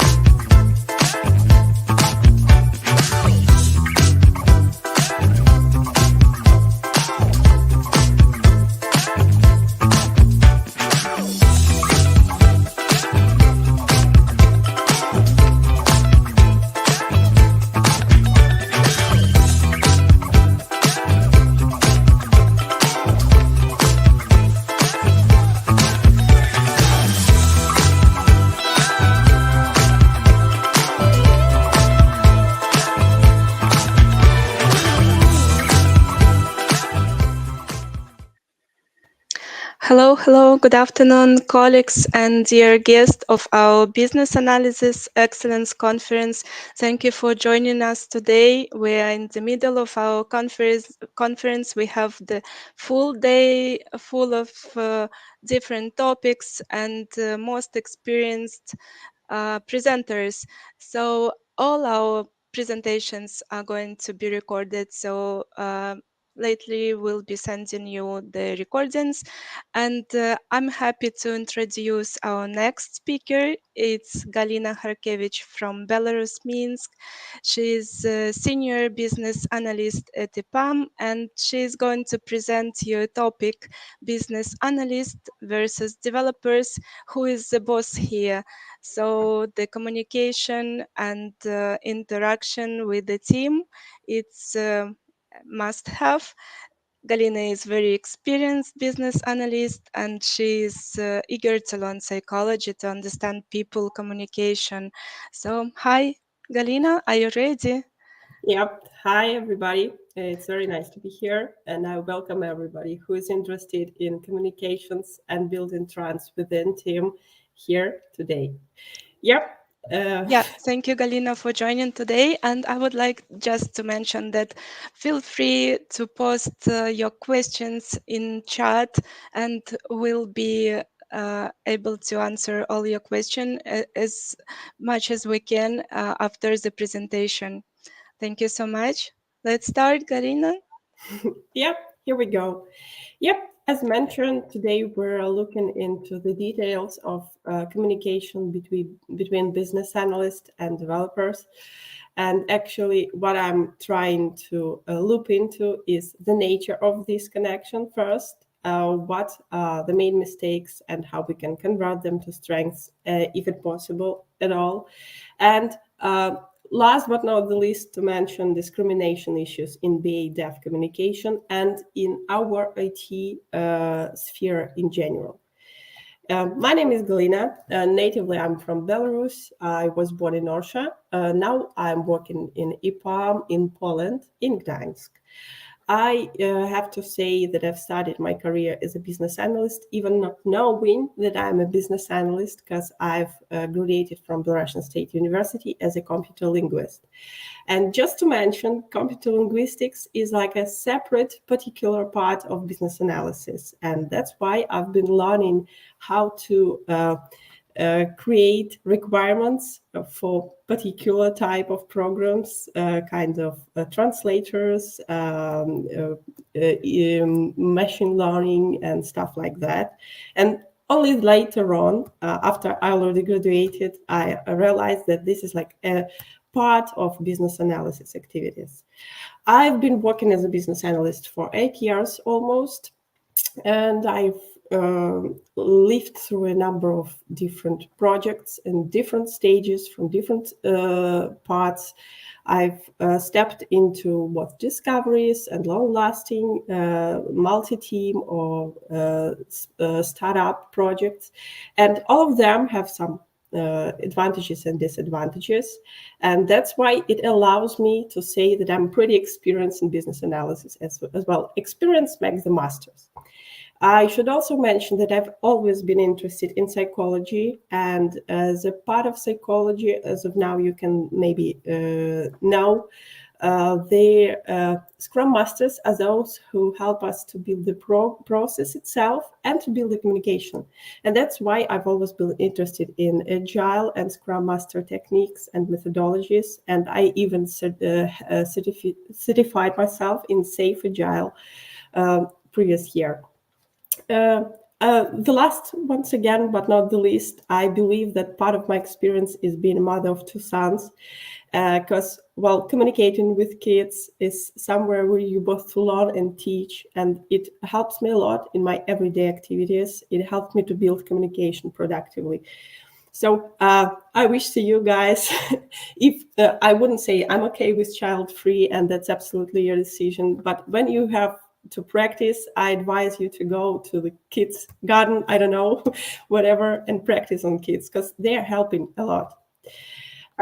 Coming to the conversation we are going to talk about who's the boss here, I wanted to start with the roles in the project, roles in any project actually. Sometimes they're hidden, but still these activities should be done within any IT development or even in building solution or in business consultancy. I've studied out this model, and business analyst is in the middle, because as I believe it should be, because it's the connection part between all the roles. And even though software developer, for example, can communicate directly to project manager or stakeholder or product manager, or whatever, still a business analyst is always somewhere there. He's hiding on the corner, I don't know, whatever. And moreover, business analysts are trying to provide this high level of communication and build the trust. And that's why maybe statistically involved stakeholders spend more than 50% of their time communicating with business analysts. Because, well, yeah, he is the point of contact. He is the person to log any change request, whatever. He is the person who should be aware of anything. And he is, as such, a knowledge holder, knowledge basement. He actually cares about the communication. I hope not more than all of the rest roles, but definitely he should too. What the hell communication is? I hope everybody is aware that communication is about sharing information, and there is always the receiver and the sender. It can be multiple receivers or multiple senders, as today on our conference. But building communication is not about only talking. It's not about only giving this information, because you can give information by words, but at the same time, you have some other tools, some other issues that are holding in the air. You may not even suspect that they're, but they definitely. For example, you can see here that as part of communication, there are mediators and tools we use. It definitely matters I would say, so that everybody was convenient what's going on. Everybody feels safe within the tool. And that's why tools matters. And the mediators, if there will be, for example, a translator, it will definitely influence the whole communication and the trust itself. I wouldn't say it's bad, it's just special, unusual. Moreover, there is always culture. Now we're experiencing the detected teams. That means that somebody is from Africa, somebody is from India, the other one's from Mexico, and so on and so forth. Behind of every face you're communicating with, there is different cultural station, there is different language, there is numerous number of things that you should take into consideration, at least not to offend anyone, to take once again, so that to be aware, for example, what are non-operational hours if you're working inside things, and so on and so forth. What's appropriate or not, actually only team can assess. But to build the communication, you should take it into consideration. Definitely emotions matter. You can see by your personal example that sometimes emotions, and I would say almost all the time, emotions influencing or trying to influence your decisions, what you're saying, how do you say it. For example, how are you ready to defend yourself, or maybe you're quite loyal right now. If you're pleased, if you're happy, it's pretty okay, because you're building this optimistic view and you're trying to build the communication in this skill. But what shall you do if you're suffering from something serious, kind of depression, maybe not depression, but little stressed? Maybe you're not feeling well enough today. For example, I got a flu today and I was worrying whether it influence our today communication a lot or just a little bit. I hope it's going to be just a little bit, because my voice is a little bit lower and that's it, I hope. But still, feeling the emotions and building the communication are really independent, and so on and so forth. There are numerous things that influence communication. Especially it matters when you're just starting. and everybody is unknown people. You do not know what's the culture, what's the tool we're going to use, who are feeling something. Maybe somebody is introvert, and that means that he will be suffering a lot to build this communication, much more than extroverts. Vice versa, maybe this person is an extrovert, I don't know, and he's trying to communicate a lot, and he's taking all the space, and it can influence badly too. Nothing is bad, or nothing is wrong, nothing is particularly right. It's only up to you. But you can just first be aware what's going on and what can influence the whole communication, this way or another. I would say that definitely there are a lot of types of communication, even gradations differ a lot. But the most common one when we're talking about the communication is verbal or non-verbal. Once again, as I mentioned, there are absolutely different types of, not types, but parts of communication. And we are most commonly used verbal and believe it like the main one, but definitely it's not. And the business analyst will be the first person who can mention that listening is as meaningful as talking, sometimes even more meaningful. And that's why this is one of the main skills we should have. Ability to question right and to listen to the answer attentively and accurately putting it into the requirements is actually one of the, I know it's a golden ticket for business analyst. Moreover, there is visual communication. That's why presenter is highly advised to always present his own face, because sometimes it's something extraordinary, like signing I'm doing right now.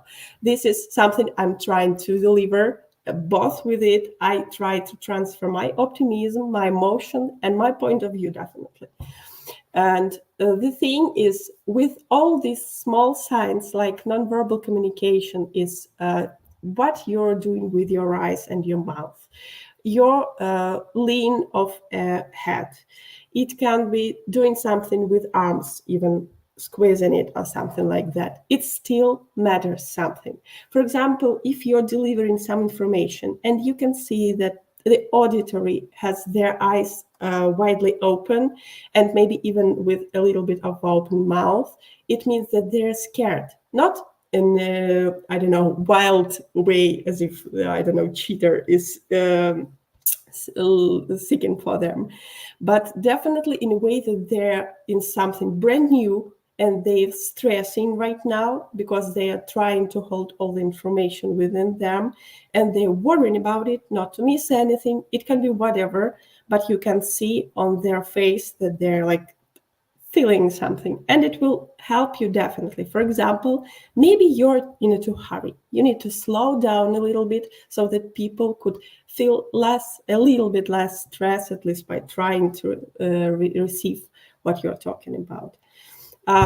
From me personally, I totally recommend the episodes and the serial Lie to Me, because it helps a lot. It's particularly interesting and it's so well connected to the psychology, which is very helpful in our everyday activities again. Yep. And also a good fact I actually caught while researching that nonverbal cues and body language, as well as facial expressions and tone of voice account, it's almost 55% of all communication.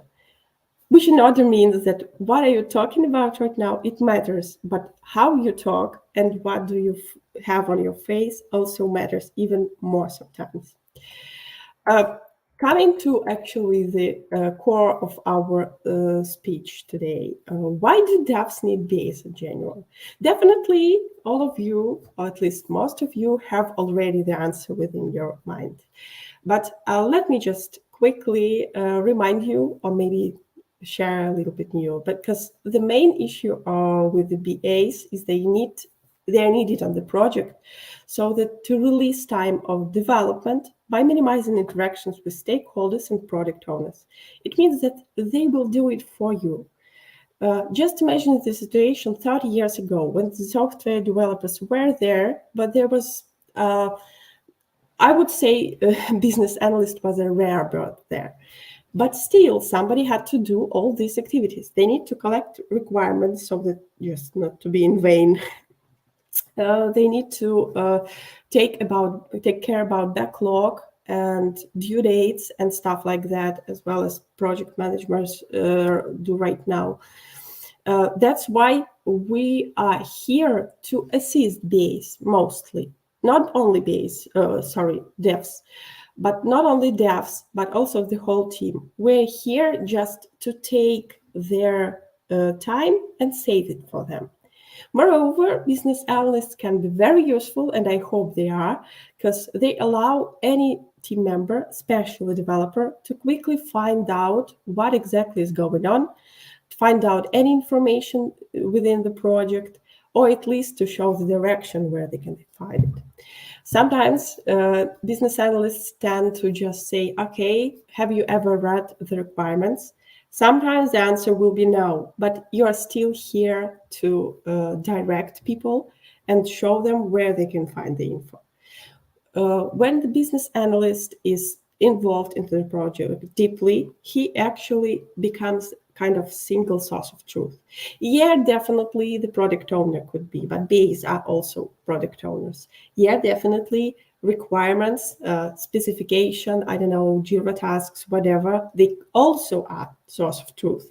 But the business analyst should be aware of what it was, what it should be, what is it now, how we can change it, why we couldn't change it the other way. So yeah, they are the single source of truth.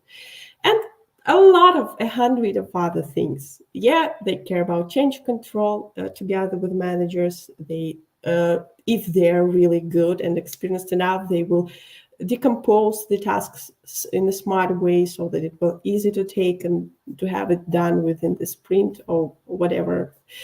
And also, they will help you to compile with business values because, well, they know why we're doing this project in general. Sometimes devs tend to forget about it. Yeah, they care about the task they're having right now. They care about the code, but sometimes they forget about the value. And the value is why we're all here. And that's why BA matters for devs, but in particular. And just a reason to smile, you can see about secretary here.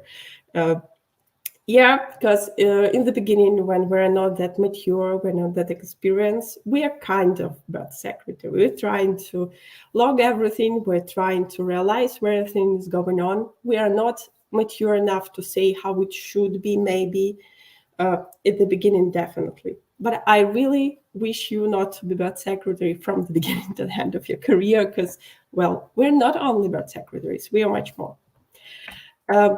Now let me present a small categorization of BAs. It's definitely not scientific, absolutely.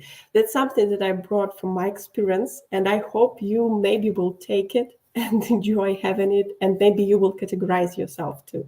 And the first type I want to present is a fellow bro BA. And actually, I like this one. That's for you to decide whether it's fine or not. Do you want to be like this fellow bro? But definitely you can have something in your mind, and maybe something will trigger you and make you to improve your personal experience, attitude, and career. Yep, fellow bros, you can definitely give some details from your mind, from scratch. They are usually open to any initiative, they're easygoing, they're always back in the DevOps, and well, they're participating as a team members completely. But definitely there are some cons here, because sometimes they have a lot of gaps in documentation, just because they take care about communication and being a bro much more than logging something, and that's something bad that can happen to you. They are not really a protectors, just because they are not there on the, I would say, administrative level. They're together with the team. They will share the blame if there will be something. They will definitely share the wins, but they won't be able to protect anyone just because they're part of the team, not holders. Then another one is a poor baby. I believe that most of us start with this position. And that's absolutely fine, that at the beginning, we're really open to something new, we're learning, and maybe this poor baby type is not only about BAs, it's also about developers and other team members.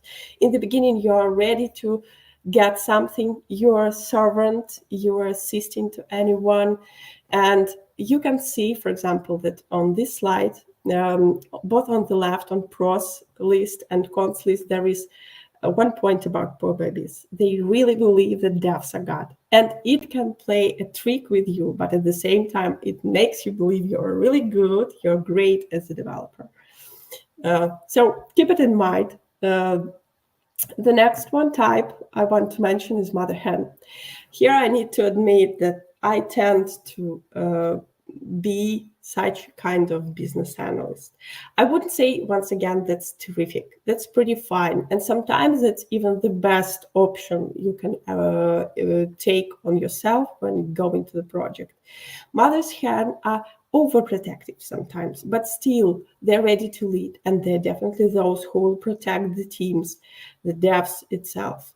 They always on the team side. They will argue with project owners and stakeholders, I hope in a well-behaved manner, but they will struggle for you, and they will do everything on top of their abilities. They're well organized usually, and they assist you on every step.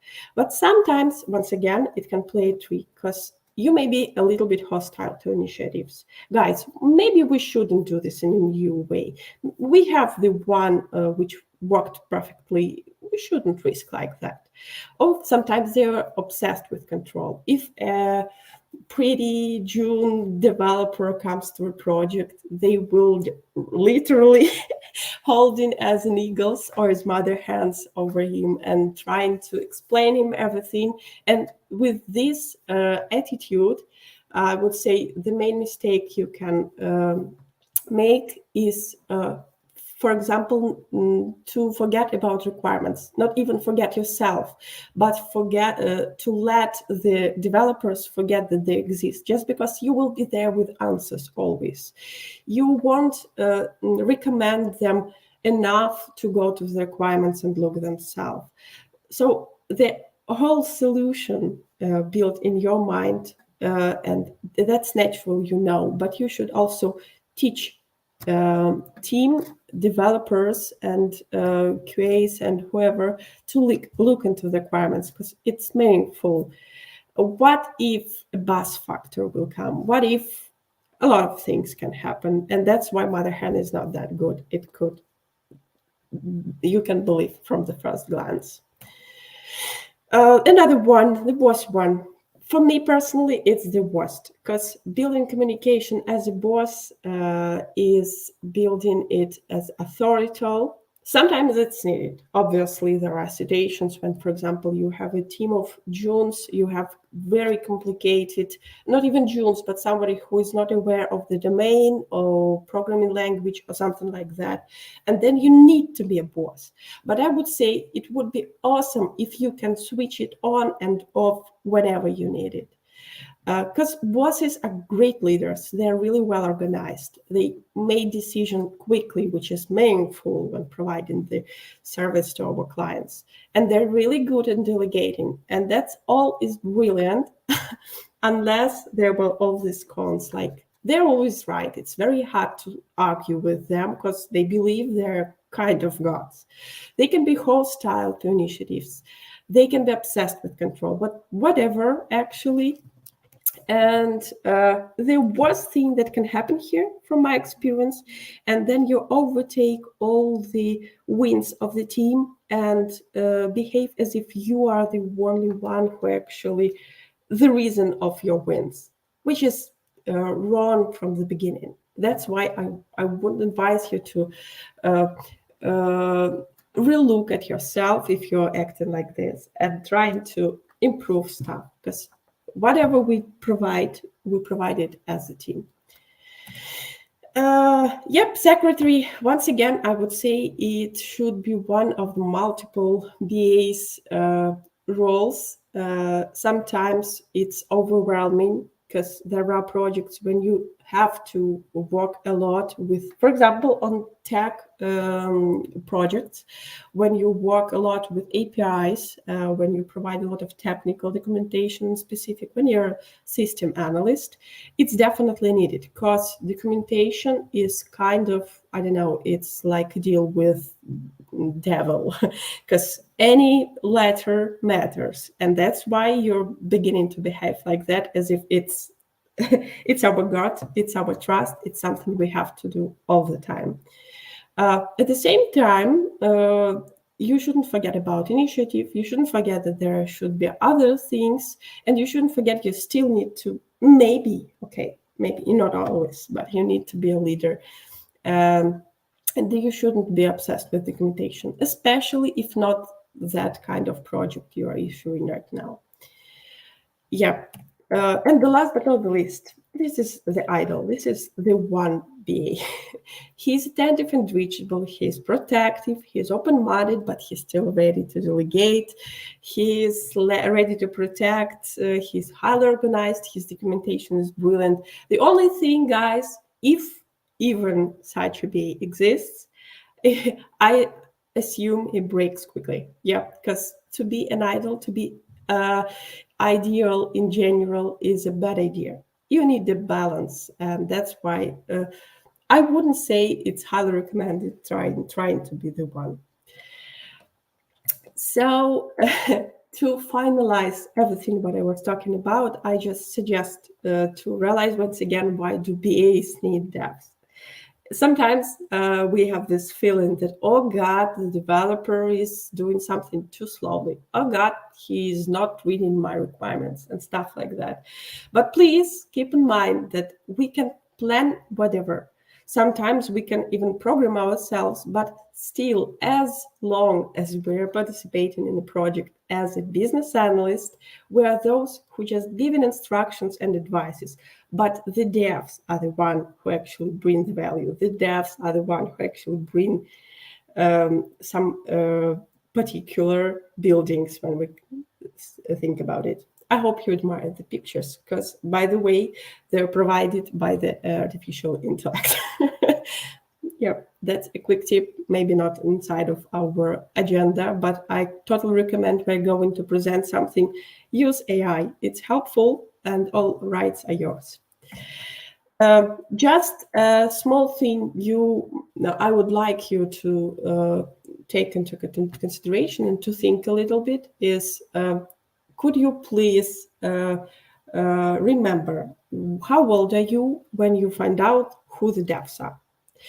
From example, from my experience, I knew who the developer is and programmer is, starting from where I was actually learning how to communicate with a computer, which is my 10 years old, I would say, vice versa. And the second question here is when you learned who the BAs are. And the answer here, as I've mentioned already, when I go, personally from my experience, when I went to the BAs courses, and in the end of these courses, that was the ending question. So guys, who you are, who BAs are. And that was the moment I realized who they are actually, because I need to collect a lot of small things to realize what we're doing, what are the value. So I suggest, if you want to post in chat right now, what ages, first one, what age were you when you realized who the devs are?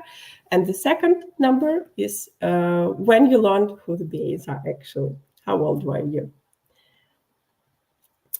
Maybe our Alexandra will share some details if you will be able to add such information. But let me still continue. Yes, I will let you know when we get any answers. Yeah. Great. Yeah, thanks, Alexandra. The other part, it's like the continuation of what we're talking about, is what actually is going on in IT right now in different companies, and what's wrong with that, maybe what are the challenges we're issuing right now, and what is the common environment for BA and dev communication. I assume you're aware of all of these points, but communication barriers, the one that are challenging right now. First is a lack of in-person interaction between remote teams. I would say it has some negative because you're not having this nonverbal conversation we were talking about previously, but at the same time, we are much more freer, and definitely we're getting better in chatting, in conferencing, in calls and stuff like that. That's why you can just trigger the situation and turn it from the bottom to the top so that you can see the good things that it delivers. For example, I wouldn't say that it would be possible for me personally to communicate at the same day with Mexicans and Japanese, as well as people from Poland and UK at the same day. And this is the thing I'm experiencing right now. And that's fantastic, actually. I like meeting people, and that's why I appreciate it a lot. But still, it delivers some problems, and it can be resolved as problematic. There are team members working in different schedules, and that can be a problem too. For example, as I mentioned from my experience, I'm working with Japan and Mexico right now. So Japan is deeply sleeping, all of them, while Mexico is just starting to work. And it brings some difficulties. For example, we have to schedule meetings in the morning for us in Poland for the Japan, and in the evening for us in Poland for Mexico. And it absolutely a challenge. It have never ever happened for the last 5 months, so that they all collected together. And this gap can definitely bring some problems, but you are the one who can handle them, actually. Different team members relying on or preferring different platforms for communication. That's true, but I would say that's the least of our problems, because I've been working in bank, and we had 8 channels to communicate with them. And this amount actually brings a lot of problems, because somebody prefers to work with WhatsApp. Somebody is always achievable on Telegram. All should be achievable on email, but they won't, and stuff like that. So you should understand that this is a challenge we're issuing right now. Moreover, it can be a problem, but BAs are here to resolve this problem, that the documentation or the documented information is highly unachievable, or not all of people have access there, and you can be such a mediator between people and information. It can be good for us. I wouldn't say is brilliant for all of the rest. And differences in language or workspace jargon. Yep, that's not something new. That's something that exists, I believe will exist for longer. Because, I should say I like differences and appreciate having them with people. That maybe once again, it can be treated as something optimistic. So how we can handle with all these things? There are actually 4 main recommendations. That's not by me, but I totally understand, and I would sign in every word here. And these 4 things, how to handle all this problematic environment, is first, compelling direction. It means that everybody is aware why are we here, what actually we're trying to achieve and deliver, and everybody is aware what is our goal. When everybody has it in their mind, you really start communicating as a group of connected people. You are really building trust. Just take it from your personal experience and think it over. When you were in the university, you actually made greatest friend out of your teammates in university. When you were in school, it was your classmates. And that is what goal builds. It builds a trust. It makes you something unique. It identifies you from all the rest of the people. The second one is a strong structure. Yep, definitely. If you know for sure that there is some handbooks how to do this or that, how to take care about your taxes, how to take care about issuing something about going wrong, when you know for sure that there is a person who is aware of giving accesses to this particular site, you feel comfortable, you know what to do. And as well as you realize that you participate in this project, in this particular role, there are others and you aware absolutely who is doing what. And that once again, it helps build trust, it helps you feel a team, and a real organism, which consists a lot of cells, and they're working together to bring the value so that we could breathe, we could speak, we could communicate, and enjoy our life. The third one is a shared mindset. Once again, it's very close to the first one I was talking about. When you care and care a lot about the value that you're bringing as a team, as a project team, whatever it can be, you feel connected and you can overwhelm all these obstacles like culture breakage, I don't know, age gaps, stuff like that. And the last but not the least, supportive contexts. It's much more about project management, but still business analysts should be aware that when people know for sure that they will come to work and will have particular class notebook, they will have all the pens and notebooks to make their notes. They know that there will be warm there will be a cup of coffee there and a glass of water too. And all this make people feel comfortable so that they can concentrate on the value they're providing and on the communication itself. So a little bit of my experience here. What could go wrong? What are the main mistakes maybe in the issues, particularly from my experience? The first one, developer won't read documentation. Already mentioned today, and I believe we'll mention forever, because I don't believe that it seems to change one day. Developers don't want to read documentation. They are here not to read documentation. They're here to provide value, to code with the greatest value. They have so much things to do. Why should they read documentation? Yep. Common thing. Just let me not comment here, because the next slide will be with answers and tips how to deal with it. The second one, developer believes he knows better. Maybe he does, but maybe he doesn't. Maybe the other developer believes he knows better, and this is a conflict here because, well, they know different things are better. What shall we do? The third one, developer can't get what he must do. I mean, he wants to have some tool, but he's not allowed to because it's too expensive.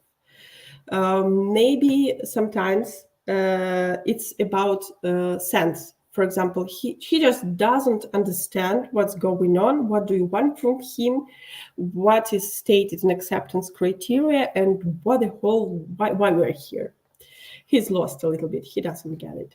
The fourth, developer is not motivated to address to you and prefers to go to the source of requirements. So the business analyst is not mature enough, go away from here, guy. Mr. Boss, could you please answer me, what color should be this button? Yep, this particular story happened to me multiple times. By the way, I suggest you to just keep something, I don't know, count how much points do you have, and you can answer in the chat whether you're going to have bingo with all of the 7 points. The fifth one, developer doesn't trust your decision. Yeah, it still can happen. For example, you say that you should do this color in the blue, but he personally don't like this blue, and that's why he's starting to refer to anyone. And that's brilliant if he refers to the designer who actually will say him the numbers and letters of this particular blue or other color. But he can try to have conversation with other teammates and try to decide himself. So he doesn't trust you enough, so that take as granted what you're talking about. The sixth, developers teaches you how to do your job. That's my personal love. And I should say that's maybe because of my type of character, because I hate instructions which are given in a bossy way. I hate when people think that I'm not experienced enough, but I'm struggling with it, guys. And we all need to struggle, because definitely there will always be things you're not aware of. Definitely somebody can teach you with something new. Maybe he even definitely know better than you. But still, we need to hold our emotions and try to treat it okay. But that's fine. Just sorry that's tipping already, but still, I just advise you to say that you're irritated a little bit. Could you please put it another way? Yeah, the 7th, a developer doesn't know who are you and how he should communicate to you. And that one is very easy to overcome, but still it happens from time to time. Once again, most likely with Junes.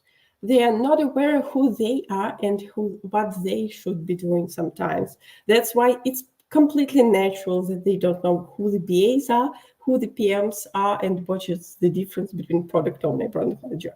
Just keep it as it.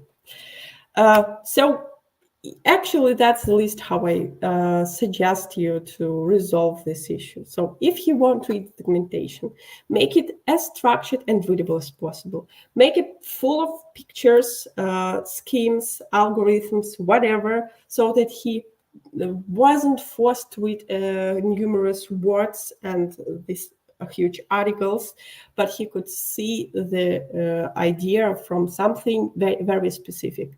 This exercise actually helps a lot to understand yourself what's going on. Sometimes you use thousands of words to explain how the search should work, when you better just to create the algorithm or model.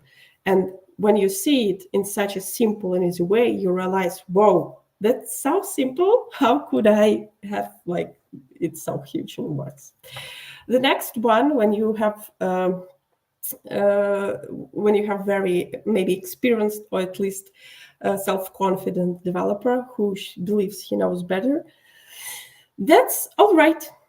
Behave like I don't know, really confident and actually intelligent woman. Just, okay, if you know better, tell me how it should be. Ask their developers, what do you think and why do they believe that actually they know better? Maybe they are. If they aren't, you can have some argument. You can bring some, I don't know, officials here. You definitely have all the tools. Just treat it easily. It's okay. It happens. Maybe he does. Doubt yourself, but not a lot, because still we're all people, and developers should also take into consideration that maybe, just maybe, you can be right too. The next one, there are some developers, as I've mentioned, who can find something, what they need. They're always asking, for example, we have this organizational structure model. Could you please remind me, where is it? In 2 weeks again, we have this organizational structure model. Could you please remind me? And maybe that's fine, especially when it's stuff like that. But in general, I would recommend to teach the team, to teach the developers to look into the requirements itself. Just show me how it's organized, how they can find something within them. Show them, maybe give them an article. Maybe they have something to share. Definitely they have. Usually somebody kind of team lead provides some documentation too, but let them touch it so that they were aware how it works and how they can get something from that. And what about not getting the task itself? Because you see this 2 minutes in this point. I would recommend, once again, pre-reviews, grooming sessions, so that everybody was aware what we're talking about. So that words was not an obstacle, but the help for them, just a reminder how it should work, actually, what we're asking for from them to deliver. When we're talking about motivation, to communicate with business analysts, I would totally recommend being constructive, conceptual, and transparent. Nothing magical here. And so on and so forth. For each and every situation, you have the solution. And the only thing I encourage you to think of and to always do is to be not afraid to ask for help, to be strong enough to continue, and always talk about it. Talk with developer, talk with product manager, with everybody. And we can see a funny picture here, the dog and the small girl. Because when building communication, you should just treat as if you are trying to explain somebody who is not mature enough. That's fine. That can be triggering, but still it helps. I would just skip it and give you one thing to think over. Put in chat, please, what tips you would give yourself on your first year when you was a newcomer, when you was this poor baby, so that you strongly believe could help you to build better relationship with developers. As of now, wherever you are, on which stamps you are, maybe you are still a June. That's fine. That's brilliant, actually. Welcome to our job. Still think what you have learned previously or lately that can help you with communication, something breaking new. And once again, we will ask Alexandra to announce in the end of our talk what interesting we have there.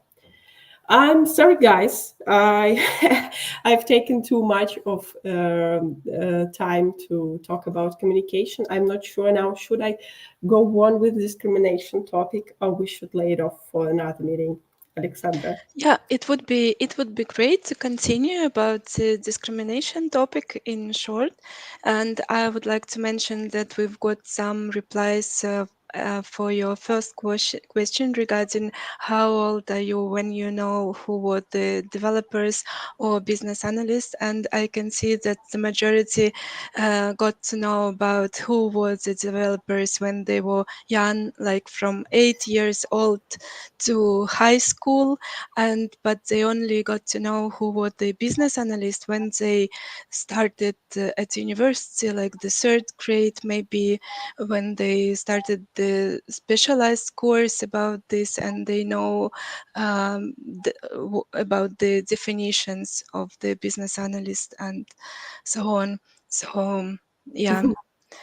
And we still have like 5 minutes, and it would be great to listen just in short about the discrimination and to get some tips and tricks from you.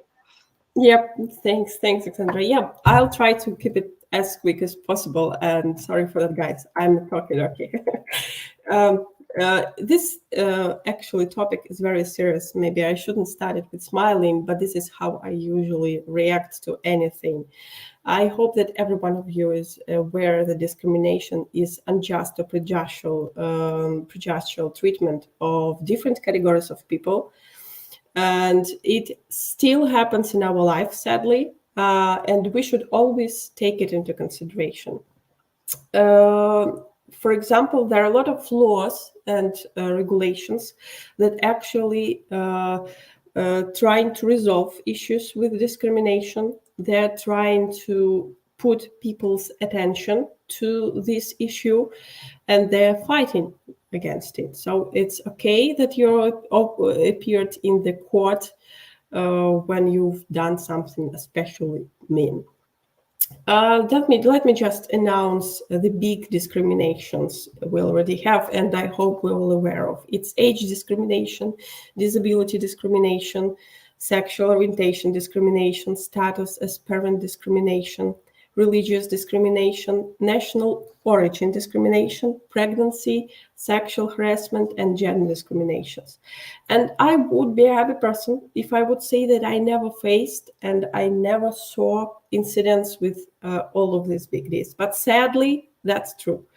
I wouldn't go deep into the details because we're not issuing my personal offenses here, but it still happens. It happens in Belarus, sadly, and more likely in Poland even.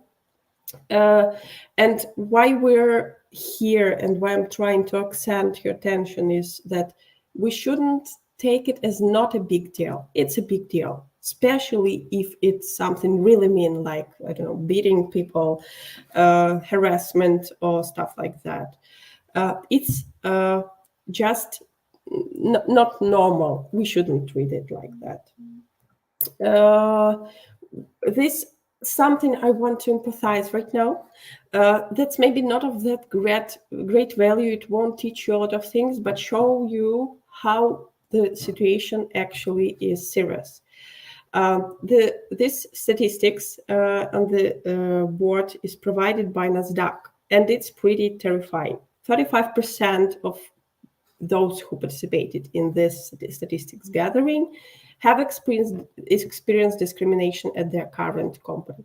And they go on working and they still having it as fun. I just believe that people who provided these discrimination issues were fired or at least treated seriously. 80% experienced discrimination while working remotely. So you can see that it doesn't help that much. And people maybe pay less attention on what they're speaking and how they do say this. Personally, I faced 2 issues of discriminations during last 2 months only. So I once again ask you and advise you highly to put attention on such things so that it was less and less, maybe completely disappear in some period of time. Only 54% of people who had reported their matter fully resolved. It means that maybe they were ignored. Maybe nobody acted as personal. Maybe it was like official sorry. But it wasn't treated seriously. 32% didn't report because they weren't sure it was a big enough deal. And that's a problem I'm just reminding here. We shouldn't ignore it. We should report. We should talk it over. We should point it out. 85% of people believe that their company has proper measures in place to prevent discrimination. You see how much it differs with all the previous statistics above. 85% of people believe that it works, while 55 have experienced discrimination and 80 experienced while working remotely. So you can see that actually, if you believe that everything is okay, it was just an accident, sometimes it doesn't. For you, it's an accident, but maybe there is a person somewhere there who is suffering each and every day or even each and every moment. And you are the person who can help here. Just to put it in a little bit more friendly way, this is a small bingo of actual small offenses in our daily life. I wouldn't suggest you to resist it strongly as if it was sex or gender discrimination, but it's something that exists. Sometimes, if you take as granted that usually people joke, and the joke has part of reality inside, there are a lot of jokes about seniority. Oh, you're June, come on, what can you know about it? Even though a person researched for hours. Discrimination about profession. What would you have in your mind when I say designer? Definitely you would imagine something, I don't know, birdie fairy or something like that. Well, it isn't, because sometimes they're really serious, and only when you face you, oh, come on, it's all stereotyping. Coding language jokes. Guys, it should be stopped sometimes, because, well, it's going on whatever project I participate in, there are these jokes. And that's fine. Once again, as soon as everybody is comfortable with it, both with seniority jokes and profession stereotypes and coding language and humor sense and whatever, even this continuous struggle between cat lovers and dog lovers, they are all pretty fine unless somebody is strongly incompatible with that. National origin. Okay, when you're announced that your next project is going to be with India participators, especially if you're European, especially if you're West European, you will have kind of flag there saying, oh, it's going to be a problem. They're quite specific and talking English and stuff like that. And that's okay to have this flag. That's not okay to bring this to all of the people, and especially to make this, in my particular experience, endurance people, as well as gender and so on and so forth. So what I suggest here is just to first try to stop this. Second, always be sure that you are talking with people who are not offended with what you're talking about, especially when these are serious things like gender discrimination, stuff like that. Absolutely inappropriate if your manager comes and on the break-in interview with stakeholders, one of the teammates mentioned that she's reading psychology book, and the manager says that, oh, maybe that's because you're single and you're looking for a husband. That's inappropriate, guys. So just take into consideration what's matter also. And you should treat it carefully, and you should treat people kinder. Maybe one day we will wake up in a kind world where everybody will be happy with what's going on, and everybody will be ready to help each other. Let me just stop here. I had some exercise, but I guess we're run out of time. Alexandra? Yeah, we're getting out of time and we're getting to the end of our conversation. So I wanted to thank you, Galina, for such a presentation and managing your communicating skills topic. So it would be nice. We've got some more questions in the chat. So we just promised to all our attendees that me and Galina will write answers to these questions in writing. Yeah, you'll get the answer, of course. And I would like to thank Galina one more time and all the audience for participating in our topic today, in our talk. And also stay with us because the next presenter will have a complex topic about the business analysis in pre-sales. So yeah, just stay with us and enjoy the BA conference. Thank you very much. Thank you, Galina. See you later. Stay with us. My Thank pleasure. you. Bye-bye.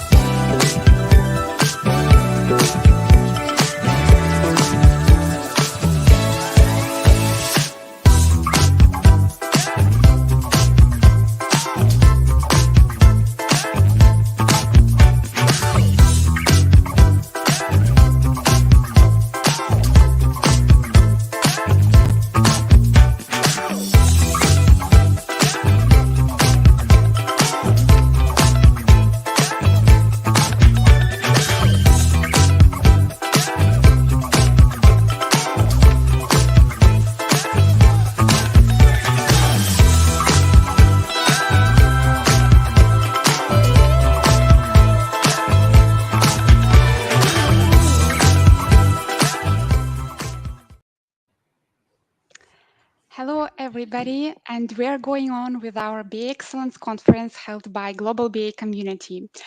We are gladly welcoming all of you with us. Thank you all who have been who have joined us recently and who have been staying with us from the previous talks, maybe even from the beginning of our conference. We hope that you have already gathered some useful, valuable insights for you from our previous talks. And here is to come another one. We remind you that all conference talks are recorded, and the recording will be shared in a week after the conference. During the next talk, as always, feel free to leave your questions in the chat, and there will be ample time at the end of the presentation to address them with an answer from our speaker. And our next speaker is Elad Herzeg with the topic Breaking the Complexity Code, How Top BAs and Pre-Sales Pros Simplify the Unsimple. So he's a well-versed pre-sales consultant who knows what drives both BA analysts and pre-sales consultants, as he has background in both. Also, Elad has spent 2 years as IT business analyst and has 8 years of experience in international IT pre-sales. Apart from that, Elad is an avid learner and spends lots of spare time with reading, role-playing, or playing strategic games, and just simply likes to challenge himself in various sports and activities.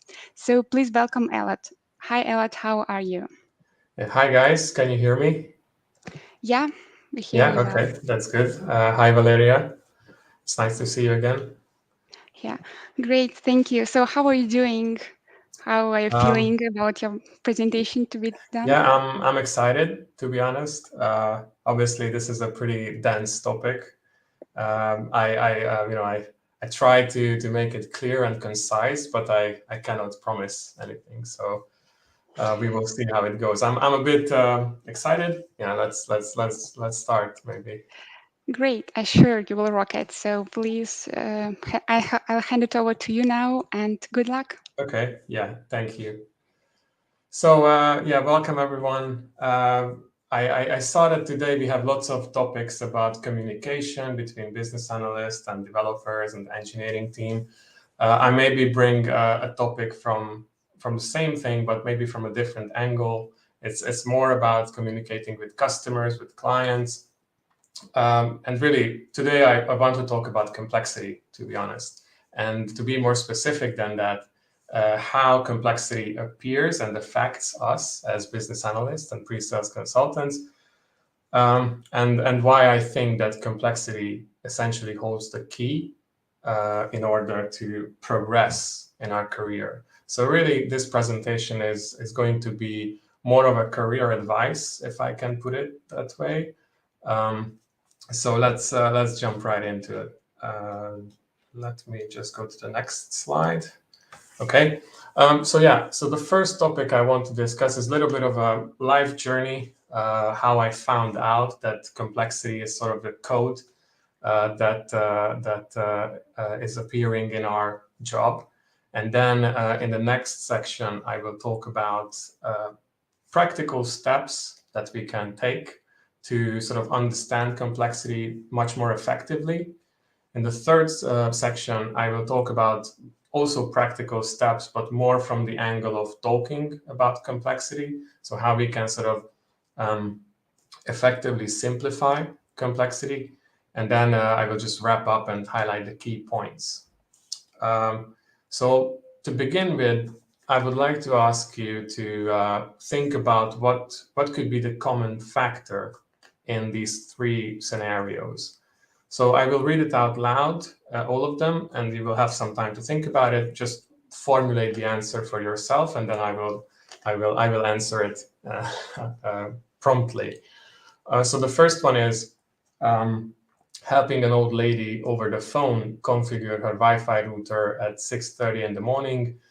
The second one is showing a user how trade agreements work in Dynamics 365 and how to apply various types of discounts based on customers or products.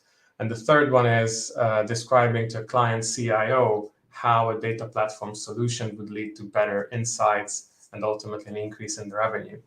So there are two common factors in these, actually, and I will just spoil the first one. So that's the first thing is that I did this, all of these, in my career. So the first one as a help desk agent back in the university as a part-time job. The second one as a business analyst or IT business analyst, roughly like 6 years ago.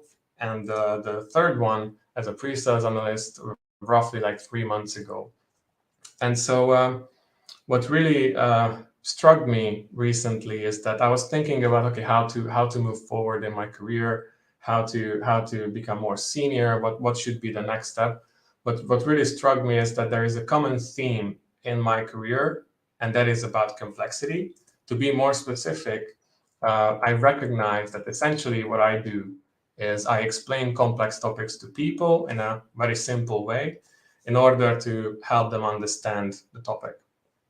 And so I think that was a really powerful discovery, because now I had this sort of like different perspective on my career, and then it became obvious how I should move forward. So I started to compare myself to my mentors, to my like bosses, to more senior people who I think work much more effectively and who I think are much more like much better professionals. And I also recognize that essentially they do the same thing, but much more effectively. So they understand complexity on the one hand, and also they help others understand complexity. So what do I mean by these?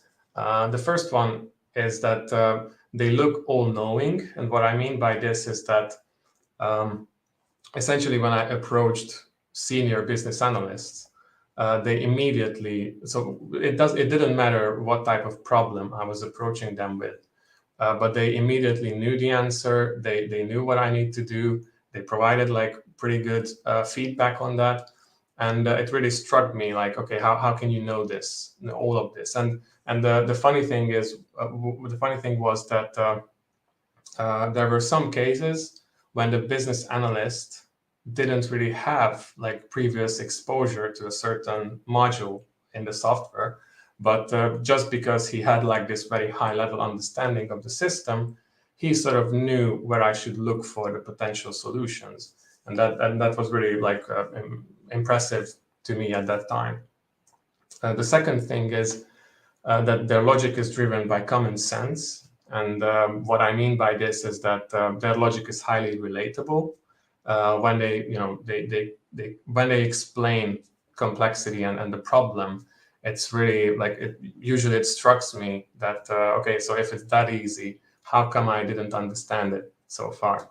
It seems like that their logic is very structured, and I was trying to sort of mimic that, but then I failed a couple of times. If we move forward, and that's on the other side, they communicate highly effectively, and what I mean by this is that it looked to me that they can convey lots of meaning and lots of content in a very short amount of time. So in most cases, with just a single sentence, they manage to sort of convey lots of meaning, and they manage to influence where the discussion was going.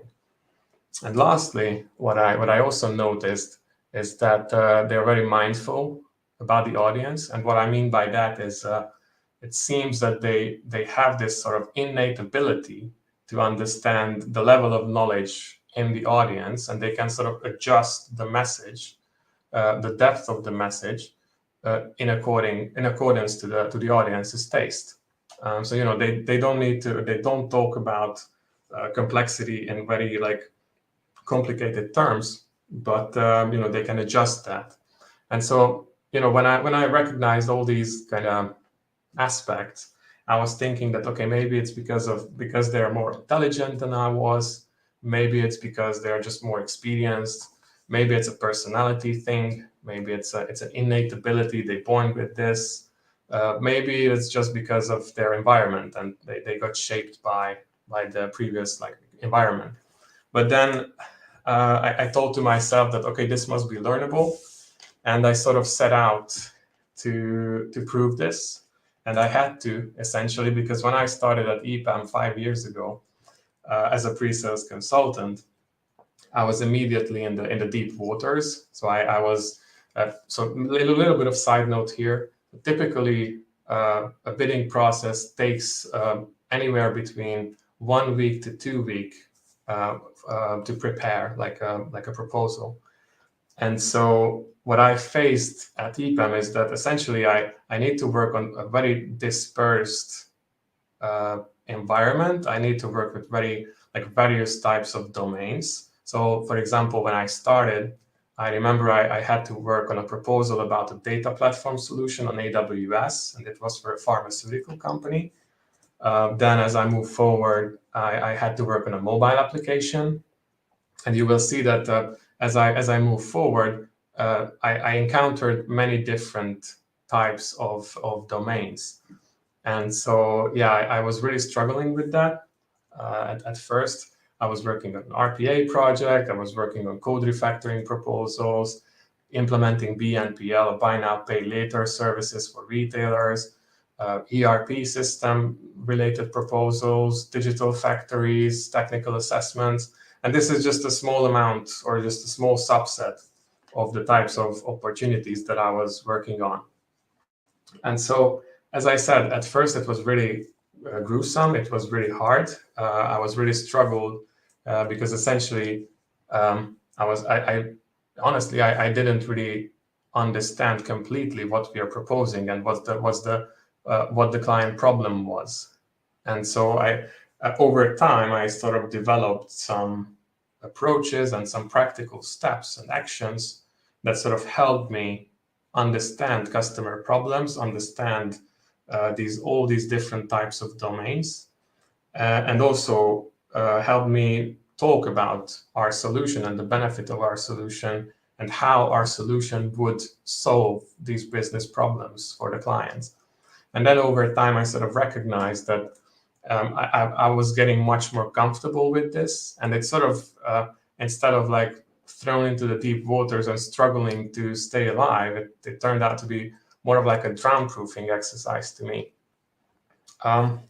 So really, today, what I will just tell you is exactly about these approaches that I developed over the years to tackle complexity, to understand these highly complex problems and systems, and to talk about these more effectively. So the next section will be about how we can understand and tame complexity. So first, before I just highlight the steps and explain those, I think it's fair to just clarify a few things. So the first one is, what is complexity? To me, obviously there is a very scientific definition, but to me, complexity is a system characteristic where a large number of components, interdependent components, are connected based on a number of fundamental rules that once we understand, we can sort of guess or predict the behavior of a system.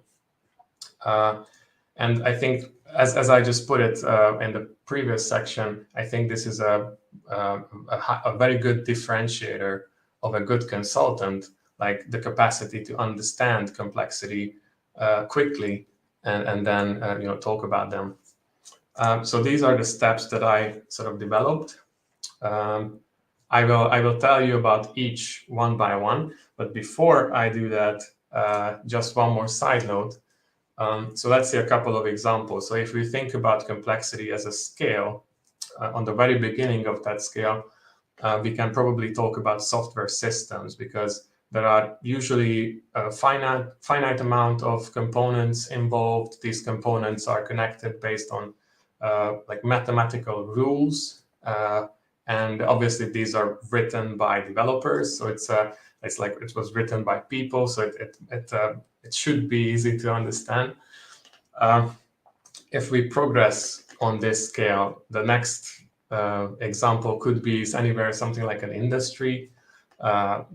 Usually there are much more components involved in an industry. The human factor also appears much more explicitly.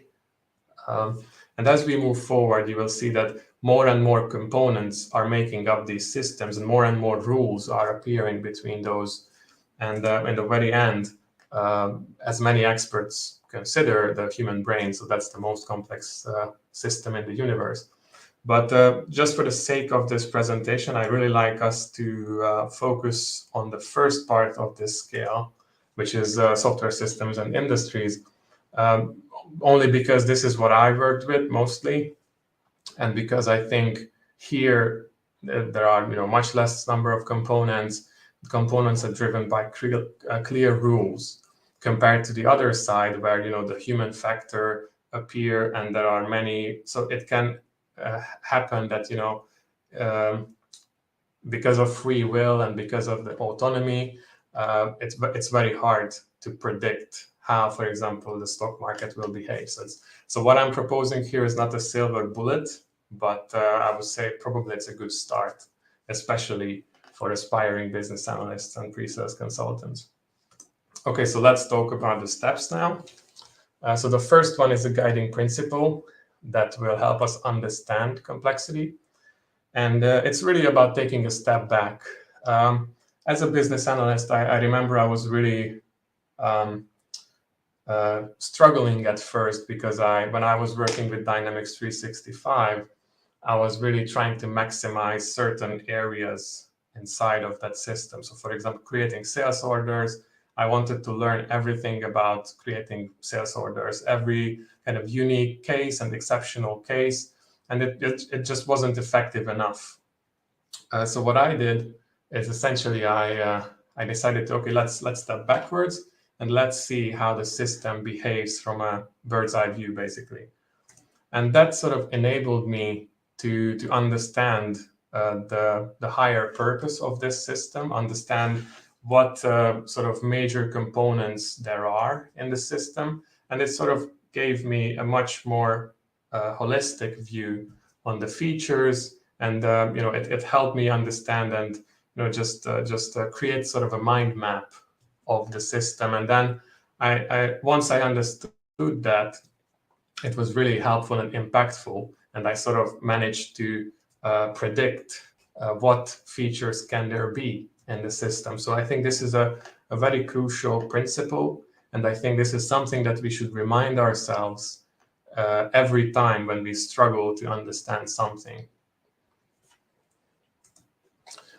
So the next step that I usually do is I always try to steepen the learning curve. If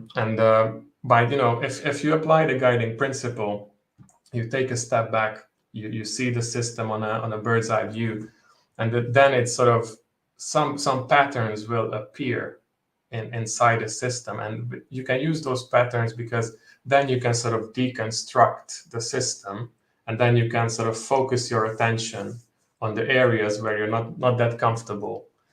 So this is what I did, for example, with Dynamics 365. So once I had this holistic view, I managed to deconstruct that, and I gained a little bit of knowledge in every part of that, and that's sort of the sum of all of this knowledge added up to be much more than that. So this is what I think we should strive for. Also, online courses and trainings, so those can be also used to steepen the learning curve. I really like the books, for example, these 4 Dummies books or the 101 books, because essentially what they are doing is, they are providing this step back to you, and you can see the system as a whole. If it comes to industries, I like to use reference architectures, for example. I really like the way that reference architectures show me the crucial process categories and the crucial aspects of an industry. For example, when I worked with airlines, I remember keenly that I used the reference architecture every time, and it helped me understand what we are doing and why. And just maybe one more side note. So if you have access to experts, so if you work with senior developers or architects, use the power of feedback. So ask questions, ask them what's their recommendation to learn about the system. And if you have a certain knowledge, but then they come in and say something otherwise, then ask questions. Why you think that's the case, and then try to understand their perspective, because that can influence your learning curve as well. So the next thing, and this is very powerful, I think, it's about critical questions. So what I like about critical questions is the fact that what they do essentially is they force us to take a step back on whatever we do. So I remember when I was working on a diagram so it was a proposal, and I was really struggling with one slide, and then I approached my team lead and asked for some support from him. And he immediately jumped in and asked me these critical questions that I should have asked from myself. So for example, he asked me, why do you struggle with that? Explain why you struggle with that. Explain what you do, what you want to do with that. Why do you think that this will sort of answer what you want to do? So, these questions forced me to not focus on that one slide, but focus on the higher purpose. So focus on what my intention was with that slide. And it's a really powerful tool. So if we go down on this list, for example, if there is a client request and you don't understand that, you can simply just ask what's their higher purpose with that. How does it fit in their strategic agenda? Why do they want to do it like that? So these questions are not easy to answer, but lets you or puts you in the perspective where you need to be. One more side note here. So these questions can be also used as a sort of a presentation tool, I think. And what I mean by that is that instead of like telling the client what you want them to think, you can just ask the questions, and they will, if you ask them correctly, then they will arrive to the same conclusions. And it's always better to influence people and to gain this conclusion rather than you telling them what to think. Focus on critical questions. These are very good tools. It will help you a lot, I think. So the next thing, and it's also a sort of a trick I usually do, is keywords taxonomy. I remember when I started with EPAM, and I started with a data platform solution. I was completely uneducated in this domain. So I didn't work with data platforms before. I didn't know anything about that. So what I did is essentially I created this mental map, this sort of taxonomy, using the keywords of the system, of the data platform.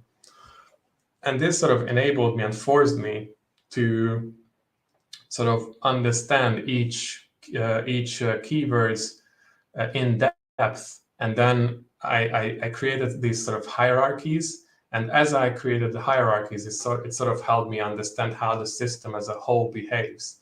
And that's sort of the guiding principle, right? So take a step back and see how it behaves on a higher level. And just one tip, and this is I managed to forget about this, but I urge you to keep it in mind. So put extra focus on keywords that can be easily confused. For example, data cleansing with data transformation, data analytics with data analysis. Because if you don't have the correct definition and you mess up this sort of taxonomy, then later you will probably struggle when you need to add like an extra keyword or an extra topic there. So just focus on this and try to get your head clean and get the definitions right. And just one additional thing to this is that I usually in OneNote write a dictionary for each of these keywords, like a definition. And as I write them, I sort of immediately learn them as well. So that's also a good way. So I'm not just looking on Google, I also write them down for myself. And the last tip in this section is about note taking. So obviously it's a topic that everyone is doing. But I think we need to find a way that is effective. And I myself like to think that less is more. So I don't usually just write verbatim. I try to give it some structure. I try to give it some visual kind of pattern to my note. And I remember back in the university, when I had to prepare for my exams, what I did is that I borrowed 2 or 3 notes from my classmates, and I sort of used those to develop my own little notes. And as I created my notes, I sort of recognized that I immediately learned the subject as well. So I had to spend much less time with the actual learning. So this note taking is really is a tool to learn rather than just saving for later. And a couple of ideas that I typically do is I do mind mapping. So for example, when I'm in a client meeting, I like to draw sort of a mind map. So for example, if we are talking about challenges, I like to write in the middle what's the key challenge, and then the rest I try to give some structure to it. Also process diagrams. So obviously you're BAs. I don't think that I need to explain these. So these are also a powerful tool. It helps you with understand how a system would behave. It forces you to ask the right questions. And also I would recommend you to develop an effective way to take notes. So this is what I do. I usually on the right hand side, I just write my meeting notes, and on the left hand side, I write any kind of question that comes into my mind while I'm writing down the notes.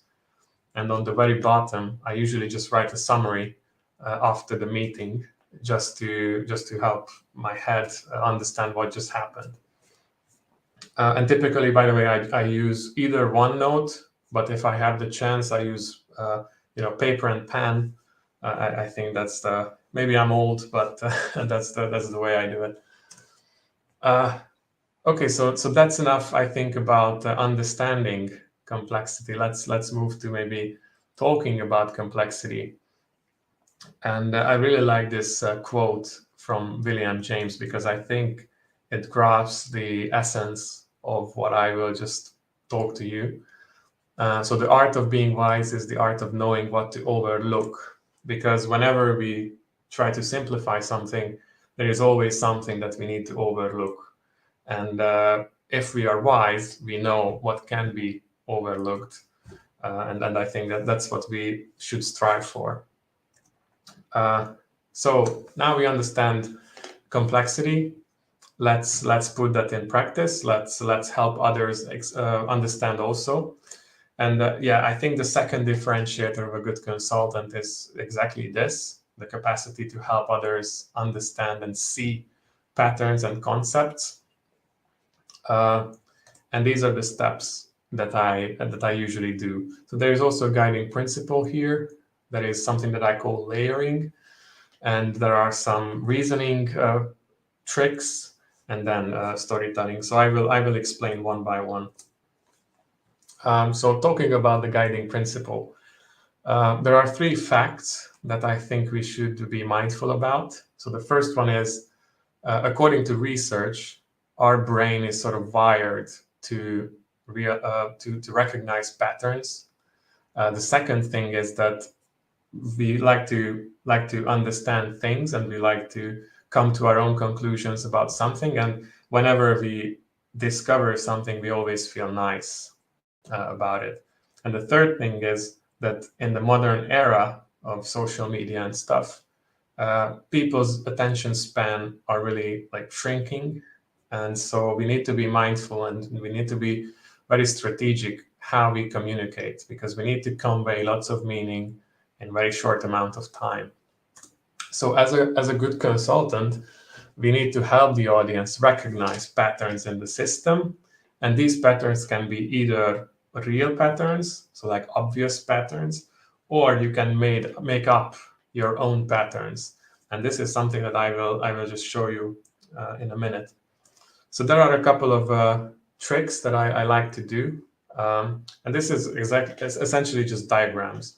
So the way I like to show patterns inside the system is by using diagrams. So if I want to show how components relate to one another, I like to use mind maps or quadrant charts or Venn diagrams. If it's about more like how a system is built, like what major components it has, then I like something like a pyramid diagram or a circle diagram or a tree diagram. And if it's about process or sequence of events, then Gantt chart, flow charts, funnel charts, so anything like that. So I think by using these diagrams, you can sort of visualize patterns in a system. And that's a very powerful tool because it, as just see fact number one. And here's an example.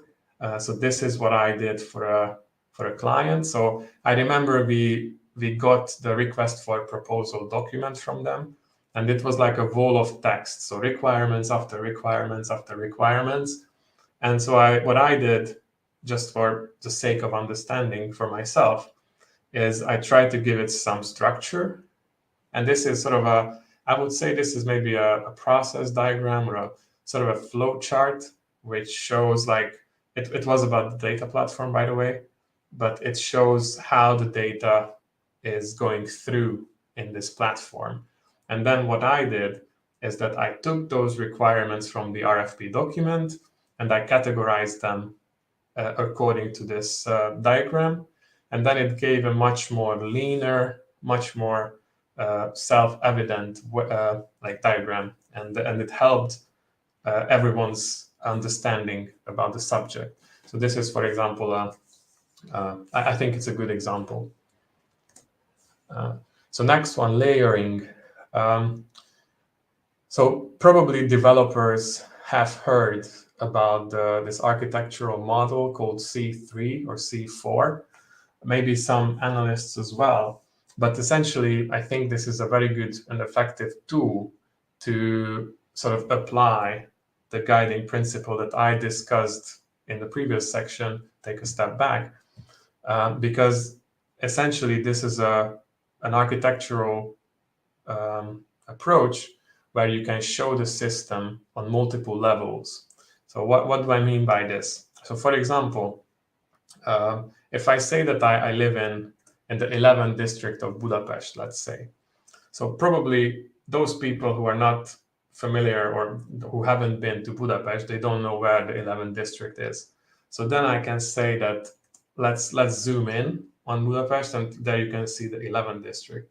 And maybe there are some people who doesn't know where Budapest is on the map. So for them, we can zoom out from Budapest, and you can see it in where it fits in Europe. And this is sort of the essence of this model. And I will show you maybe a more technical example. So let's say that one of our clients wants to implement a data platform solution on AWS. So in that case, this sort of very high level view is called system context diagram. So this is how it would look like. So in the middle, you can see the customer data platform.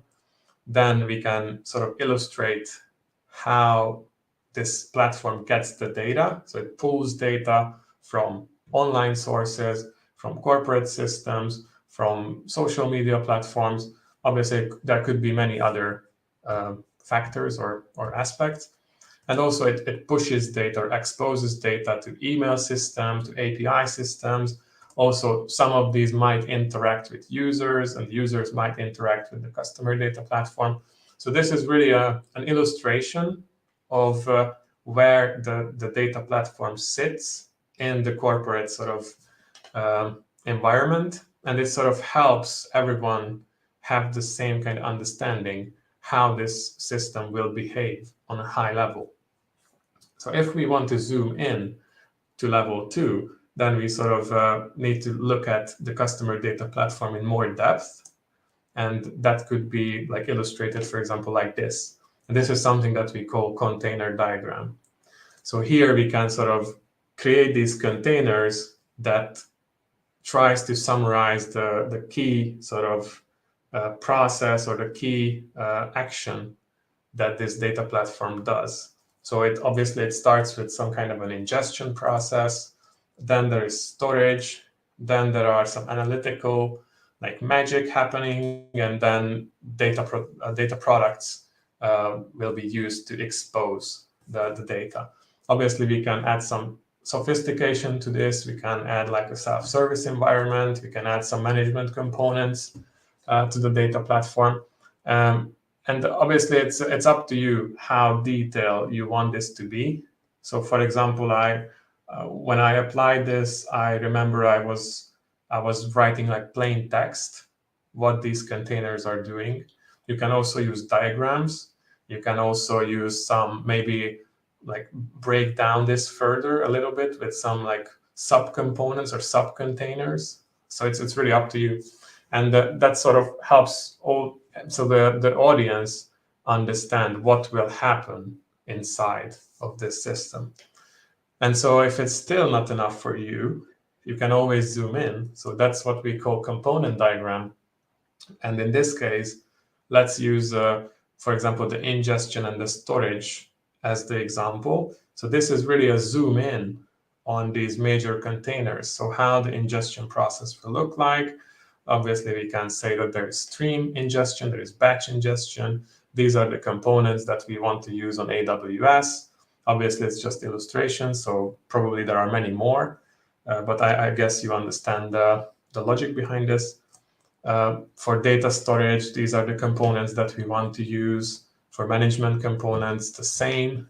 And really, obviously, you can always adjust the sophistication of this. You can add more components. You can add different modules. You can add arrows inside these kind of sub or smaller boxes. Usually, this is highly technical. So typically, you show this to maybe an architect or like a technical leader from the client side. And as I said in the beginning, there is a level 4, but we won't have time for that, I think, to look at it. But that's usually very technical. So it's like how classes behave, how like code is looking. So it's like it's much more technical than this. I don't think that as on a business analyst level, we need to use those. Yeah, so let's move forward. So the next one is a very powerful tool to sort of create impactful arguments. And what I mean by this is that analogies can be used to convey lots of meaning and grasp the essence about the interrelatedness of the things. It can also give some additional context to a problem. So let me just show you a couple of examples that I encountered with, and I think these are very like also memorable, but also impactful. So for example, when we worked on a proposal for this client with code refactoring from assembly to C, so if you're familiar with assembly and C, you know that assembly is a very old language. So it comes from the 50s, I believe. And C is it was originally developed in the 70s. So someone in the bidding team sort of said that it's like moving to the 70s from the 50s. So the client intention was to modernize the software, but then as one of my colleagues put this in this way, it sort of immediately became obvious that this might not solve the underlying business goal. So they want to modernize, but they didn't want to modernize enough. And so, this guy managed to convey lots of meaning and made everyone think about it just by one sentence. The next thing, when we wanted to implement this software asset management system, one of my colleagues said that, well, guys, it's not a secret sauce, but just tomato ketchup. So it sort of signed to us that, okay, we might not be as unique as we think we are, So probably we should go back to the planning board and just articulate this better.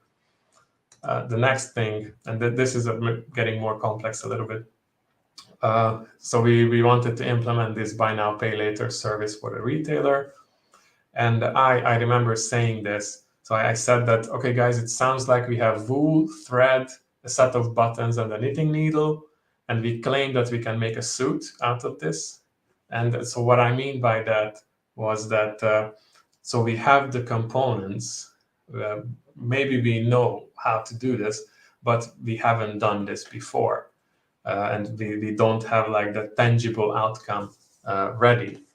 So probably our sort of end-to-end experience or claimed end-to-end experience might not be articulated enough. And analogies can even work as a presentation or in a presentation as a core message. So for example, I did this sort of Pagoda program presentation. It was for a manufacturing client. And the analogy was that they should behave just like as pagodas behave. So if you're familiar with Japanese architecture, you know that so these structures stand for hundreds of years. And you know, they survive earthquakes, they survive everything. And the secret lies in their structure. So if you want to, you know, learn about this, feel free to Google it. I really like, by the way, this analogy. And it sort of grasps the essence that there should be like a central pillar, just as the pagodas have, and then the company's departments would be aligned to this sort of central pillar, and then there is some like flexibility in this structure. So if we move forward, the next topic is this compare and contrast principle.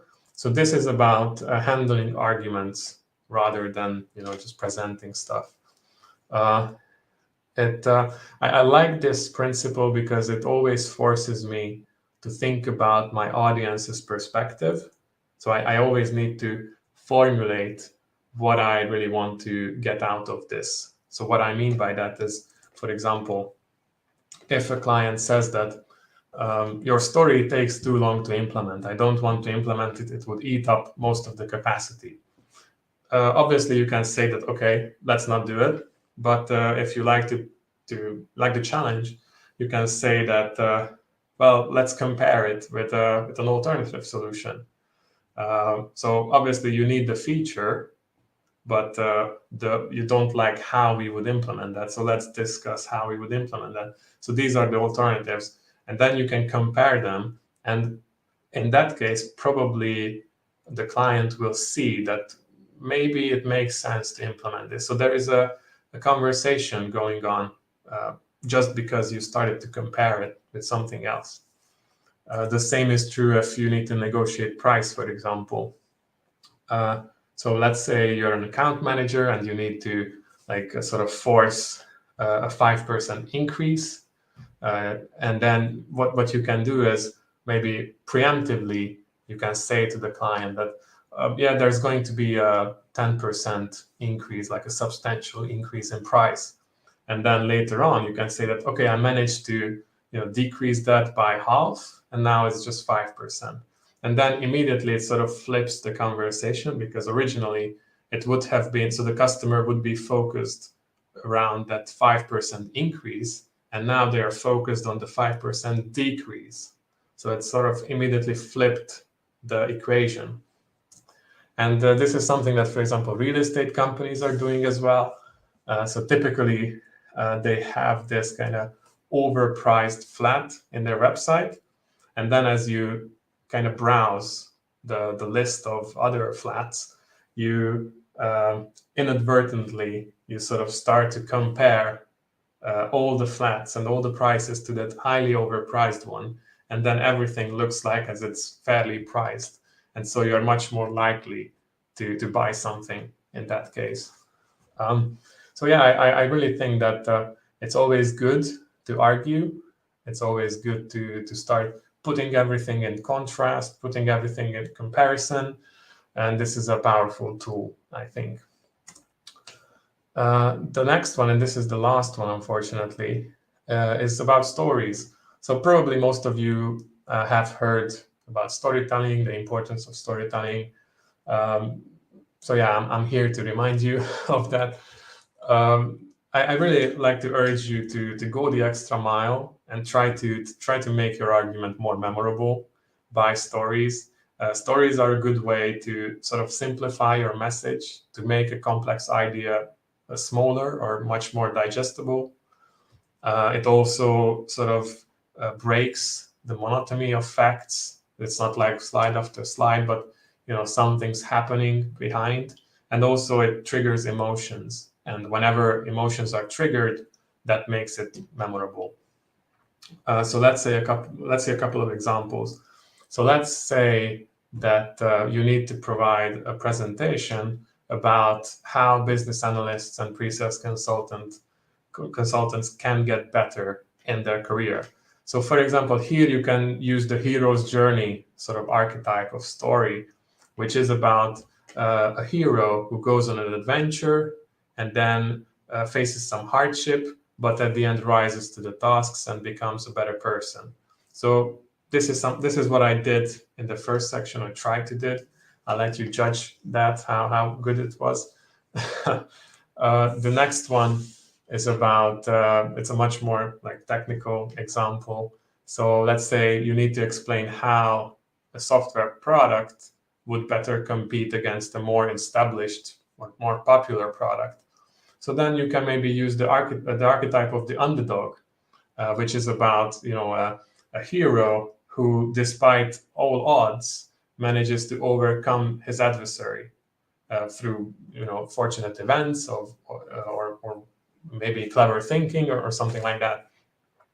Or let's say you are interviewing for a project and you want to explain how your previous experience can be useful at this client, although this client is a very different one from what you used to work with. So then you can maybe use this voyage and return type of story, which is about a hero who's thrust into a strange world, a strange place, but he manages to sort of get comfortable with that and then find his way back home. Maybe that's a nice way to do that. And there are many archetypes of stories, and if you like Kid's Tale, then you have some inspiration as well. So yeah, unfortunately we are at the end of the presentation. Just to wrap up the talk. So originally I said that I set out with this goal to prove that this must be learnable. And so nowadays I like to think that this is learnable, and you just need to practice it, and it becomes like perfect, and you will become much more comfortable around the topic of complexity. So thank you very much.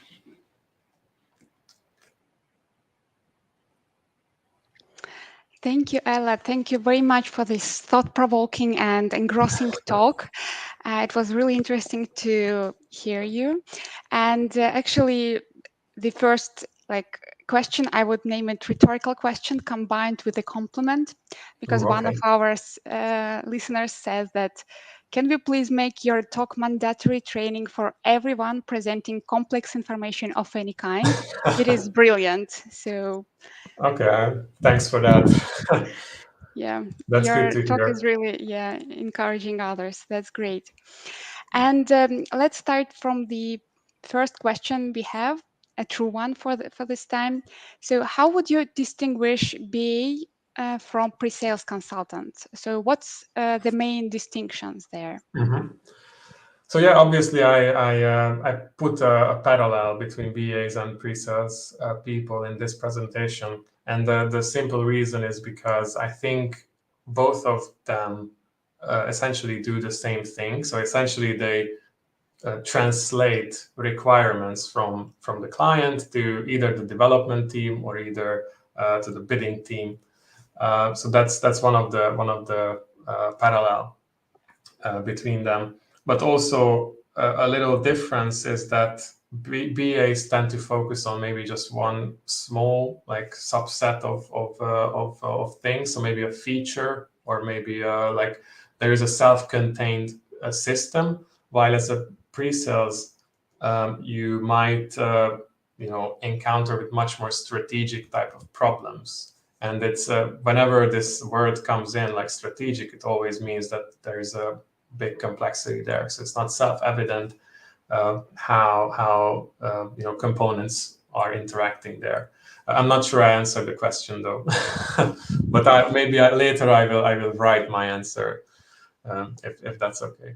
Yeah, sure. Please feel free to add additional information if you want to after the presentation. Let's move on. And the next thing here is not a question actually, but rather maybe a statement that can provoke some discussion, and it will be great to hear your comments on this. So our audience says that your definition of complexity seems opposite to the Cynefin framework. And there is a link where the differences is described. And additional comment there is that what you describe sounds more like complicated rather than complex. So I would phrase maybe the question out of this comment is, how do you define complex and complicated, and what is the difference for you, maybe? Yeah, very good question. And honestly, maybe I sometimes interchange these definitions, but to me, complicated is a sort of a difficulty setting. So the opposite of complicated is easy, while the opposite of complex is simple. And things can be complicated. Okay, let me just think about it. It's a very good question. So complex things can be complicated, but also can be easy to sort of understand. I'm not sure if I explained that nicely, but yeah, overall, I think that the difference is that complicated is always a difficulty setting, like complexity is about how many components there are. So it's basically like how I'm looking for a synonym for complex. The structure itself is very dispersed, and it builds up from very different types of components. So it's not necessarily complicated. It's just there are many parts of this. I hope that helped you with the definition. Okay. Thank you for your comment. And actually, there is a link that our listener posted to read about a little bit about this framework. Maybe you can also comment it afterward. Yeah. So maybe my definition is not the standard one in the industry, but I think to me it worked. Okay, great, thank you. Yeah. And I think we'll close with the final question here. So, have you applied described approach to systems that are more complex than your focus area? Yeah. So something apart from software systems and industries. And I applied. For example, I try to understand how stock market is working, and so the thing is that you can zoom out on the stock market, but at the edges of that you will see systems, and then you need to look at those as well. So it's like a very it's more complex than I was used to.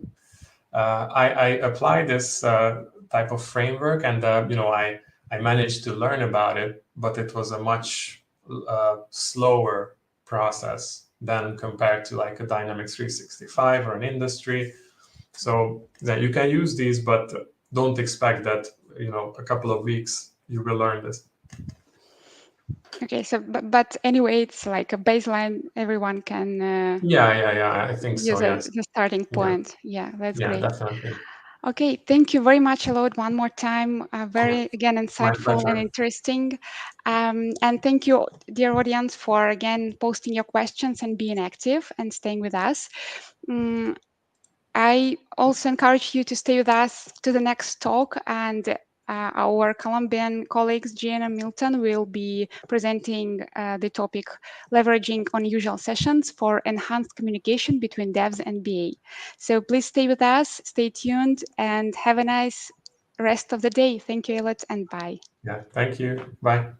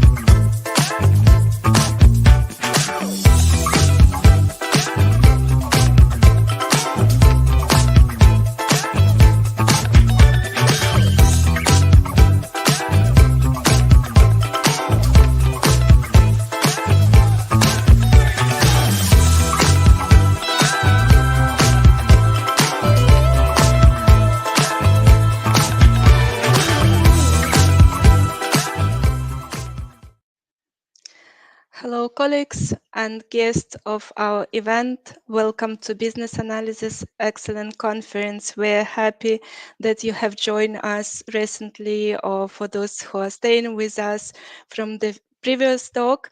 We are ready to announce our next presenters, our colleagues from Colombia. So good morning to you, Jean-Pierre and Milton.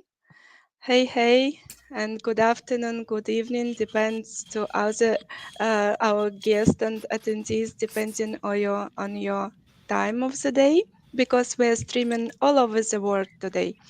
So I would like to mention that this session is being recorded, and we'll provide with the recording within the week after the conference. And please feel free to post all your questions to our presenters in the chat. So later, Jean-Pierre and Milton will answer to all your questions. The topic is going to be discussed today, leveraging on usual sessions for enhanced communication between developers and business analysts. So it sounds juicy. Milton and Jean-Pierre, hello, how are you doing today? Hello, everyone. How are you? Hi, Alexandra. Hi, everyone. Hi. So nice to have you with us here. I would like to present both of you just so our auditory get to know you better. Milton is an IT engineer with more of 12 years experience, and Jean-Pierre is in IT sector for more than 4 years. So both of you guys are very experienced. Please share your knowledge with us. Okay. All right. Thanks, Alexandra. Thank you, Alexandra, for that personal introduction. Thank you all for joining this talk. So I guess after this nice introduction, we can get down to business. So as Alexandra mentioned, this speech is about how to take advantage about the different usual sessions that we have in Agile.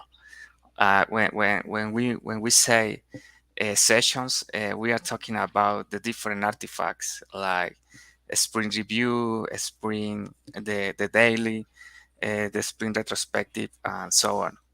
So we are going to talk how to take advantage about these different sessions to improve the communications between the business analysts and the developers. Most of these agile sessions were created with a face-to-face experience in mind. Even, for example, the daily was created for everyone to stand up during the session. But this has changed, especially after the COVID. You know, the virtual sessions now are more popular than before.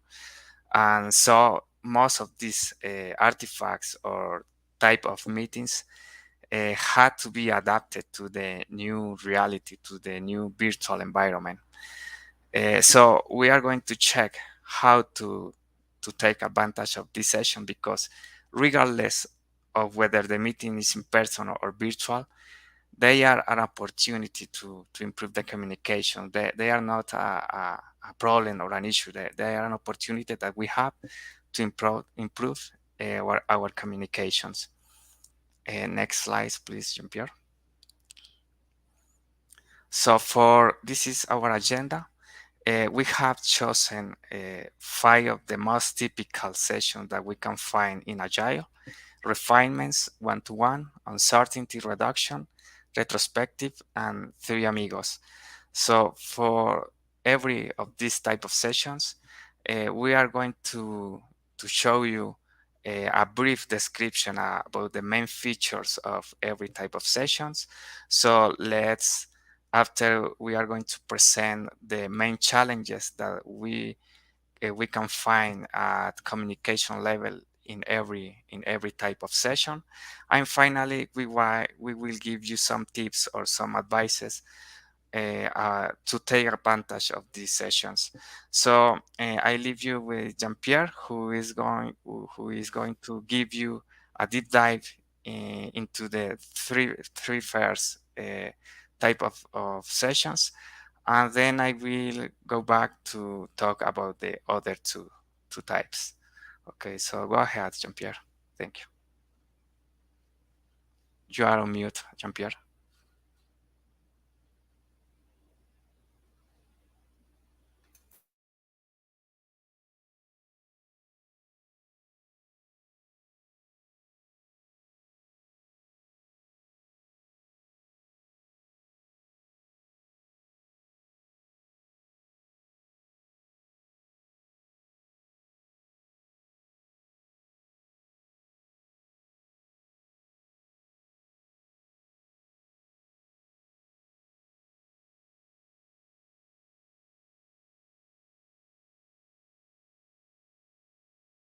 Oh, sorry, I was in mute.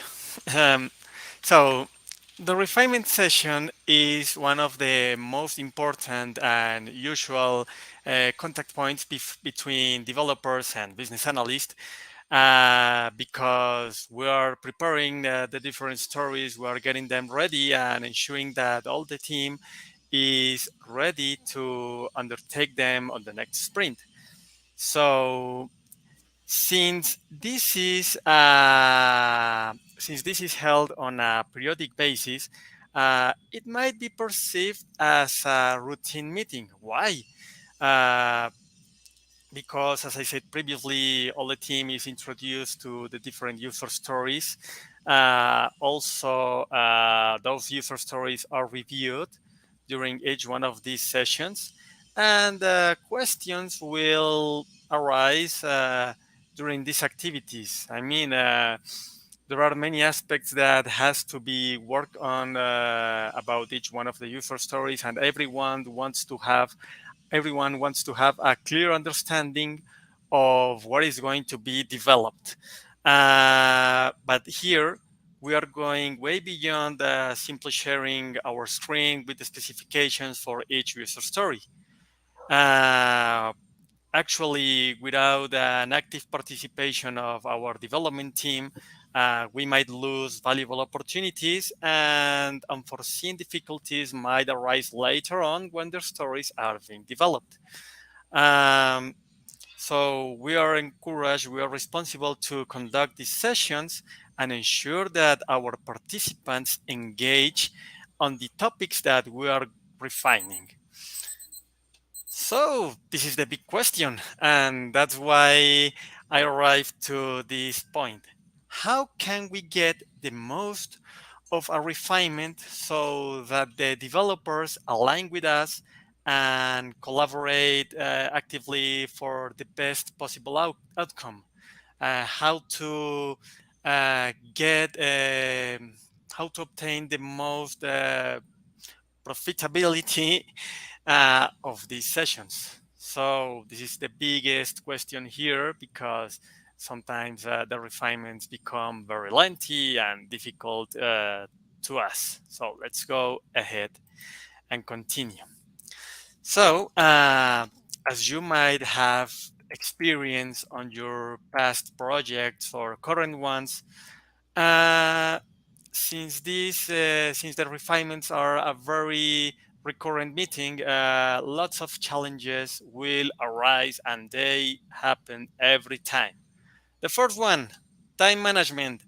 That's something which many of us are fighting against. In my case, it happens a lot because we want to explain our stories as good as possible. Unfortunately, since we are lots of people taking part on this session, time, well, on some moments, time is not enough. Our time frame might be a little bit limited. Also, there is another situation, and it's when the meeting extends more than an hour, our attendants will get distracted. So that means that as consequence, they will not be understanding, or they might not be able to gather all those critical pieces of information that they need to think or to raise the hand and tell us, hey, something's going wrong here. And when as the session extends more than usual, we might lose our focus. We might end up working or discussing about items that might not be the core of the user stories that we're refining. And this also affects the scope of this meeting. Actually, there is another three issues that are lack of participation among the members. It's understandable that from time to time, some of our members are a little bit more shy than another, and we are losing the opportunity of learning what they are thinking. So lack of participation is critical for us, and it might affect our project later on, as well as constantly changing requirements. Haven't you been in a position where a new user story is required to be pushed on the next sprint, but for some reason it didn't have the right priority to be refined on time? This also might present us some challenge, as well as complex user stories. We try to put the most value on our user stories. However, they might become a little bit more complex than expected, and this also might prevent us from explaining them properly. So, to try to cope with this situation, we have to undertake a little bit some basic steps. The first one is to understand the different functionalities that we are developing so that we are able to convey those to our team, to convey the expected result to our team once each user story is completed. So we want to tell them, hey, after this story is completed, we should have this or that functionality implemented, or we should be completing all of these epic, and so on. We should be able to ensure that our user stories are specified early enough so that the team has time to familiarize with them before the refinement. So in this case, the more we specify them in advance, the better. So since we had our user stories specified with enough time, we should share with our team beforehand. A good guide would be, okay, share user stories at least 2 or 3 days before the refinement, so the team has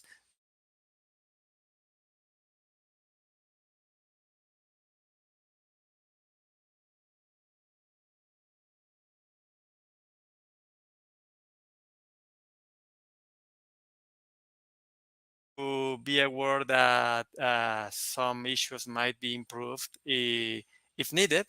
So this might help us to ensure that the refinement goes as smooth as possible.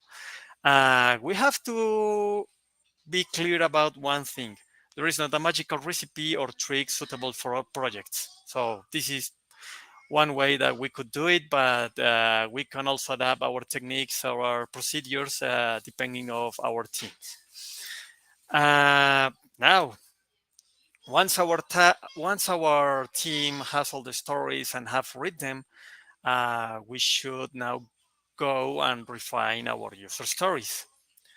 So in this case, we should be totally clear about the goal for our user stories. We should share thoroughly the flow that the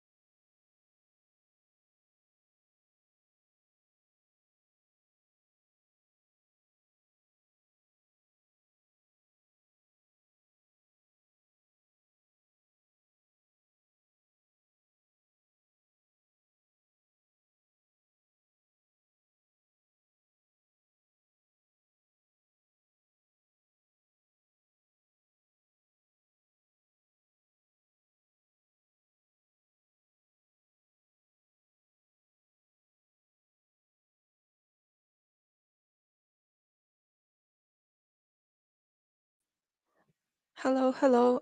Sorry, we are having communication troubles. Jean-Pierre, we lost you.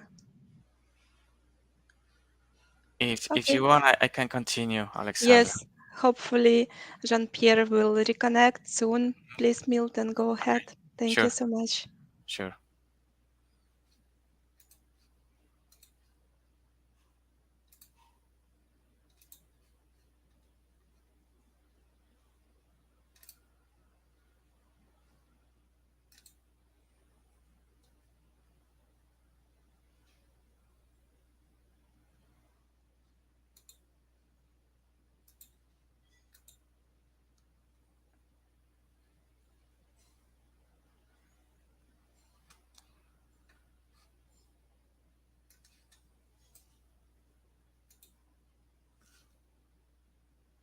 Can you see my screen?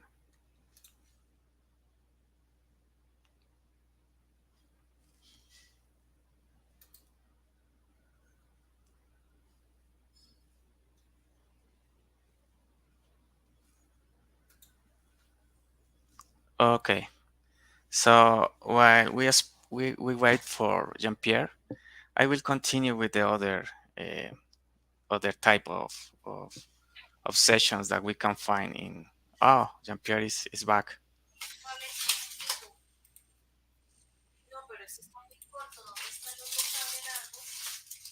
Jean-Pierre, can you hear? Can you hear? When did the session cut? Can you hear me? In the time to refine slide. Okay, we can go up again. I don't know why the connection failed, but since things happen from time to time, there's always we've always have the guide to the way to solution this situation, please. So we were here. How can we get the most of our refinements, right? Yeah. All right. So in this case, please let me know when did you let me? Did you lose me here? Or here? There. Okay. Sorry, that's something that was an unexpected failure, but we took steps to solution this. So let's go quick. So there's not a magic recipe or trick suitable for our projects. However, we should keep in mind that a deep understanding of what we are developing, it's crucial to tell our team in a clear way that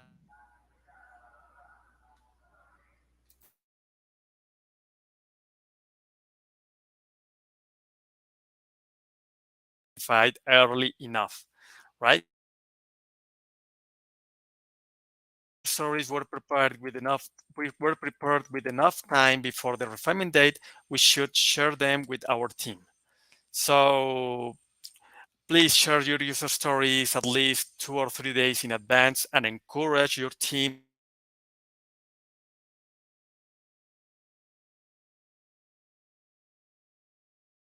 adjustments before the refinement takes place. Once the refinement has arrived, once the refinement time has arrived, we should be aware of assertive listening, right? So the first thing is to be clear over the goal for our user story. We should share the flow in a thorough manner, and the thorough flow that the flow that the user will take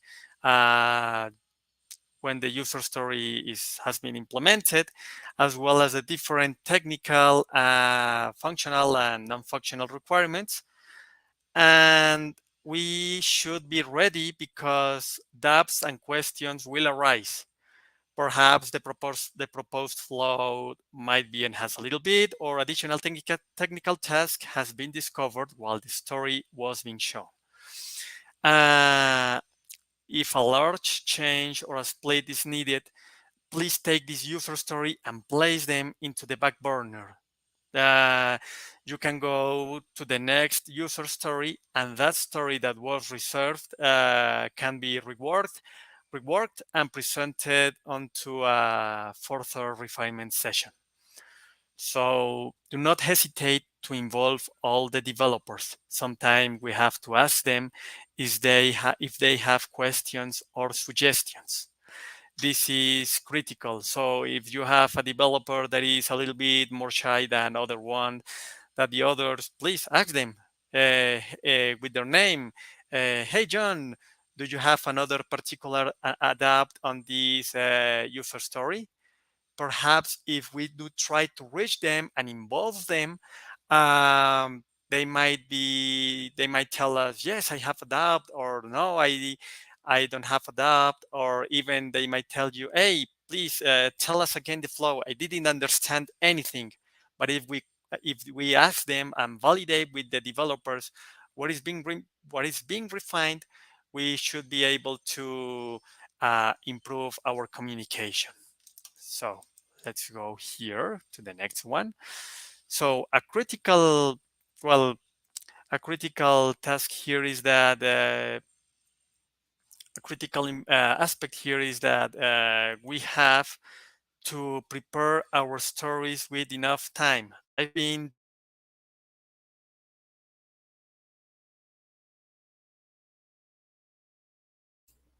You are on mute. For us to get acquainted with what we are trying to convey to the development team, as well as give the team the opportunity to get the context before the meeting takes place. We have to be precise when presenting each user story for our team. The more precise, the better. We should avoid wandering away from our topic. It's quite difficult, but we should be aware of it. And also, we should avoid at any cost including incomplete user stories. So please do not include incomplete user stories here, because that will introduce uncertainty into our sprint. That it's critical to assertively listen to our team remarks on the user stories.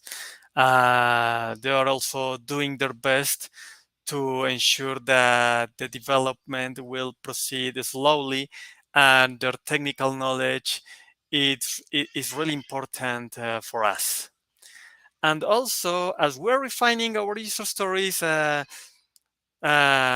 we can do some small changes while we are sharing our Jira and sharing our user stories. Perhaps the developers got a catch like, hey, please, this field is not the correct one. Can we correct it to this value? Yes, we can do that in a quick way. So small changes might be incorporated in their run, as long as the development team agrees that that these changes will improve our user stories.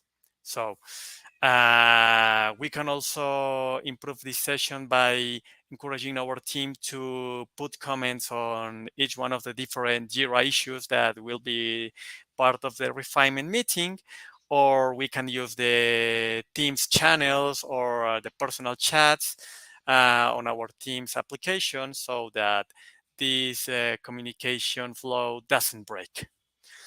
All right, let's go. So now we have the one-to-ones. One-to-one is a quite useful technique.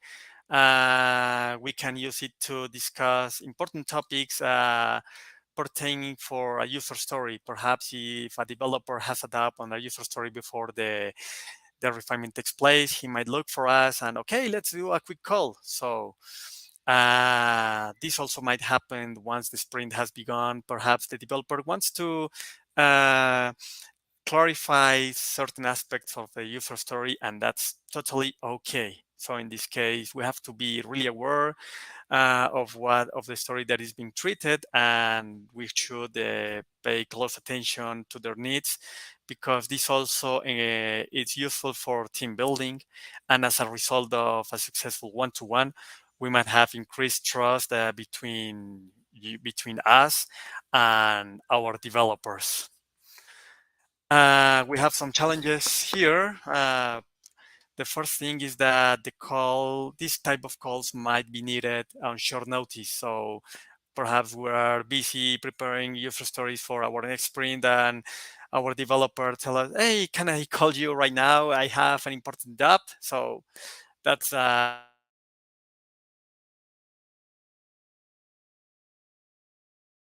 basis. As the topic becomes more complex, a third member might be required. So this wouldn't be one-to-one, but will become onto a three amigos or so. We should be eager to take notes on the most important topics in case that we don't have the answer and we have to look for someone else to help us. And since these calls might interfere with with other meetings, we have to be very careful with our time management. Also, if the time management aspect is not so critical, we might be also able to do some small talk just to know better who our developer is. And finally, this is not a standard practice, but when some projects become more complex than others, becomes really, really complex, it is not enough with having our user stories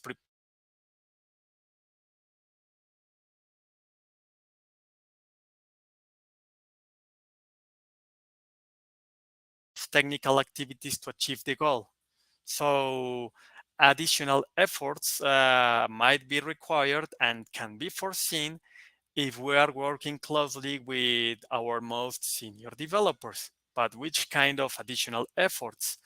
So if we are in a project that requires integration or data ETL or so, anything that's quite complex and requires lots of implementations and architecture efforts, we should look for our developers and encourage them to research on those previous activities that might benefit the flow, the development of the different user stories, like setting up an environment or so. Why that is an useful practice? Because we will reduce the opportunity, we will reduce the chance that unexpected failures happens, and thus we will be able to be more accurate with the way the user stories are being developed. We will have more accurate estimations, and also this will be an excellent effort to the most senior. This effort will benefit the most senior developers, especially for those developers that are aiming to become architects, for instance, because these activities are more suitable for architects, but perhaps the architect is not. It's needing some help, and our team might provide valuable support to them. So this is the third meeting. This is not a common one, but it might arise, it might happen if the project is especially complex. So now let's go with Milton. Okay, thank you, Jean-Pierre, for your speech. So now I will take you through the last two types of sessions that we have selected, the Sprint Retrospective session and the Three Amigos. So let's start with the Sprint Retrospective session. This session is an opportunity for the Agile development team to reflect on past work, to identify different ways to improve the work team. So sometimes this session is seen as a lesson learned meeting where the entire team reflect together to see what went well, what could be improved. So this is basically what is a retrospective session. The most important is that we need to answer 3 questions. The first one is what went well. The second one is what could be improved. And the last one is the action points that we will plan to achieve these improvements. So now that we remember what is a retrospective session, let's see the different challenges that we can face at communication level. So the first one that we find is not all team members speak and participate in the meeting. It's common that some members don't have the chance or don't want to participate in the during the meeting. This happens for different reasons. It could be the personality. Some people is shyer than others. Others are more outgoing. Or also it could be how the team is handled the time frames. So sometimes some member wants to participate, but he doesn't have the chance to participate. So this is the first challenge that we face. First, I will mention all the challenges, and after I will recommend different tips to overcome these challenges. So the second one is repetitive meetings with the same findings. If a member attend a session and in every session people talk about the same topic every session, so this could cause that the members lose interest in the session, because it could mean that we are not making progress in every session if we talk every session about the same topic. So this is the second challenge. The next one is people avoid controversial but important topics. There are some uncomfortable topics to talk, especially those that are regarding to the behavior of some member towards the rest. So it's not comfortable to talk about how someone behaves. And the easiest way to avoid this discussion is just ignore. But this is not the best choice, because maybe if you ignore these complicated topics, you can avoid a discussion at the moment. But in the long term, it could affect the work of the team. Point out team members and blame them for mistakes. Due to the nature of the retrospective session, it's common to talk about mistakes.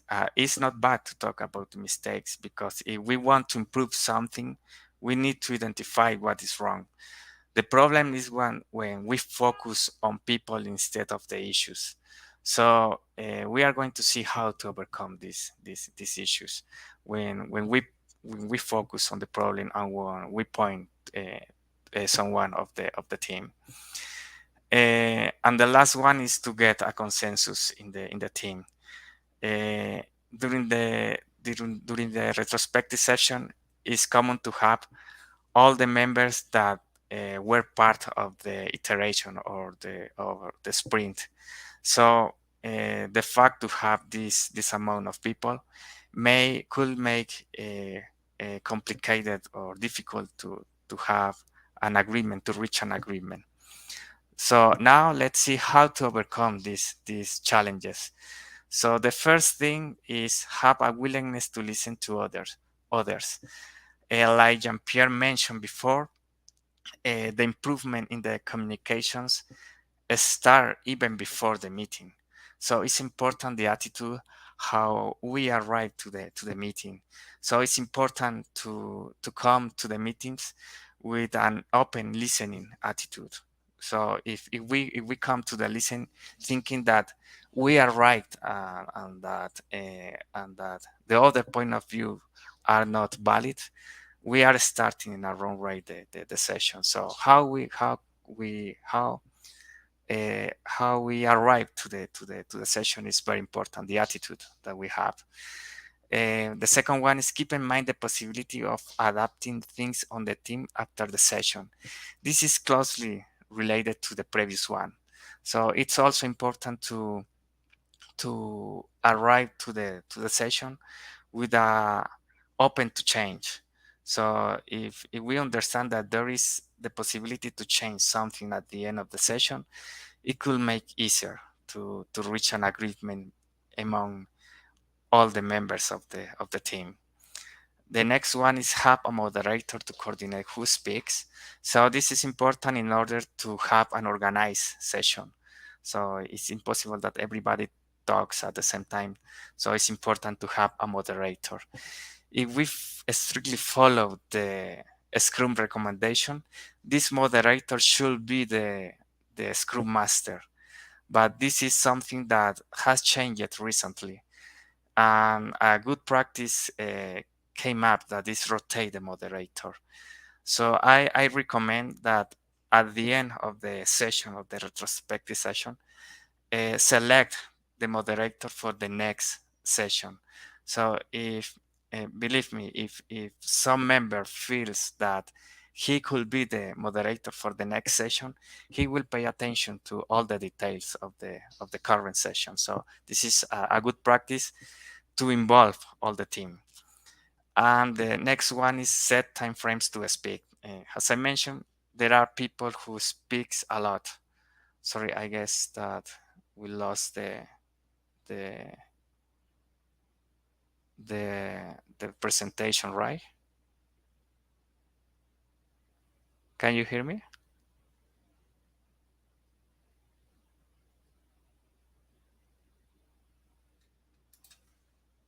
So let me share my screen.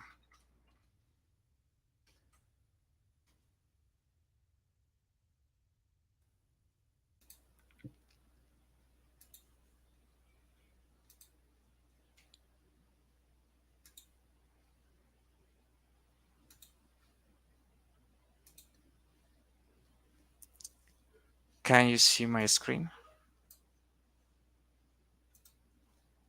Okay, I think, okay, you can hear me. Okay, thank you. So let me put presentation mode.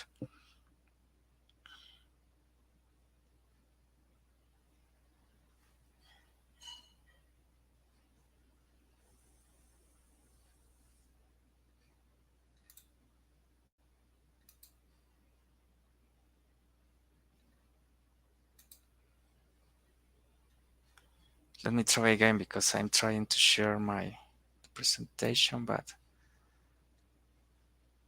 I just got.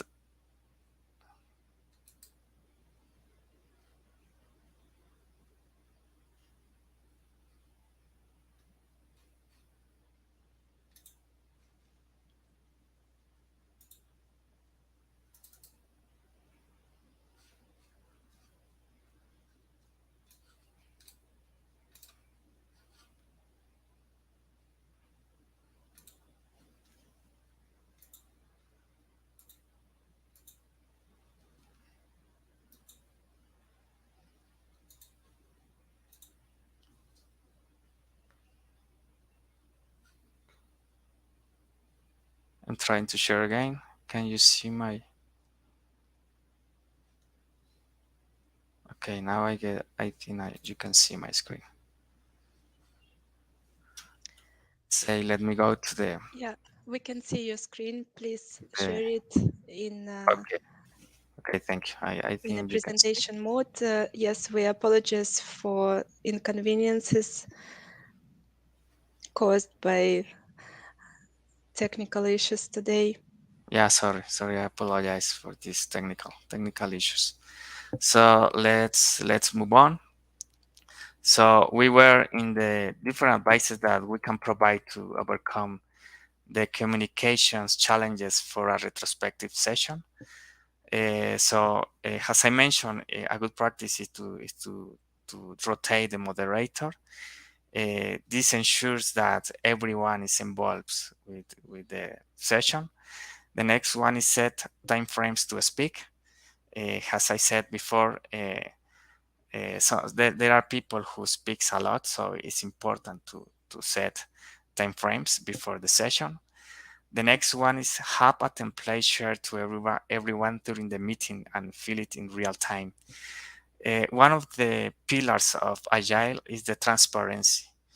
And so it's important to ensure the transparency during the meeting. And we can get this through a template, but not only to share a template. It's important to fill it in real time, so all the members have the chance to participate in the session. There are different models or drafts of templates for this type of sessions. Here on the right, I put the most typical, that is a space for what went well, what went poorly, that is basically what was wrong or what didn't work well. Based on what went well and what went wrong, some new ideas could came up to the team, and what action will we take. So these are basically the action points that we will take to achieve our goals. The next advice that we have is don't point fingers at members, use team language. As I mentioned before, due to the nature of the session, it's common to talk about mistakes, and this is not bad. If we need to talk about mistakes, we can do it. The problem is when we focus on the person instead of the issue. So it's important to use a team language. When I say team language, I mean, for example, don't say in this sprint we are fixing the mistake made by Milton, for example, or Milton, you ran into an issue. This language doesn't help to have a good communications. Instead of this, try to say we are facing several challenges in this sprint, but we are trying to overcome. Or we run into an issue, but we are able to face this issue. So always talk as a team, and not only for the negative aspects, also for the positive aspects. For example, try to say, we achieved the goal of the sprint thanks to our work, or the customer recognize our work. So try to use team language. Try to talk, to speak as a team, not as an individual. All opinions are important regardless of role or seniority. It's important that all the members feel that their opinions are valuable for the work. So please don't try to classify the opinions according to the seniority. This is not good. So think like a team, and all opinions matter. So this is important. The next one is encourage the team to use respectful and polite language. And this is very important to talk about uncomfortable topics. As I mentioned before, the topics that are related to the behavior of people are complicated to talk. And sometimes some people try to ignore, but this is not good. Why is important to talk straight about a complicated topic? Let's imagine that you have a developer in your team, and this developer always never deliver on time his task. And when you complain and when you ask him for an explanation, he didn't reply in a good way. So this is not good for the team, and this is not good for the project. But it could be that this developer is overloaded because he has been assigned to different projects, and his bad mood, it could be like a way to externalize his stress. So if you had ignored this issue, probably you wouldn't have known the root of the problem. So always try to talk about any topic, regardless if it's an uncomfortable topic, but always try to use a respectful and polite language. Some communications improve just by using a please or a cool or may I have or thank you. Just a thank you could help to improve a communication between two members. So try to use a respectful and polite language. And finally, the last advice that we have is send the minutes of meeting after the session. And it's not only important to send the minutes of meeting, it's important to get the habit to review, that everybody reviews the minutes. And this could help to have a guide for the next session, and it's like a benchmark for this for the next session. So these are the main advices that we have for the retrospective session. And now we move to the last type of session, Three Amigos.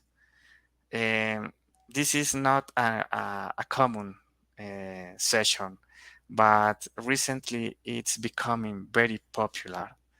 For those who don't speak Spanish, the word amigos means friends. But if you look into the literature, you can realize that the word amigos remains in any language. I don't know the reason, to be honest. I was looking for, but I didn't find the accurate reason to maintain the word amigos. But I think it's because it's a nice word, or a word nice, easy to remember. For those who don't know what is Three Amigos is commonly known as a meeting between the business analyst, the developer, and the tester. But actually, it's a meeting between the three different perspectives. I mean, from the business part, it doesn't have to be the business analyst. It could be the product owner, for example. The most important thing to keep in mind is that every perspective has a purpose in the meeting. So the business the business analyst, or the person who represents the business side, is in charge of responding what problem we are trying to solve, and the developer is responsible for answering how we can build this solution, and the tester is like the feasibility element, because it's the person who is in charge to say what happens if we perform this solution how the developer suggests. If you see in all the other session, we always have the business and the business analyst and the developer. But now in this methodology, we have the tester. This is the third element. At the beginning, the Three Amigos were used when at the beginning of a project. So just when we are defining the feasibility of the project, and when we are defining the user stories, when we are understanding what the customer wants. So the tester was very important, because sometimes the business part and the developer can create a solution that they believe that it will work, but in the final part of the iteration, when we are testing, we realize that maybe was not the best choice. So to include the tester from the beginning could help us to identify these type of issues. But as I said at first, it was used at this methodology at the beginning of the project, or before the implementation of the design. But recently, it has been used during all the life cycle. So if you want to perform to hold these meetings during the all life cycle, it's okay to perform. There is not a format for the Three Amigos session. The recommendation is to have just short sessions, 30 minutes, maybe 1 hour, but not so long sessions. But this is the main features that we have in Three Amigos. We have a third element, we have three different perspectives from different areas of the project. And now we are going to see which communication challenges we can find. So the first one is keeping the number of attendees reduced to 3. It could be difficult. This is one of the advantages, but at the same time, it could be a challenge because it could be that there is a stakeholder that is important to make a decision.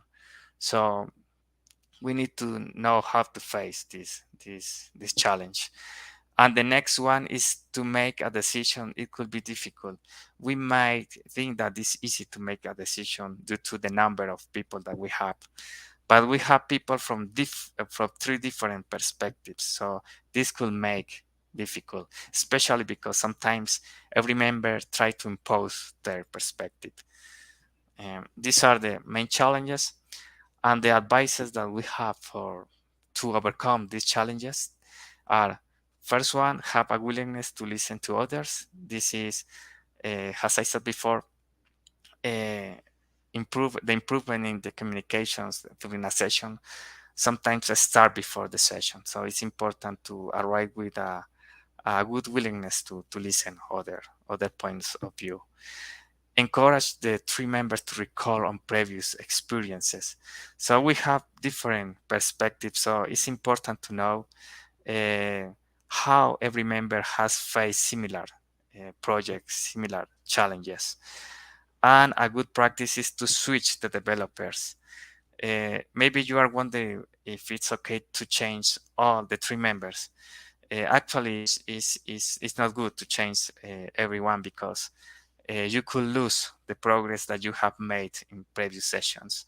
So, for example, and it's also important to keep the person from business, because it's the person who is in charge to ensure that everybody is aligned about what the customer wants. But if rotate the developer, it could be good, because we could have different possibilities to build different solutions. So these are the main advice that we have for 3 amigos. Now, just to close the conclusions. So the first conclusion is listen to your team. As I mentioned, this is probably the starting point to achieve a good meeting. All the opinions are important, regardless the seniority and the role. All the opinions are important. Try to think like a team, not like a set of people, a group of people. Try to think like a block, like a team. Every question is valid, so please don't feel that someone is asking stupid questions. Not all opinions matter. We can see that there are some tips or some advices that apply for all the type of sessions. There are others that apply for a specific session due to the nature of every artifact. And finally, proper communication practices leads to successful meetings. So that's it that we have for today. I hope you have liked it and you have enjoyed. Please, if you have some questions, this is the moment to ask. Feel free to ask them. Yes, we are out of time, and we have maybe 1 or 2 minutes more. And I would like to apologize for inconveniences caused by technical disruptions today. And thank you, Milton and Jean-Pierre, for your presentation. I would like to announce the next presentation. It will be Anastasia Gorbatenko, and her topic, Best Practices, How to Conduct Discovery Phase for Machine Learning Project. Thank you so much for joining us today. Thank you, Milton. Thank you, Jean-Pierre, again. Have a nice rest of the day and enjoy the conference. Thank you so much for participating. Thank you. Thank you.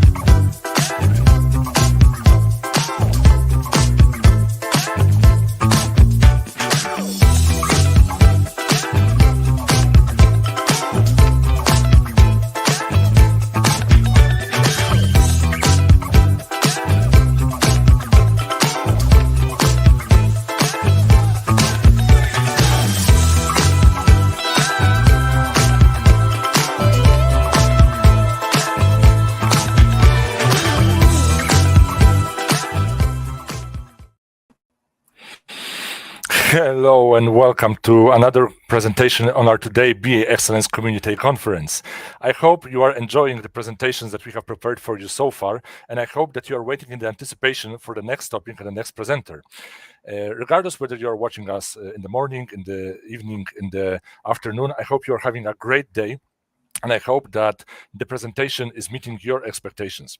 Our next presenter, who will have the opportunity to share the topic about best practices on how to conduct the discovery phase for machine learning project, is Anastasia.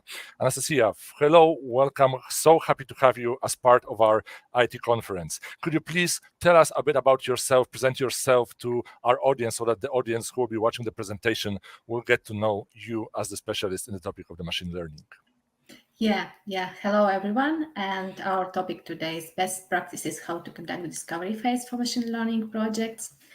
We will go through specific of machine learning project, discovery phase, best practices, and conclusions that we will do in the end. And about myself, I'm experienced business analyst with over 8 years of experience. Also, I have master's degree in computer science. And second, my master's degree in law, and also I'm doing a PhD in computer science, already 30 years, and especially my topic is machine learning, so have a lot of experience with machine learning as developer previously, because I started my career as developer, after growth with startups and with our team, and already was manage and lead our team. And after that, I decided to take role of business analyst, because I'm like a bridge between our awesome team and stakeholders, clients. So probably we can go to the next slides. Why machine learning is the future? And here you can see the answers from ChatGPT. So it's already machine learning can answer to this question. And here we can see that ability to analyze massive amount of data, increase it automation, improve accuracy and efficiency, wide range of application. Overall, the ability of machine learning to analyze large amount of data, automate tasks, improve accuracy and efficiency, and have a wide range of application might make it promising technology for the future. And it's really true.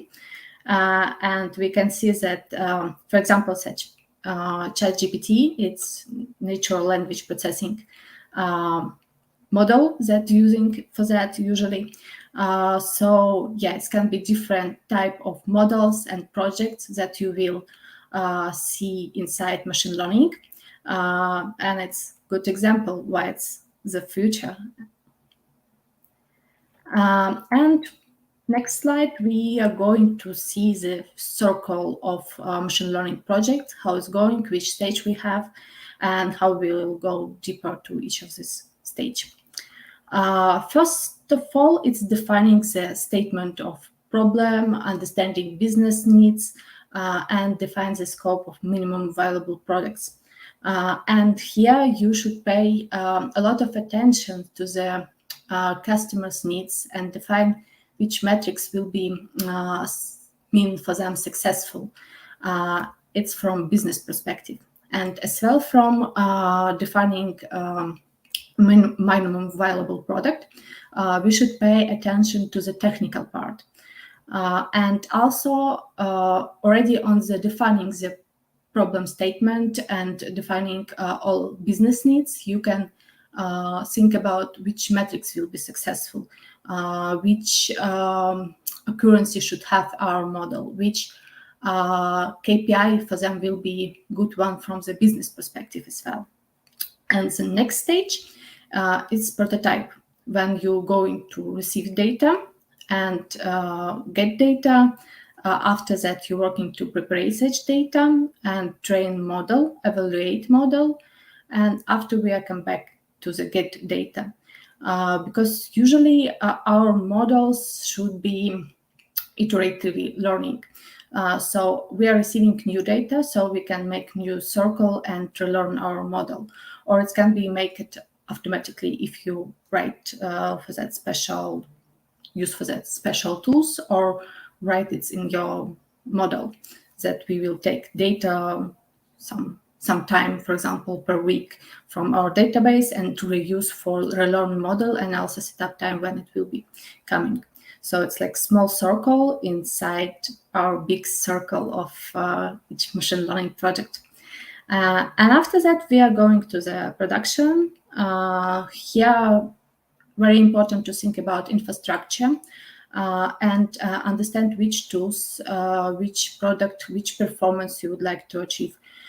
Because when we, it's a lot of solutions presented by Amazon, Google Cloud, Azure that can help you with services that will help you to deploy your machine learning model. Also, here important to calculate cost, measure which performance do you would like to have, how it will be going, and also already on the discovery phase, it makes sense to think about such part. And after we go to measure quality of our prediction, measure how good our model works from both perspectives, from the technical one and from business needs as well. And here we can go directly to the discovery phase. Why it's important? It's here we collaborate with our stakeholders. We collecting all data about the project. We have collaboration in team, and we setting our team. On such stage we should understand who we will need in the team, and also work on onboarding such person and start collaboration, research. And especially for machine learning projects, it's very important phase because here we need to already start with research, already think which data we will have, how we would like to collect such data. Sometimes it can be different sources, and we will need to normalize such data to the similar types, or to normalize or to use different techniques to collect or make our data set more bigger. So also we should think which efforts will be, also think about technologies that we would like to have, and of course collaboration with our stakeholders and clients, and thinks about their needs. And it's also why it's important, because it's the base and foundation of all of the project. And benefits of discovery phase. It's reduce the risk because when we already understand, for example, we can be not be sure for machine learning which model we will take, but we already can set up the list of models that we would like to try for this one, and make some first experiments, use test data and start experiments with that. And we will understand which of such model will be better for us. Probably it can require a few circles, but it will be definitely very useful for your future work. So it's reduce the risk that you will go the wrong way after, and also it's establish a roadmap so you can understand the phase and how your project will go, and build trust, regular communication, and in-depth discussion, establish trust in the team and in your collaboration with clients, stakeholders. And here you can see the best practices for conducting the discovery phase for machine learning project. First of all, it's defining the problem. And in the nearest slides, we will go deeper for each of that and with real examples. Define the problems, it's identify the problem you're trying to solve and desired outcomes, gather data, and we should understand sources, where we would like to take such data, how it will be stored, if it will be video, images, or it will be some CSV file, or it will be different database, or we would like to collect it or combine some way. So here we should think about our data and how we will collect it, how we will process with it, and analyze our data to identify patterns and trends in this data. Also, we should understand which parameters will be important for us. After that, we can, in the latest phases, we can add some parameters, but the basis, how we will, which inputs will be to our models, we should understand from the discovery phase.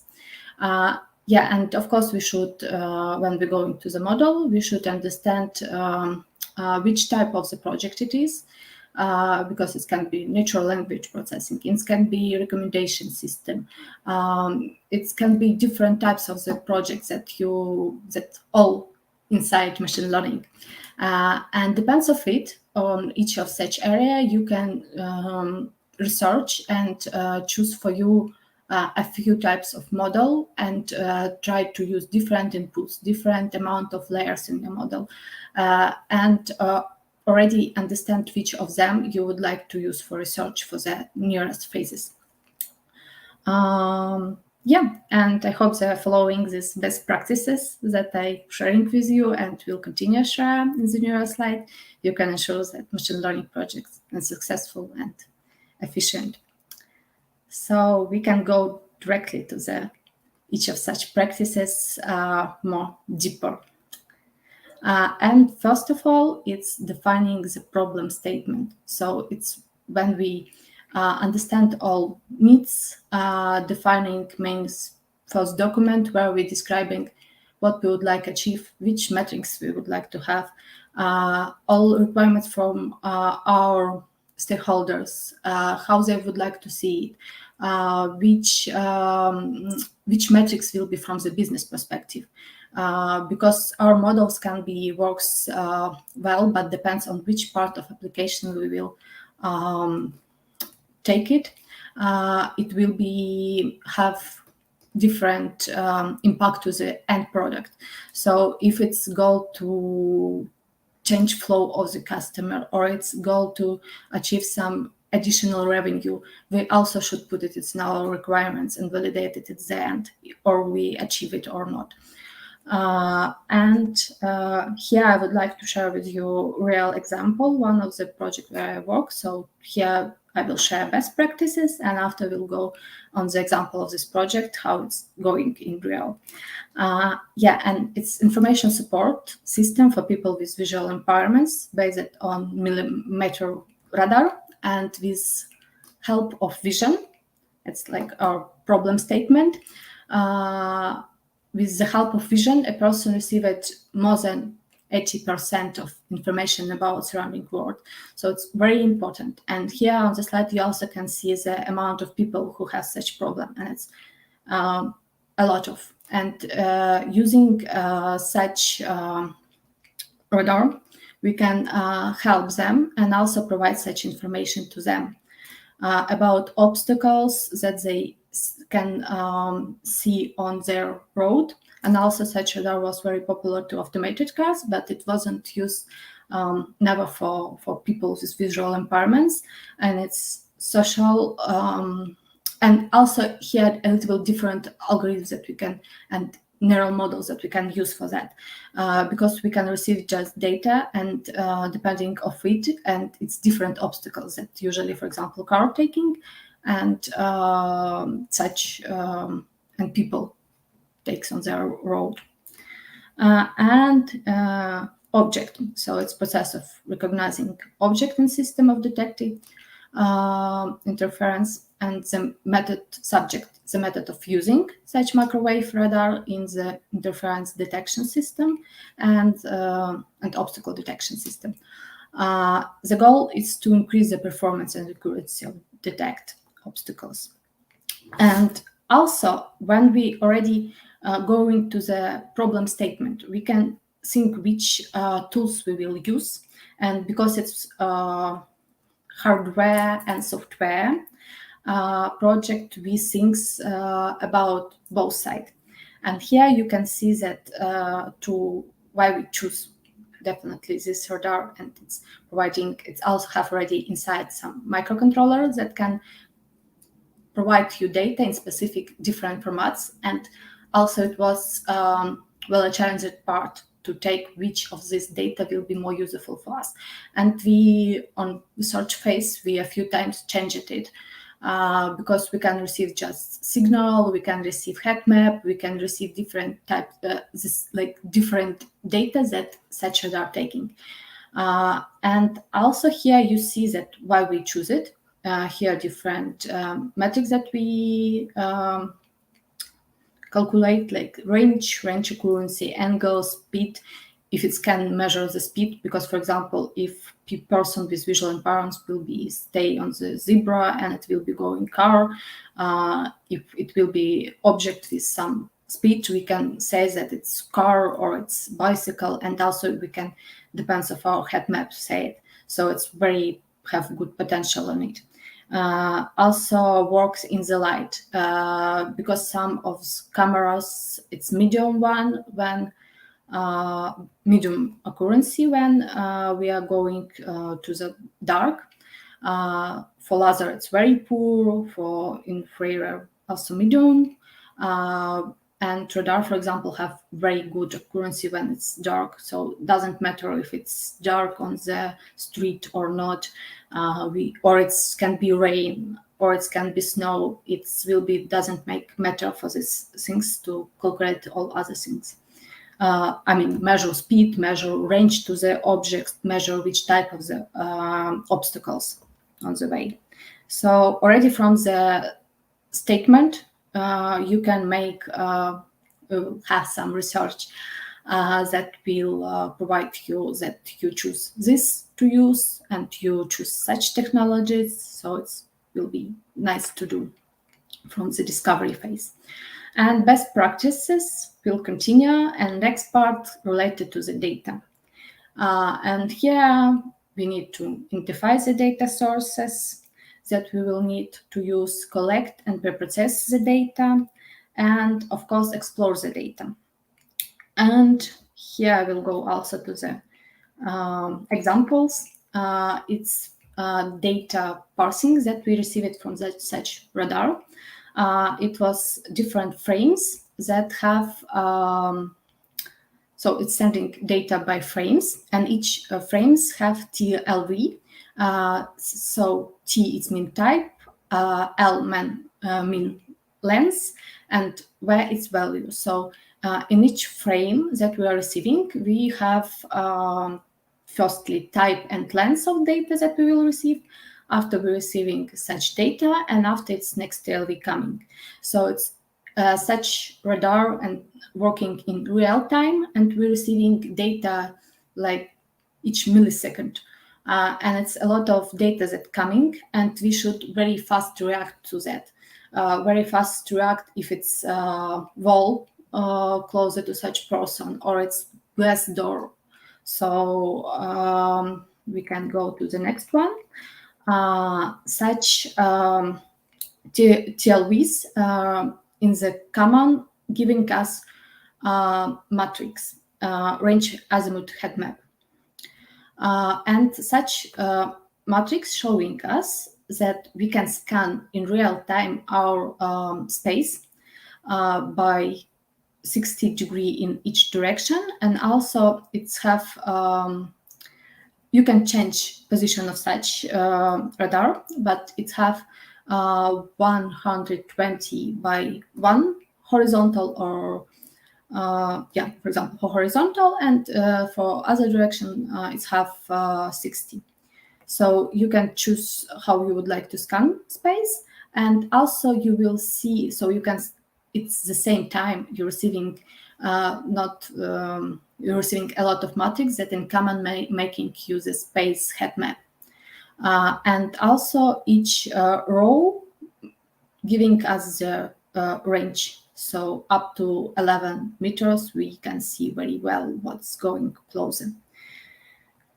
And here we can go, it's also the vision of such matrix, but it's more useful like for persons that we can for each direction to see like minus 60 degree, and to the other part also 60 degree. And here we can see the range to the object, how far away it's from the person. So can talk a little bit more about such data collecting. Also, we was decided which obstacles we would like to choose for first launch, and for that it was necessary to create data set fully by our own, because the similar data set wasn't presented anywhere. So it was created special script that giving us such matrix very faster and making a lot of experiments to receive it. And also it was scripts that we are taking our radar, going to the different, for example, stairs up and stairs down, scanning the space and receiving data from different obstacles in different spaces. We have done such experiment, and in the end we're receiving a lot of data, and also we was receiving it very fast. So we did make it that we're receiving each millisecond different or few milliseconds. Yeah, it was very, very fast. Then we also can set up it on our script how many we would like to have. And for example, from one, it was very good for in such direction, because for example, when we're collecting data for the stairs up, from the just one stairs, just a little bit changing and direction and how we see such stairs from the radar, it was a possibility to receive more data. So it was already the similar stairs, but from different perspective. And of course, it cannot be just one stair that you will use, because in another case, your model will be very great to understand this stairs or very similar one, but different one will be already worse, because someone can be like circle or spiral doing. For example, if we're talking about stairs, so we should use different types, and then more different and biggest difference they have between them, it's then better data set you will have. And here we can go to the algorithms, select machine learning algorithms, split the data for that. We're always having training data set, validation, and test data set. So training data set is used to train the machine learning model. The validation data set is used to tune the hyperparameters on the model. And the test data set is used to evaluate the performance of the model. So yeah, most part of the data going to the training data set, and the rest we are splitting between validation and test data set. And it's very important to think how you will split it, because, for example, if you have different classes like stairs, wall, glass that you would like to detect, each of such classes should be presented on all data sets.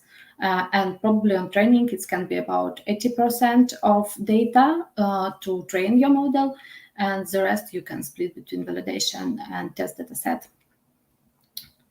Yeah, and in the end, you can build a baseline model, or of course, from the start, you can have not all necessary data, or it can be in the progress with collecting, but will be awesome if you can set up collecting the data from the discovery phase, because when you will go to the already set up in model experiments, you will have all such data and you will be able to use it. You will be not need to wait to understand real quality of prediction for your model.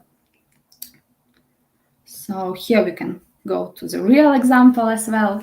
So for our obstacles detections, we was use convolutional neural network. It's also very popular to use when some images you classifying. Why? Because why we use it for our case as well. We're receiving such head map, but we're receiving its different type data. We was need to normalize it, and after that we was have head map, and in such head map it's very in real similar to the image, but in binary type. Because here we can also scan space, and we understand where some obstacles in our way. And also depends of, because such radar working that it's sending signal and receiving such signal back. So it depends of how big such signal.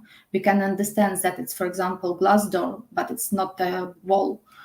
So we can say that it's glass on your way. It's not like wall, or we can. And also, it's very important with glass because people who have some problem with vision, or sometimes just usual one when we go into some city mall and it's fully glass door closer to us, we don't see that it's some obstacles on our way. And such things always will tell you that it's on our way. And yeah, we also use such type of neural network because depends of yeah, we also try to use, as I mentioned, different types of data that we can receive from such radar. It was signals vision. It was by just not had maps fully, but some anomalies that we have, and we try to use different type. We have a lot of experiments with that.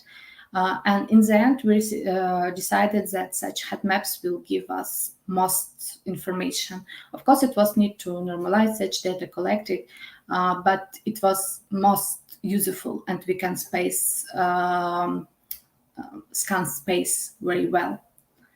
So technologies that was used, also, as I mentioned, we should think about it from the discovery phase, and for us it was Python, Raspberry Pi, from its microcontroller that was additional microcontroller, because such radar have one already inside that can send you data, but for process it and have our script and use Python, it was very useful to have Raspberry from hardware side.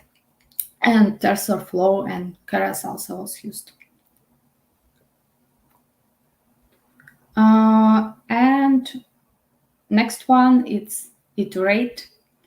Iterate on model, validate our quality of the model, and probably we can make a few circles to receive achievement goal, because you can see that some additional parameters can have impact, or you would like to add new data to your training model, then you will need to relearn your model and come back to that. And also, of course, all such experiments, all such work should be documented.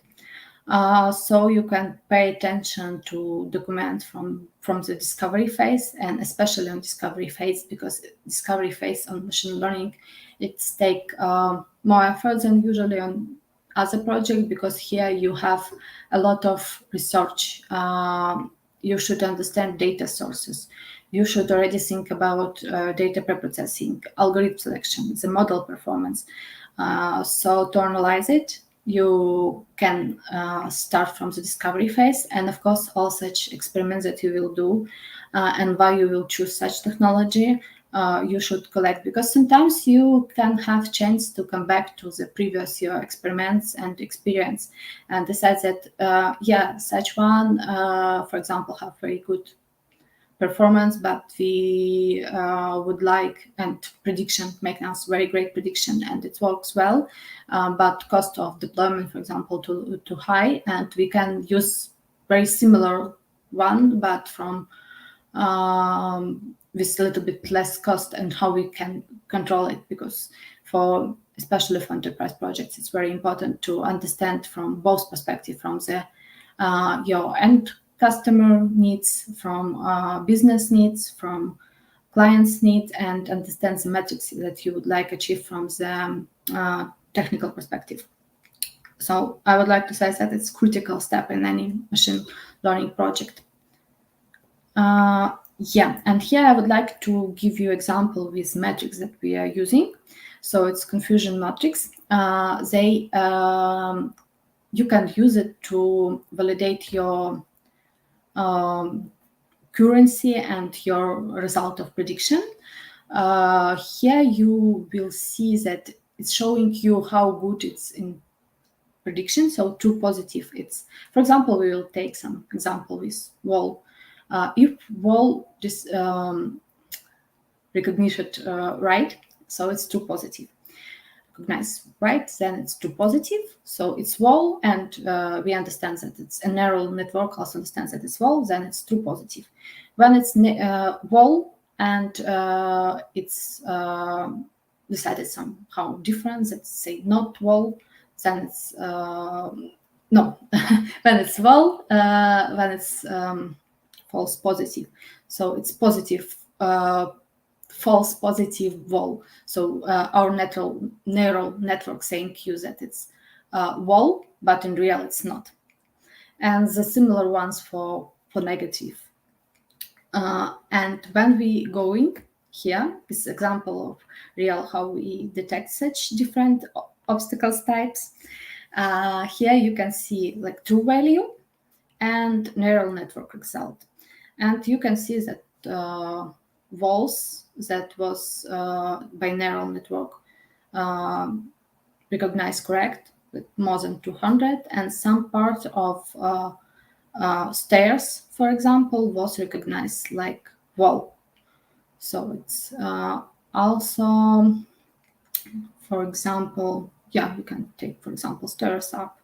For true value, it's stairs up, and for neural networks, more than 140. So here we can see the result.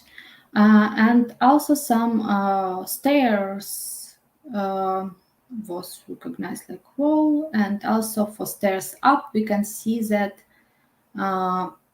yeah, some stairs up was recognized like wall. You can see that such classes can be closer, or depends of the how we have the vision of it. So depends of the data that was received in the such moment. So sometimes it can be say you that it's walls. And also stairs up, just few was desired like border. So here, yeah, and what, for example, with glass, it works very well. You can see that just one was for one glass, it was said that it's wall. All other was recognized correct. And also such matrix, it makes sense to make for both validation and test your data set. So of course we also do it for both. Here I just show you to present how it can be works and how to understand what's written on such matrix. And yeah, also depends of you can use it and generate it by TensorFlow. It's also I was use the Python, and it's automatically generated after each relearning. And we can set up such range where you can see depends of the color how good it works. Okay, and we can go to the next. And it's here you can see the model accuracy for both training and validation data set, and how our accuracy growing for each epoch that we have. Also, when we starting learning, we have amount of epoch, and after some value, it's usually not helping you so much. So to grow with our accuracy.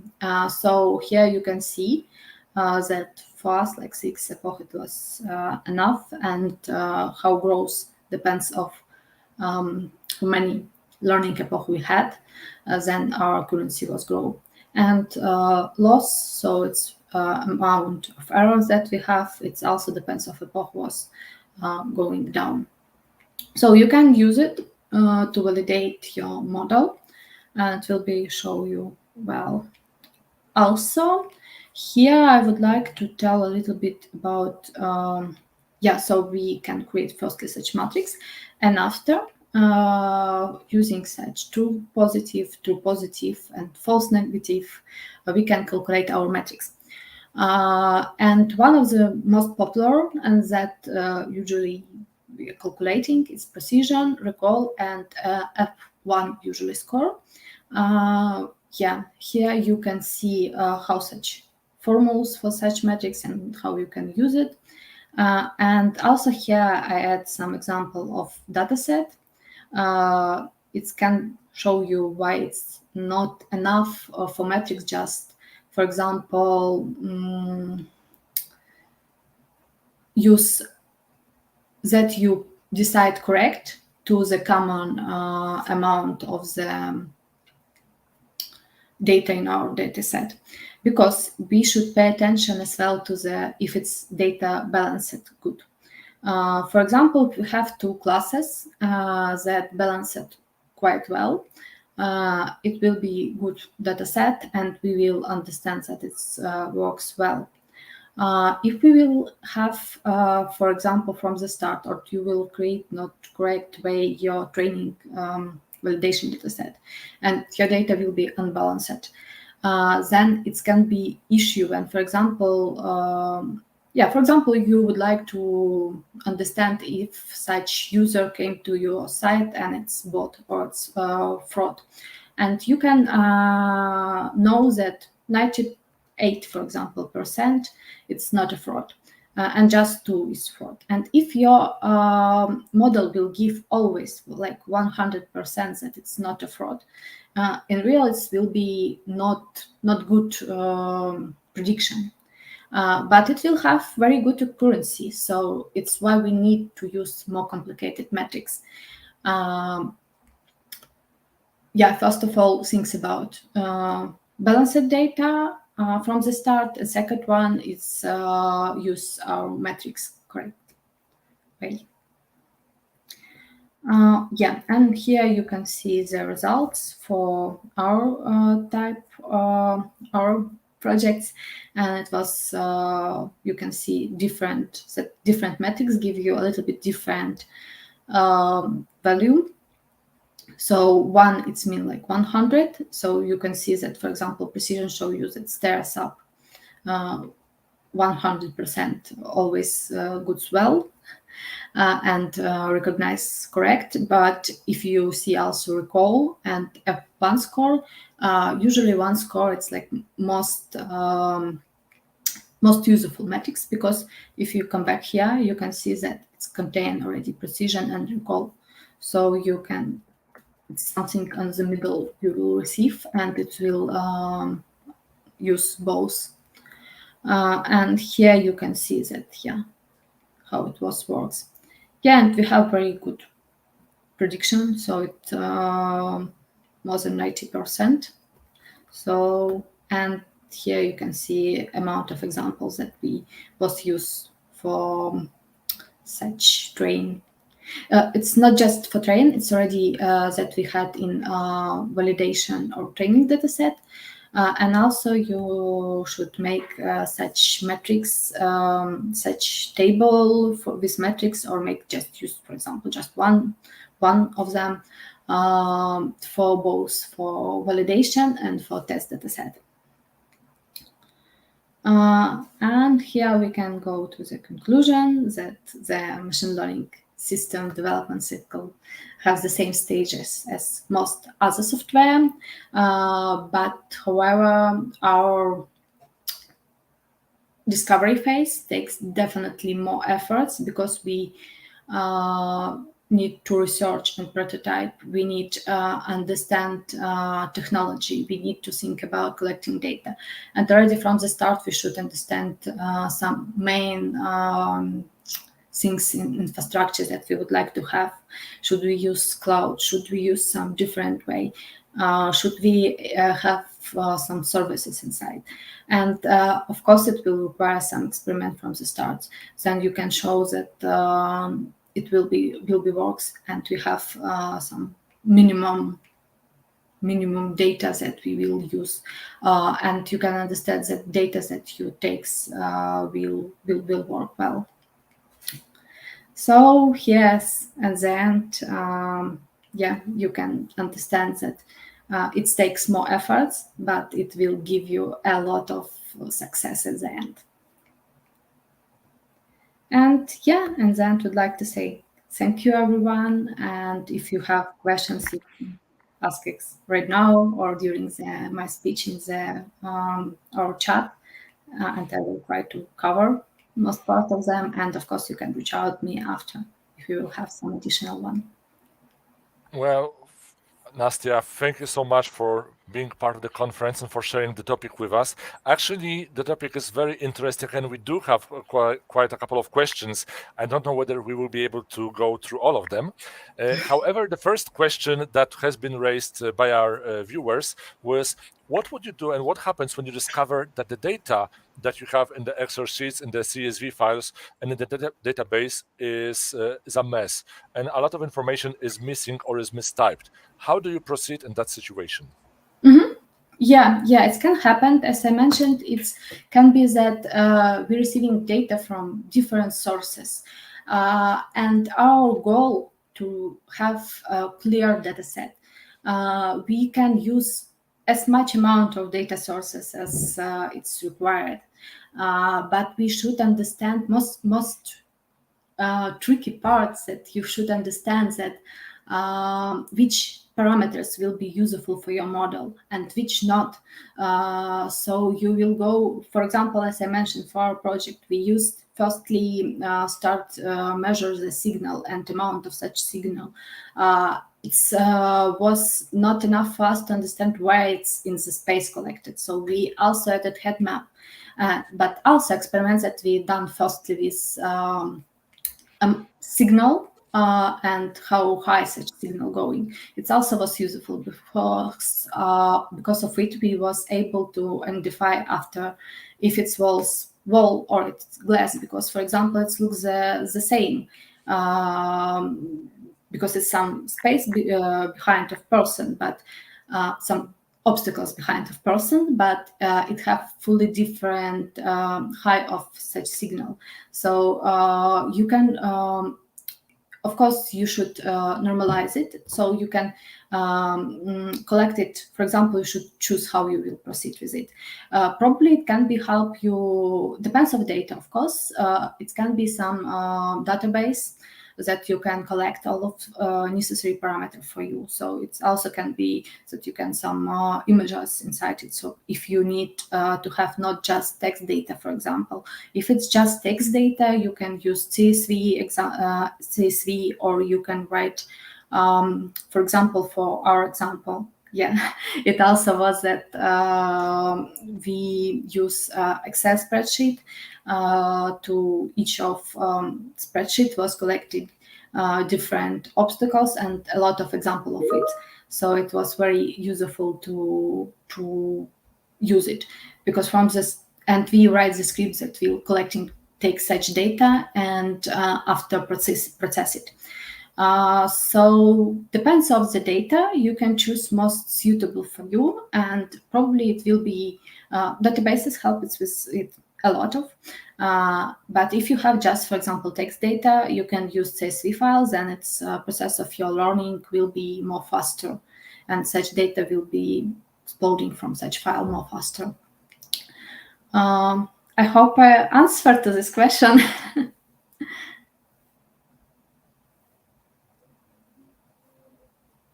Can you hear me? I can hear. Sorry, I was muted. Yes, so thank you so much for answering this question. However, we have more questions to go through. And another question that was raised by our viewer is, from the BA and product owner point of view, what skills do you think are essentials for the machine learning projects? Mm-hmm. It's a good question, because I also have experience as product owner. From product owner perspective, of course, you should have vision. You should have understand business needs for machine learning model, and understand where it's suitable to use it. Because a lot of things that right now, for example, you use some algorithm, just write and this if else, can be changed to the machine learning. And it will give you a lot of success in the end, because if you're on the product owner, role, you can understand full vision, and it will be very useful for the whole team if you will understand which business metrics we would like to measure in the end. So which business KPI we would like to achieve.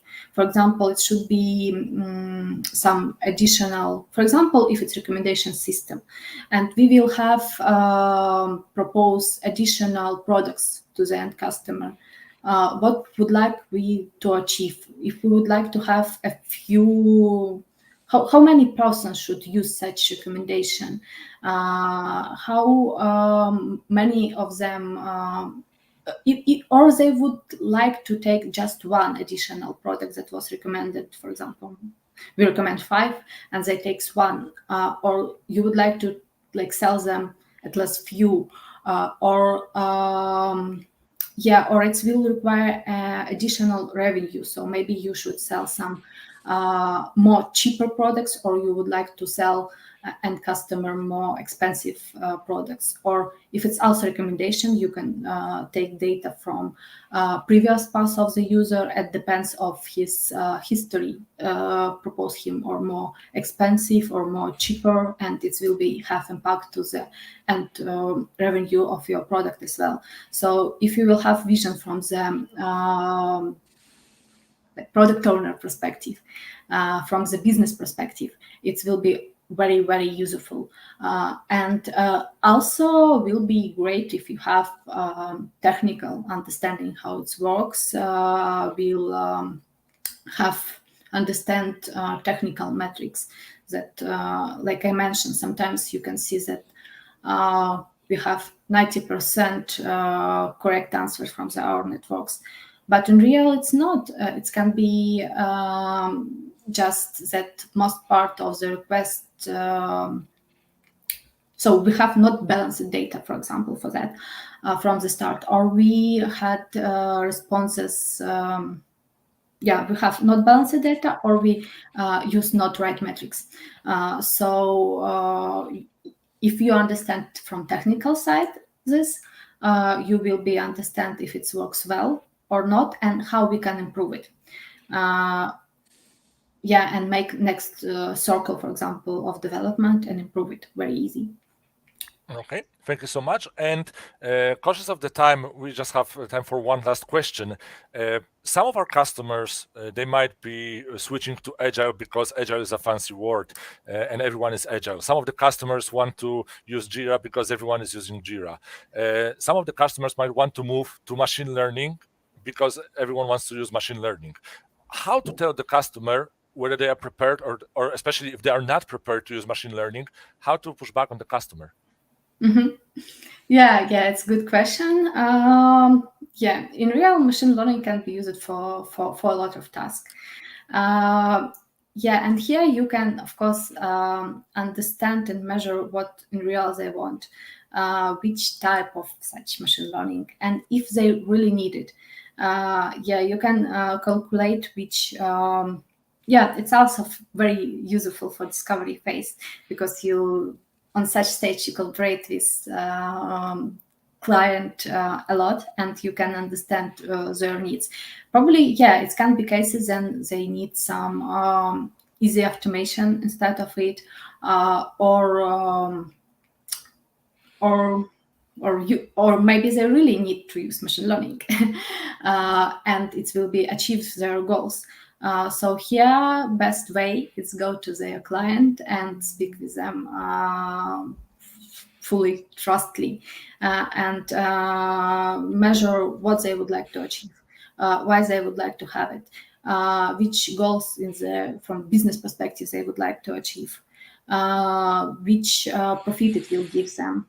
And at the end, you will, I'm sure that you will receive great feedback, and you can, following the statement of such their pain, you will propose them very best way working solution. It can be machine learning or not, and depends of I'm sure if you will cover their pain and what they feeling and how to decide such problem, you will be very successful.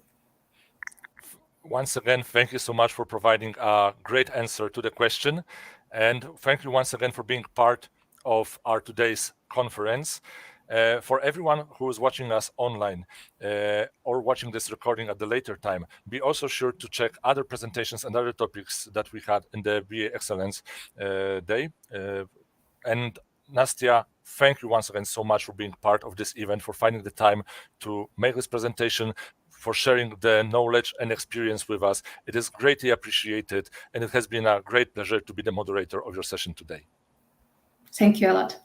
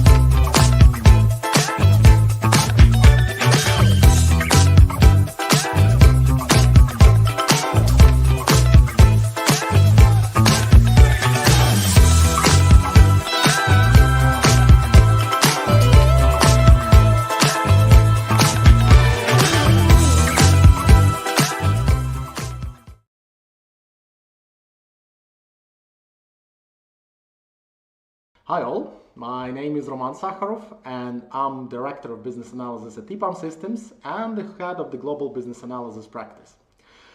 So today I'm delighted to speak to you about the results of the Global Business Analysis community and our plans for 2023.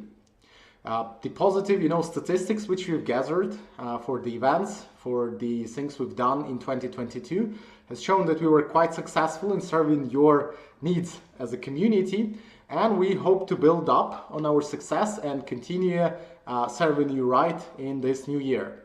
And of course, for that, we have organized several important initiatives, or I would like to say even like directions, working groups, which will help us to become an even better community, even better as business analysts in 2023.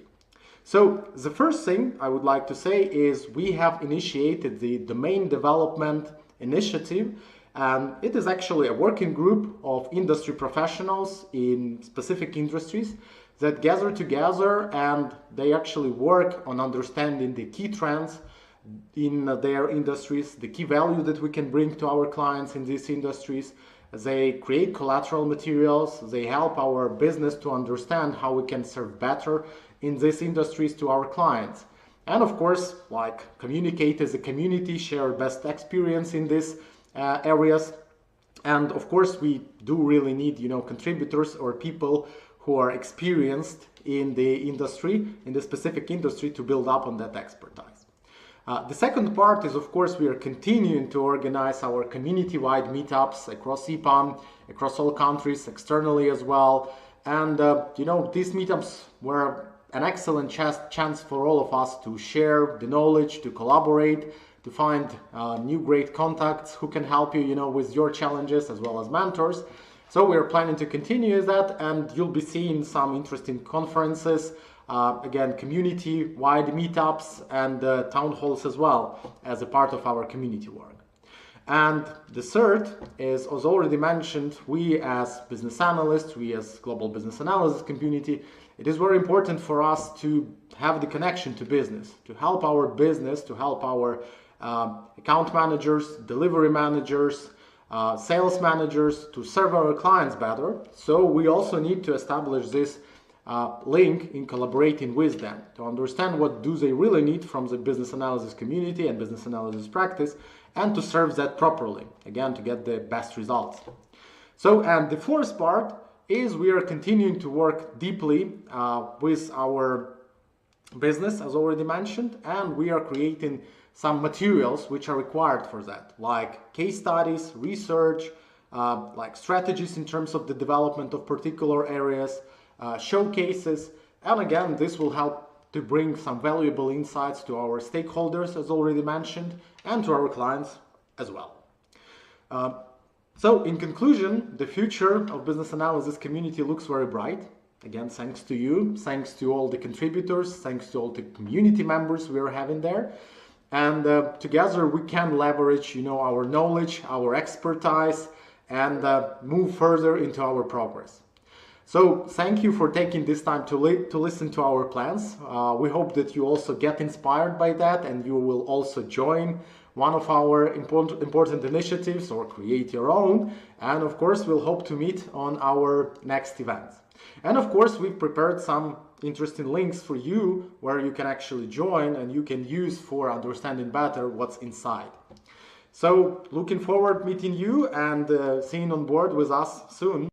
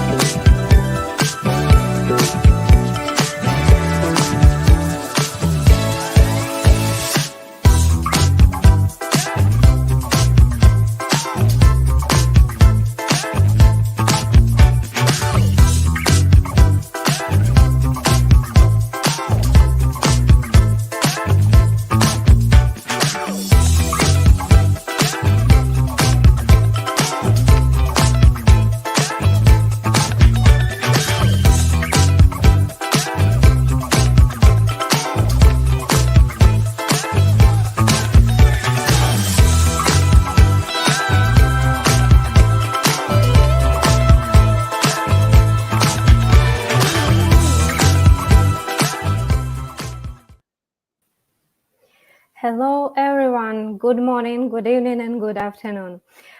Thank you, everyone who stays with us for the whole conference for this 9 hours, and thank you, everyone who joined us for this meeting, for this speech. And yeah, we have our speaker today, Jan Mazurik. Hello, Jan. I know that. Welcome. Yeah, I know that you will have a speech about discovery phase on an ongoing project, but before it, I just want to ask you, how did you become BA? What leads you to business analysis? Because I see you in a lot of different conferences and a lot of different speeches that you are very active in this field. What get you in business analysis? Well, to be quite honest, this was all by almost an accident, just because I was studying at university technical physics, and technical physics and business analysis not necessarily goes hand in hand, right? And on the third year at university, we had a subject where we needed to find an external customer, and for the external customer, create an IT project. And my colleagues didn't want to be responsible for the communication or writing the documentation, so they decided to delegate that task and that activity to me. And as I was not a very good programmer, and I have nothing but respect for the developers, but I couldn't do it personally, I thought that actually this is like a life throwing me a lifeline, just to show me additional advantages or opportunities in the IT career path, not necessarily aligned with the development. And I immediately became responsible for the contact with the client, contact with the development team, and somehow I identified that this could be a potential good career opportunity for me and to make a living out of that. And 20 years later, I am still doing that same work as a business analyst, working on various different projects, bridging the gap between the business and between the technical side. Wow, 20 years, it's quite a bit, quite a lot. What motivates you to be in this field for so long? There are still so many things to achieve, still so many things to explore and to identify in the IT world. Because if you look at this from this point of view, at EPAM, every project is a new challenge, is a new opportunity to learn something new, is a new opportunity to explore a different domain, meet interesting people from all over the world, have an opportunity to expand your horizons and to learn new things. In other IT companies, you would need to potentially switch the company to get exposed to new projects and new challenges, new domains, right? At EPAM, you have this possibility that, for example, me being here almost 9 years now, I've managed to work on, this is my, at the moment, 9th project. And, you know, every project was in a different domain. Every project was with people from different countries, using different technologies. So it is a great learning opportunity and great privilege to have the this opportunity to share that knowledge and experience with others. Hence, participating in events like this, when we have this BA Excellence Community Day, where we have the opportunity to share our knowledge and experience with our colleagues, is a really an amazing thing that makes me feel so humble to be part of such a great event. Okay, and I promise you, it's the last question from my side. What gets you to this conference, to our BA Excellence Conference? So I think when I joined EPAM back in 2014, one of the first presentations which I saw, it contained a statement saying like, our people are our number one asset, and what is beneficial for our employees is beneficial for our company. And those two sentences from that presentation are stuck in my head ever since. And I sincerely believe that if we have this opportunity to share the knowledge, share the experience with our other colleagues, then potentially they will benefit from that, and they will have this opportunity to also improve their skills and be better in their day-to-day work. So after 20 years of learning by myself, it's also finally about time to give something back to the community and to be a contributor, helping other colleagues to grow. Thank you. Thank you, Jan, for your thoughts. And also, I wish you luck in your presentation. I'm going off Please, the mic is yours. Thank you so much. So, hello everyone, and welcome to this conference. Good morning, good afternoon, good evening, depending on which time zone you are in, or maybe if you are watching this online at the later time, then also potentially this might be a different time of the day for you. Today, I would like to bring you closer to the topic of discovery phase on an ongoing project, and you might actually think, how is how this can be possible that if we are going through the various phases of the project, if we would look at the classical cascade waterfall model, and we are, for example, in the development, shouldn't there be phases appearing one after another? You might think like, this guy is crazy. Like, say what? Why does he want to introduce discovery phase on a project that already is ongoing?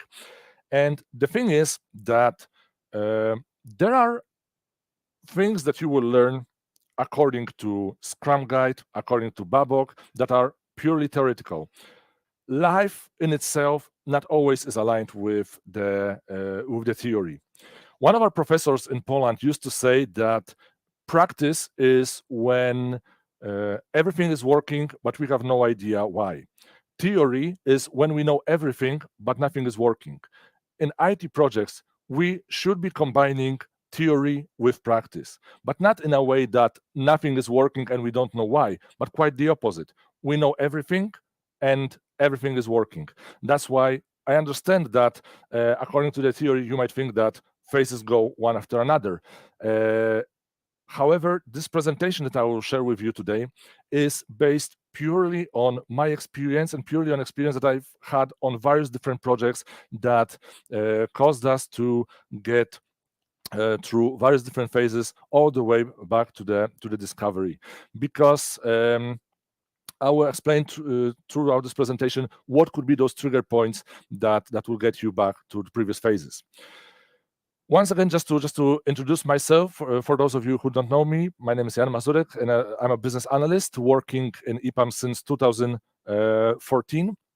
And like I've mentioned, in over 20 years of almost 20 years of IT career, I had multiple situations that actually caused us that from the development phase to move back to the drawing table and actually replan, reanalyze what we are actually delivering.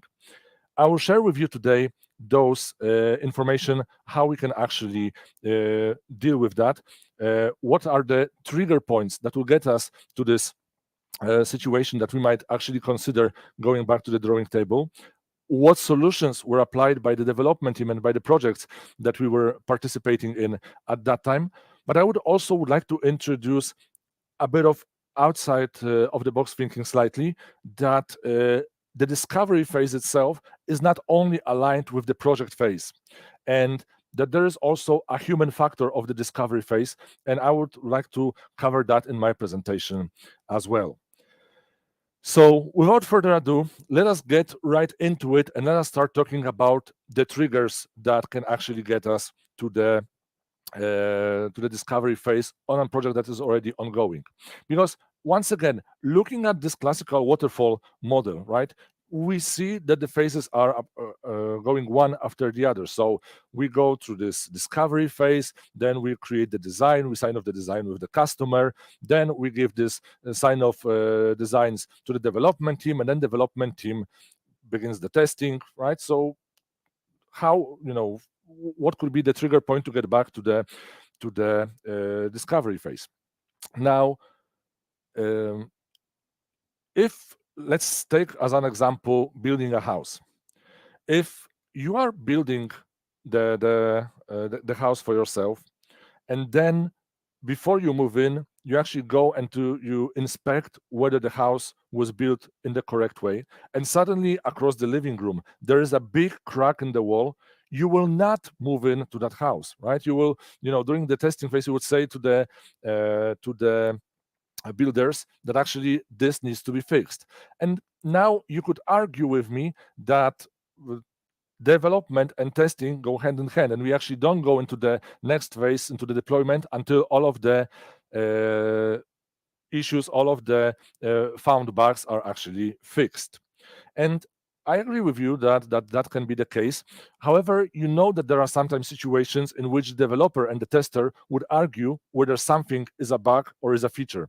And if that's the case, then whom they will reach out to? Well, they reach out to the business analyst to provide the guidance on what should be the proper triaging of the bug.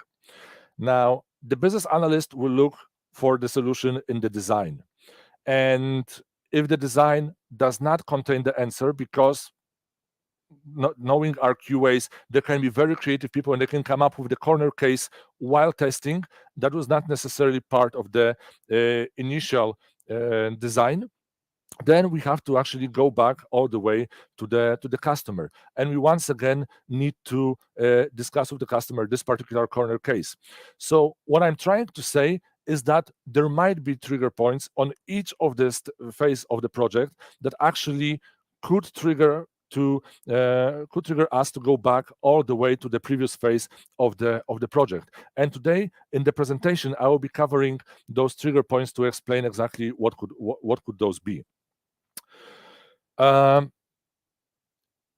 it comes to the agile type of projects, you might again argue with me and provide arguments that in agile it is easier to accept any kind of a change, and any fluctuation of the scope can be acceptable, especially when we would have the time and material contract. And potentially that could be the case. However, even in the time and material contract, time is also an important factor. In fixed price, often people with whom I talk, they tell that any change to the fixed price, any variation to the scope needs to be rejected or needs to be highlighted to the customer, that if we will accept any change to the scope of the project, then the customer will not receive the low priority items on the backlog, because we have a fixed time, fixed budget, fixed scope for the project. But in time and material contract, time is also a factor. And if the time for the project will run out, again, the low priority items will not be delivered. That's why, regardless whether we are dealing with the waterfall or agile project, still any change that can affect the scope of the project, any situations by which we would need to get back to the drawing table, might require rethinking, reanalyzing the delivery dates, the delivered solution, and can affect really the overall perception of the project itself. So what could be those trigger points? Well, one of the trigger points that I have come across in my career was the fact that the project that we were delivering for one of the customers was in regards to reporting area for certain regulators. It was a financial application and targeting the trading, both front office and back office, for capturing of the trades. And that financial institution was supposed to provide information about regulations to certain financial regulatories, such as FINRA, such as SEC. SEC, not our software engineering conference, but SEC, the Security Exchange Commission. And turns out that during the audit, there has been reported information that not all of the information that the customer is reporting on is the one that the regulators would be expecting. And if the changes will not happen, if the changes will not be introduced to the scope of reporting project, then potentially the regulator might actually cause a fine, a penalty, or even lead to closing up of the business because the operation for the customer is not necessarily aligned with expectation from the financial regulators. So this is one of the trigger points that we might actually reconsider. And despite the fact those initial those reports that the auditory would be expecting were not part of the initial scope, we would somehow need to rethink how to include those functionalities and those reports into the scope of the project.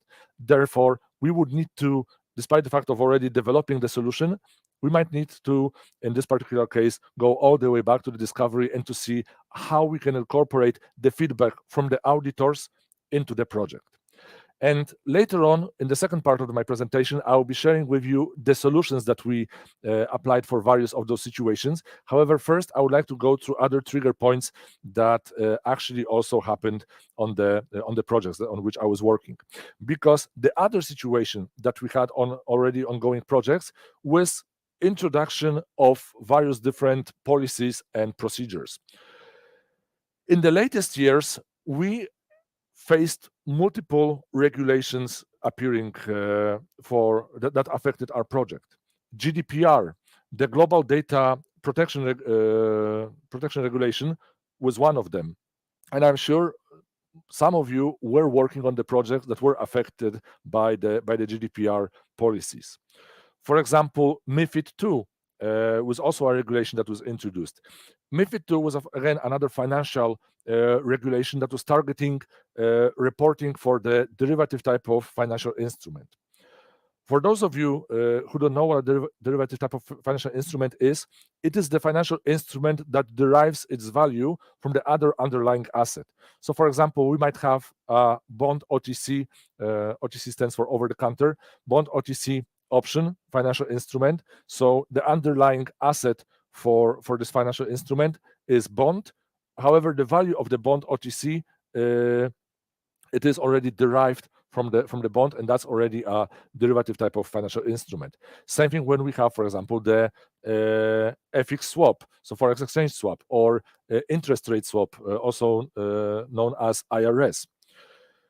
MiFID II was targeted to bring better visibility and bigger visibility and reporting capabilities for those financial institutions to see actually what financial instruments are being traded and how those trades are being reported.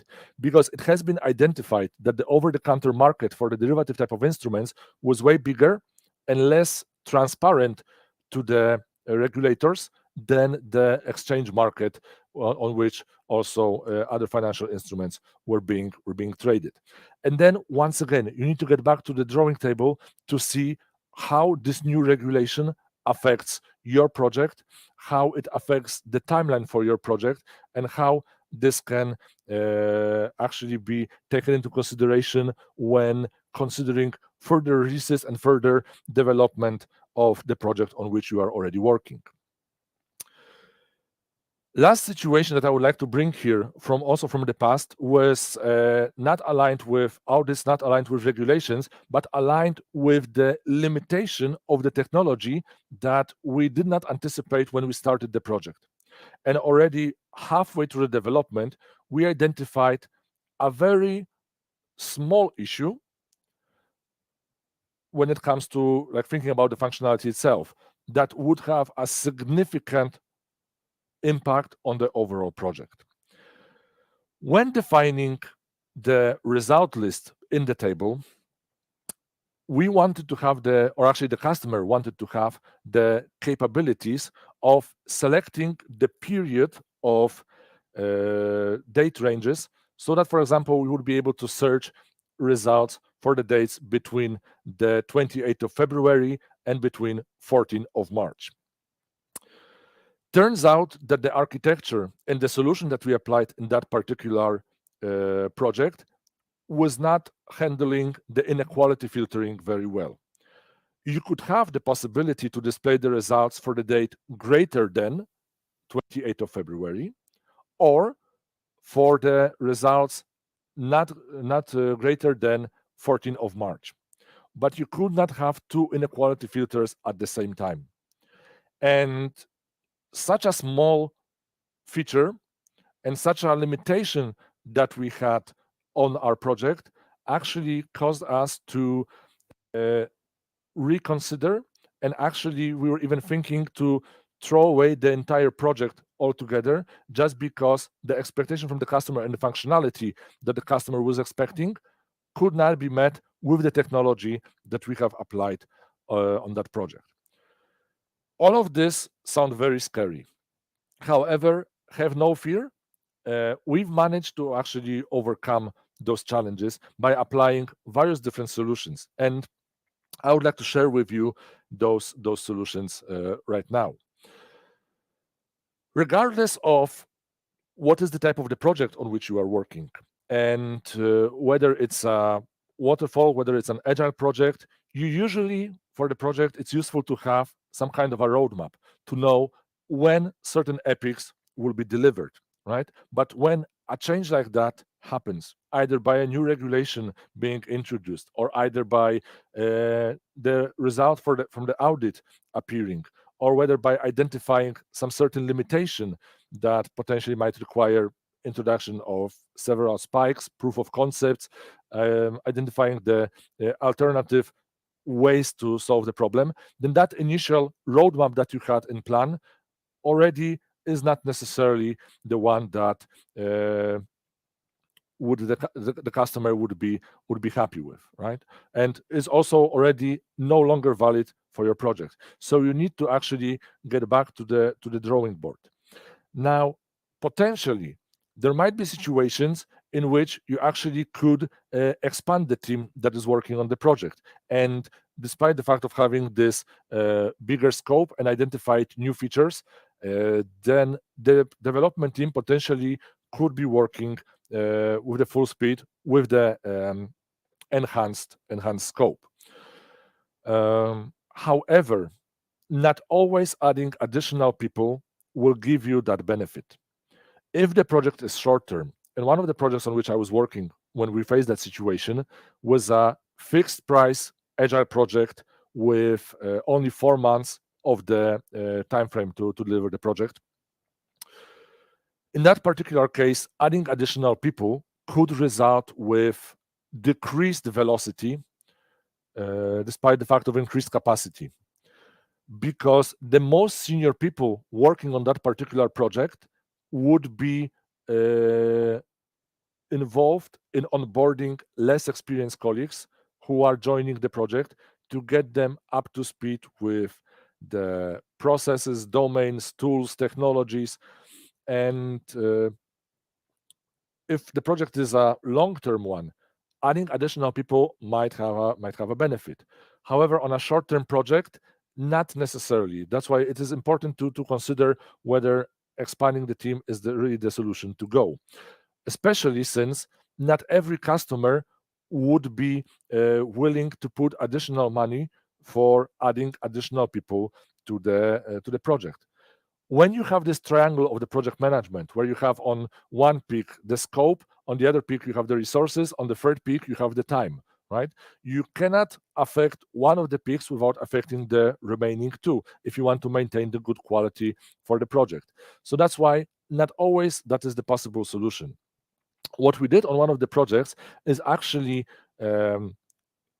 we've discussed this with the customer, and based on the customer's expectations, we decided to put the work on the further epics and further stories and further sprints on hold, and to actually focus on the new item, new input to the scope to identify and to perform this discovery phase, to identify, to put it into the roadmap, to consider this as part of the overall project, that the overall the team that was working on those first two epics, that they would also, knowing already the domain and the products and the technology stack, that they would also work on that new identified piece of functionality, piece of scope for the project.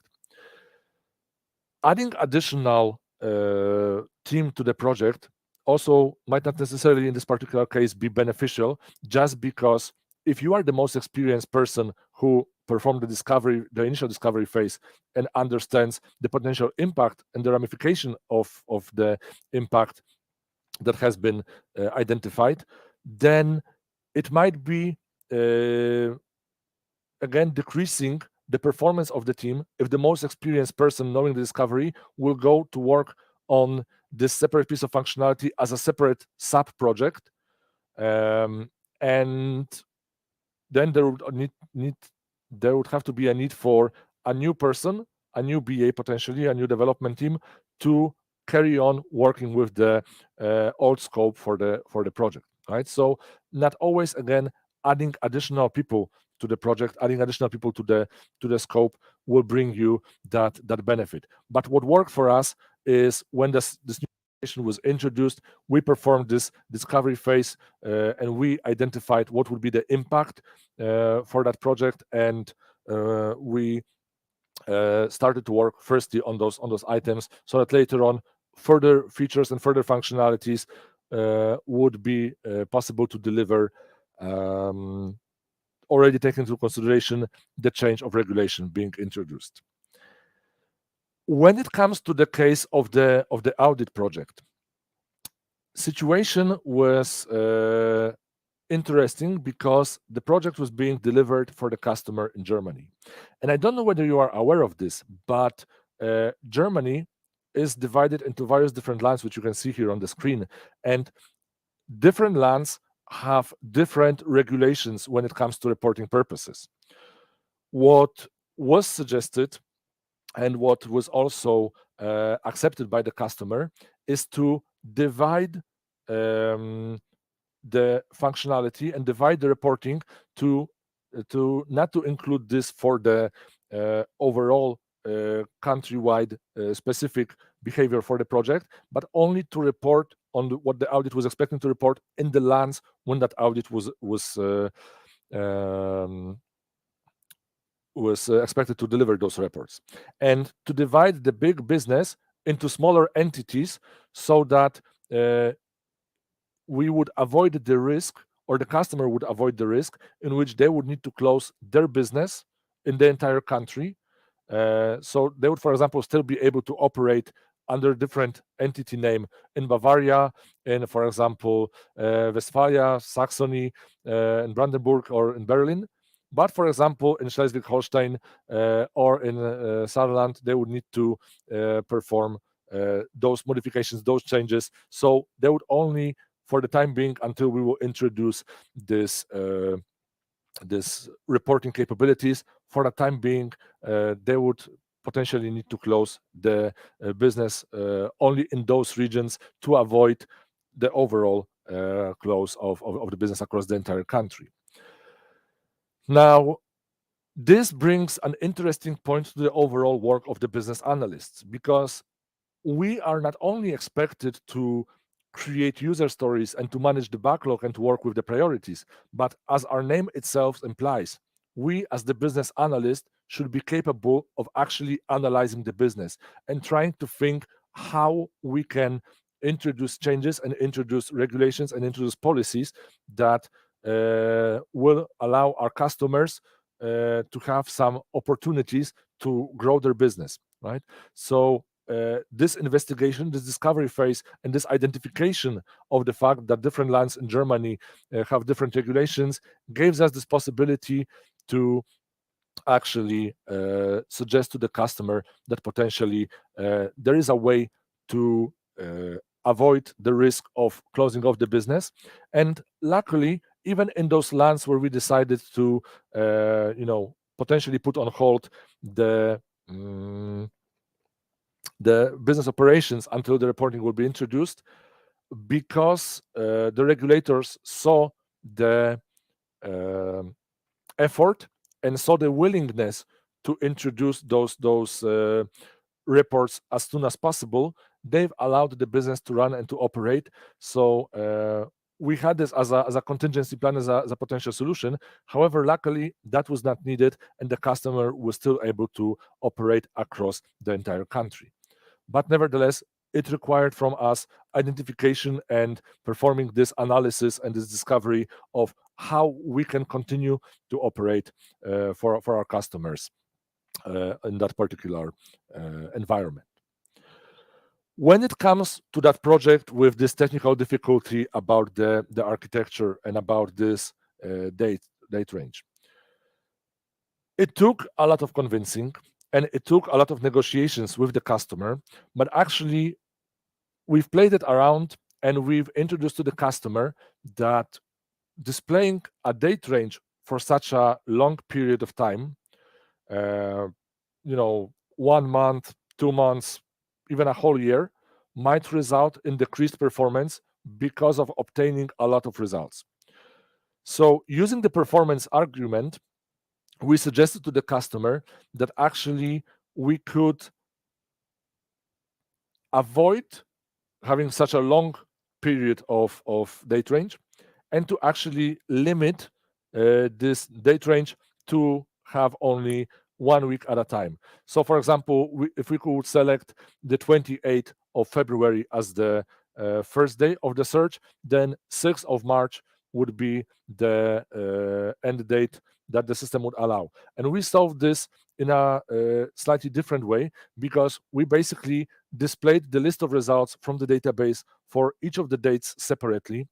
So we created an aggregation of the results in our summary table just by using the ins capabilities. So instead of doing the inequality filtering with the date from 28th of February till 6th of March, we did the query for searching 28th of February, then aggregate the results for 1st of March, 2nd of March, 3rd, 4th, 5th, 6th, join the table with the results, and then display this as the result list, as the aggregated result. And we were actually quite lucky that the customer has accepted that solution and accepted the argument about the performance. Had the customer not accept that, we really might need to either throw away the entire project and start from scratch, or we would seriously be delayed with the project delivery, just or maybe even scrap the entire project altogether. Regardless what is the trigger point, and regardless what is the solution that you are applying to your project, one thing that's very important is, as a business analyst, it is very important to perform the gap analysis, to actually identify that even if we are already on an ongoing project and we've already identified a certain scope for that project, we need to go through the identification of where we are at the moment and where we want to be once these gaps have been identified and analyzed. And those gaps will actually and those steps that will help us to get from the current state to the desired state will actually create a desirable action plan to know what to deliver and how to deliver that for the customer. Having this gap analysis would also help us, or actually even let me rephrase that. We cannot build the gap analysis and we cannot fully identify the scope of what we need to do if we will also not perform the impact analysis. So any of those regulations, any of the results of the audit, or those technical difficulties that we can come across on the project, they all will actually result with the fact that there might be an impact to the scope. And we need to identify what the impact is, how long will it take based on the rough level ROM estimations.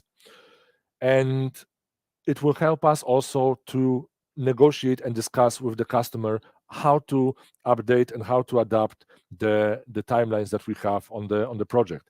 So as a business analyst, we definitely need to take into consideration the gap analysis for the project on which we are working, but also we need to take into consideration the impact that change is introducing. And once we have those things identified, and once we perform the discovery and we know how this will affect the scope for our project, we know how this will affect the timelines for the project, then we also will be expected to actually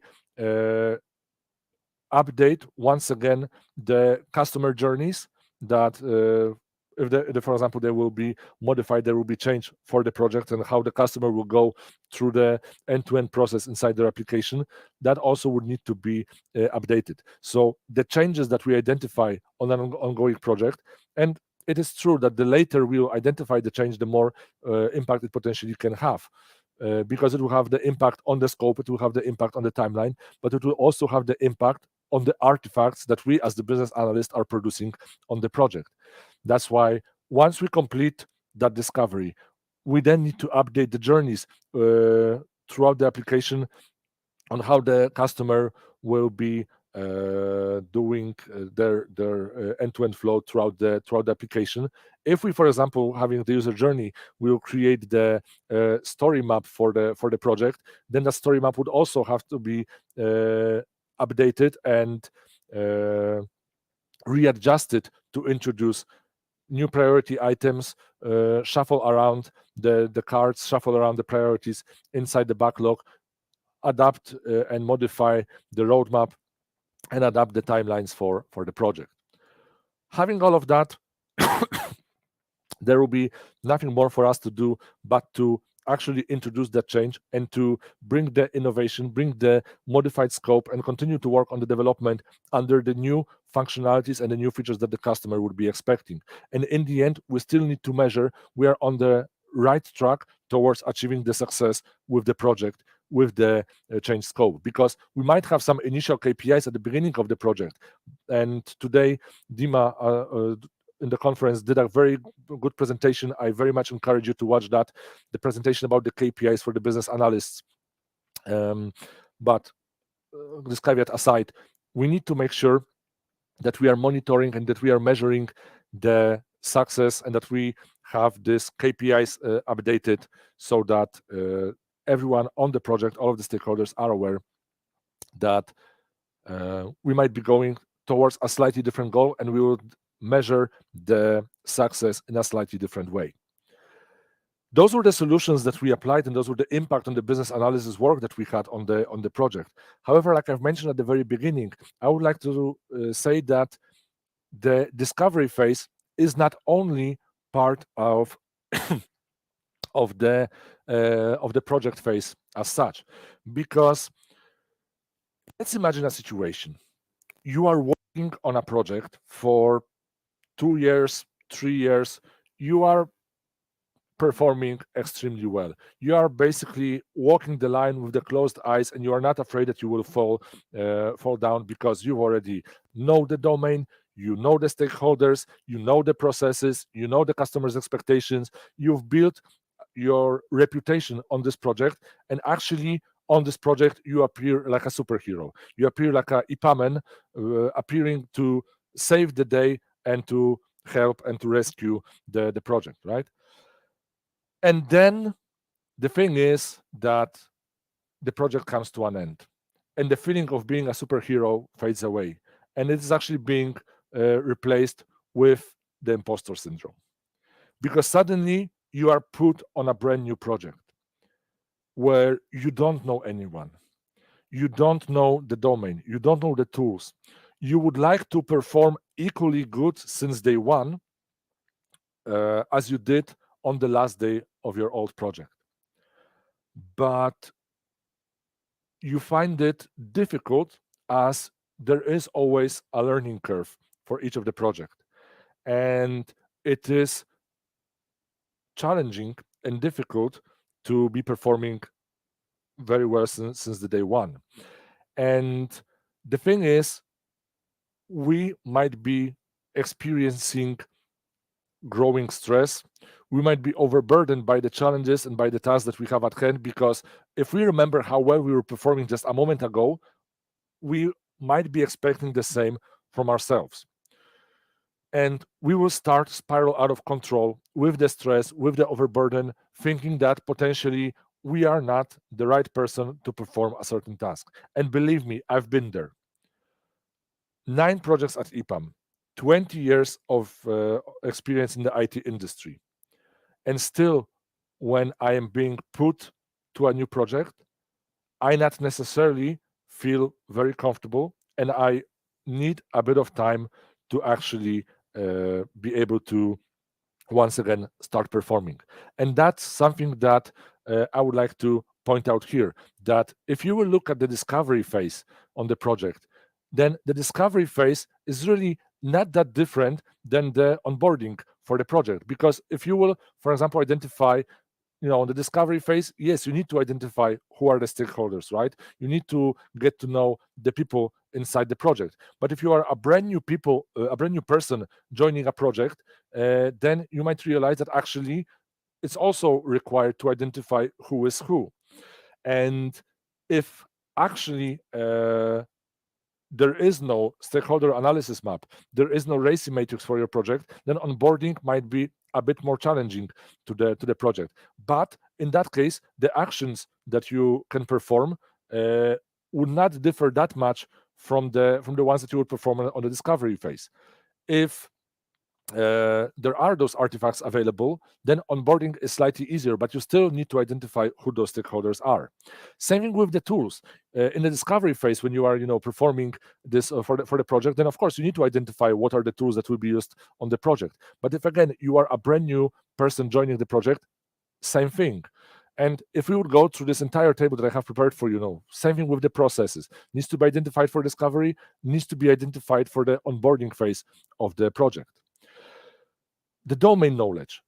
This is actually a bit questionable because you might have already a great experience working in a domain. If, for example, for entire life, you've been working in one particular domain.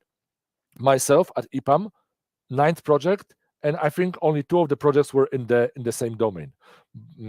So I was, I would say, quite lucky in that particular case. But for all of the other projects, whenever I was doing the discovery phase or whenever I was onboarded to an ongoing project, I needed to identify the details of that particular domain. Also, if you are, for example, a developer that might be facing the same situation, right? In the discovery phase, architecture is also important to identify and to define. But same thing when you are being onboarded to the project. So what I try to point out here and what I try to show you is that don't be afraid when you are being onboarded to the brand new project, because the actions that you might be taking to onboard yourself to the new project are not that different compared to the actions that we would be normally doing on the discovery phase. And today, other colleagues in the conference had the presentations about the discovery phase. So again, I encourage each and every one of you who is watching us online to take an opportunity, and once the recordings from the sessions will be available, to rewatch them, because despite the fact those presentations might be in regards to the discovery phase, if you would be onboarded to the brand new project, those actions might also be helpful for you and might help you fight the imposter syndrome. And there is no person that has an unlimited knowledge, unlimited experience, unlimited skills to perform the work. Each and every one of us will have to go through that learning curve when they are being onboarded to the brand new project. So what I would like you to remember is to keep calm and give yourself a bit of time to actually get to know the domain, the stakeholders, the tools and the processes that are being followed on the project. And instead of spiraling out of control and stressing out about thinking that you potentially might not be the right person at the right project, if on the previous project you were performing, you can also perform on the next project. And we sincerely believe that you are the right person because you've managed to come through the interview process at EPAM. You've managed to perform on some of the projects. So really, doesn't make sense to spiral out of control. Acknowledge the fact that you are about to learn something new and take it from there. Create an action plan and perform similar actions as you would be doing for the discovery phase while being onboarded to the project. And believe me, sooner rather than later, you will identify that you are the right person for doing the right job on the project. That's it when it comes to the topic about the discovery phase for the ongoing project. If you would like to stay in touch, here are my contact details. So I encourage each and every one of you to drop me a message in Skype, reach out to me in LinkedIn, drop me an email, or reach me out at the Instagram. I might not always be able to answer straight away, but I would definitely be happy to have an opportunity to have a conversation to discuss this topic in more details. And if you have any questions, by all means, any questions are more than welcome at any time. And once again, I encourage each and every one of you to watch the recordings from other sessions, because I am sure our other speakers did great work, and they would like to also let you know that you can benefit from their sharing knowledge with you. With that said, I hope I will have the opportunity to speak to you again at some other time. Thank you, and thank you a lot, but please don't go. We have some questions in the chat. So at first, our audience, thank you for your great speech. And question 1, how can you tackle discovery phase in the middle of a fixed budget and fixed time project? Client always want more for less, and that's always a challenge for BAs to communicate. So yeah. That's definitely true, and we were facing that situation on one of the projects where we, after performing several months of the discovery phase, the customer decided to switch to Agile because Agile was the next buzzword, and it was around 15 years ago, so everyone wanted to be Agile back then, but not necessarily every customer had the Agile mindset. And despite the fact, when we did the discovery phase, we had the limited budget for the project because the budget was estimated based on the scope of the discovery phase. And then during the refinement, the customer tried to smuggle in some additional acceptance criteria, some additional functionalities, especially after every sprint review, because the customer wanted to provide us with the feedback. Now, this resulted in two things. First of all, a lot of difficult and challenging discussions with the customer where we actually had to push back and had to explain that, of course, Agile facilitates changes very well. However, the scope and the timeline for the project is not made out of rubber.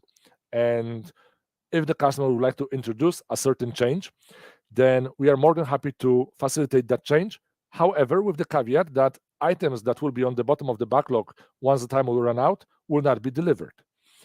So that pushback on the customer was one of the things that the customer had for themselves to reconsider. And the second thing was that we had on our project, we had the requirement traceability matrix, which I sincerely believe is one of the most important artifacts a BA can do on the project. We had the original statement of work documents. We had the original scope of the project when we'd finished the discovery phase. We had the original estimation, and then we had additional functionalities and additional acceptance criteria added by the customer.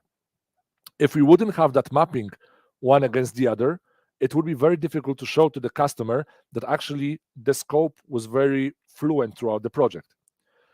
But having that in a clear visual way presented to the customer made the customer realize that actually they need to introduce additional time for the project or an additional budget, because throughout going of the development phase, they have modified and adjusted the scope by adding some additional acceptance criteria and some additional corner cases that the development team had to facilitate. So without the requirement traceability matrix and without pushing back on the customers, which sometimes, there were pretty stormy discussions with the customer, we wouldn't be able to deliver, we wouldn't be able to convince the customer. One very important thing, when you have those stormy discussions with the customer, it is very important that the delivery manager, that the project manager, product owner, whoever, every member of the team is saying the same message to the customer, so that you appear as a united and unanimous vote when discussing with the customer. Because if only one person from the group will start saying something different, the customer might use that person's opinion and try to sneak in some of the additional information, try to convince to having a different approach. It's like, I don't know whether you have a dog, but when I have a dog, and there was a situation when I tried to teach the dog not to enter the sofa, and I had to tell the dog 100 times not to jump on the sofa, and finally the dog learned that the sofa is not a place for him. However, the moment I only told him once that he can jump on the sofa, forget about it. He immediately started to jump on the sofa, use the sofa as his own resting place, right? So you might need to say something 100 times if you want to convince someone. If you will say something different only once, then the customers might want to use it as the back door to convince you to use that approach. Thank you, and I hope this was a full answer for this question.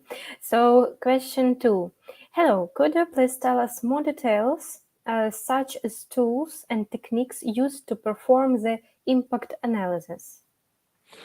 Okay, so the thing is, again, work on the IT project is never a work of a single person, right? So my favorite tool when it comes to stuff like requirement traceability matrix, impact analysis, gap analysis, it might sound funny, but I use Excel.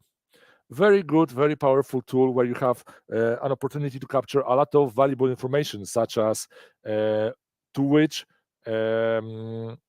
requirement the change can relate to. What is the estimation when it comes to the t-shirt size? What is the estimation when it comes to the story points? What is the potential impact when it comes to the overall solution? Who is approving that potential change, right? So for me, I use just this. I think there is a beauty in the simplicity of Excel, just because it gives you an opportunity to custom tailor the report you want to present about the impact to the audience to which you will be presenting that report. Because you might have a very big Excel spreadsheet altogether, but some of the columns will be presented for the development team, some of the columns will be presented for the customers. So you might have various different exports off of the same report altogether. So apologies if the audience was expecting more fireworks and waterfalls, rainbows and butterflies when it comes to the answer about the tools, but I think there is a beauty in the simplicity. Perfect. I believe it in this as well. So yeah, we have our last question. Thank you for the presentation. Did you encounter any situation when you discover an issue during the development phase and then specific topic was missed during the discovery phase? If yes, what were the actions that you took?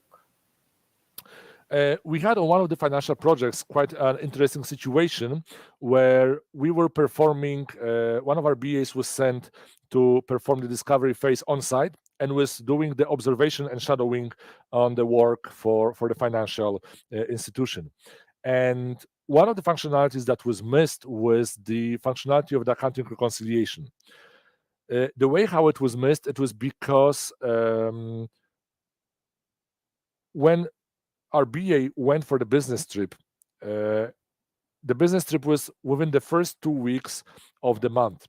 And turns out that the accounting reconciliation was a process performed by the customer only at the end of the month, just to reevaluate and recalculate the accounting books inside the application. So despite the fact of doing the shadowing and observation throughout these 2 weeks, that one particular operation was not performed by the specialists who were showing how they are working with the as-is solution. And the way how we identified that and the way how we tackled that is after performing the whole discovery phase and after starting to build out the user journey and then later on build the story map for the project, we presented that story map and that finding and the building blocks, how we will build the solution based on which epics, based on the deliverables, and based on the functionalities, how we envisioned the to-be solution. And the customer looked at the end-to-end flow and said that it is almost perfect, but we have forgot about the accounting reconciliation. And it was actually pointed out to us that the discovery phase was not completed successfully just because that functionality was missed. So what we had to do is we needed to postpone the start of development by additional 2 weeks, so that in around 3 days we performed the identification of what is accounting reconciliation, how it's being performed. And in addition, remaining period of time, we were adapting the designs, journeys, and we were adapting the scope of the project to incorporate that functionality into the scope of the project. That's why I sincerely believe that those artifacts that we are creating, stakeholder analysis map, RACI matrix, the requirement traceability matrix, user journey, story map, I know they are all time consuming and might be also time consuming to keep them up to date, but they are there for the purpose, and they are there to help us identify the scope, manage the progress of the project. And that's why I sincerely believe that it is worth to go through that a bit of extra effort to deliver those features and those functionalities. Thank you. Thank you for such an excellent answer. And Jan, we have one bonus question. It was asked 3 times during your presentation. What's the name of the bear and what's the backstory? Actually, I don't know. When I came here to this room, he was sitting already here on this chair, and I just, didn't want to put him aside, because if this was his chair, I just, wouldn't feel okay taking his spot and taking his place. So I decided that I would take him and he will join me. Actually, we can call him Epa Miś. So Miś in Polish is bear, and Epa Miś sounds nice with the name of the EPAM. So we can call him Epa Miś. Perfect. Thank you so much again for your presentation, for your answers. And I think it's a best end of our conference we can imagine. Thank you so much. Thank you so much for having me. It has been a great pleasure to be part of this conference. Yeah. Bye-bye, Jan. And just for our guests, we will tell you a little bit about our today's conference, about today's achievements. So I'm passing the mic to my colleague and the leader of our community, Eugenia Charenko. So Eugenia, please show us what do we have about our conference today. You're on mute.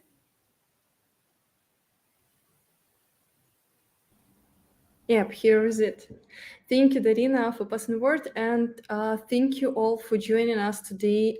We had a really great event, really great conference day. So yes, we had maybe some, like mistakes or some unexpected moments, but still everything went well, and I believe that you also enjoyed this time. So, but unfortunately, we are finishing our conference day. We're finishing our BA Excellence, and let's take a look at some results and make some summary of what we managed to achieve during this conference day. So let's start with this metric, number of registrations. We got 2,200 registrations on our platform, and I'm pretty sure that number of views will be even higher, just because a lot of our colleagues joined us via YouTube link. So there is why I hope the general number of attendees will be even higher. So based on metrics that we have, based on your registrations, we just identified and was really surprised with number of countries. Where are you from? 63. Just, I don't know, something super cool, amazing. Let's say thank you to all our speakers. 10 speakers from all over the world. Super cool presentations, super cool hot discussions. Dmitro, Elad, Galina, Victoria, Jan, Alena, Anastasia, Irina, Jan, and Milton. Thank you all for all efforts you put for preparing your presentations and talks. That was really very cool. So during today we had quest, and let's check who is our winner. And so Veronika Davidova. I believe you already was contacted by our team, so and you will get information about how to take your prize. So also today we had a quiz, and let's check who is winner here. So Daniel Cardoza, thank you for your participation and such great result.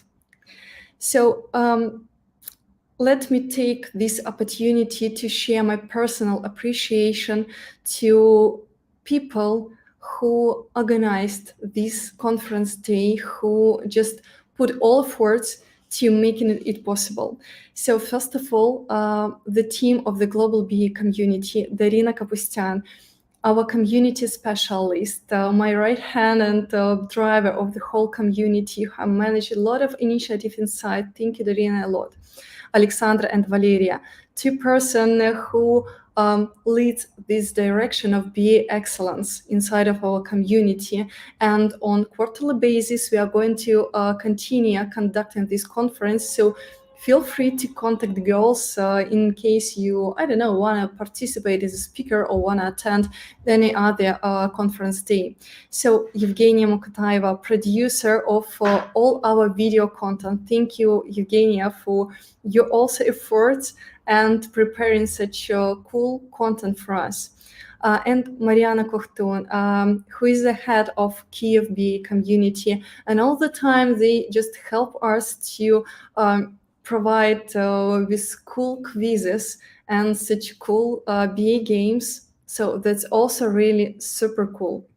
So also let's move to another super cool team, community, the organization, Anya, Ludmila, Malika, Mikita, and Alexandra. So just with the help of these people, we managed to organize our conference. So promote it and get so many attendees during this conference day. Thank you a lot from, I don't know, like bottom of my heart, but still like without you, it will become impossible. So here we have like several of our partners who also just assisted us during preparation period, promotion, and we are really thank you for your help, for also your support to us.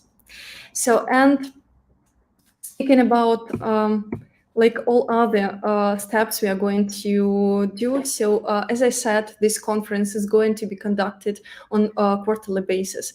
So there is why if you like our content, if you want to be a part of this community, if you want to become a part of this great network, so we look forward to seeing you at your following events. We want to invite you to become a part of our community. Feel free to join us. And I don't know, we all the time very happy to see newcomers. Thank you for joining us today. Thank you for your great feedbacks, for thoughts, ideas, questions. You are really very super cool audience. And I don't know, without no doubts, we will continue this, I don't know, events and initiative inside of our community. Thank you all and see you next time.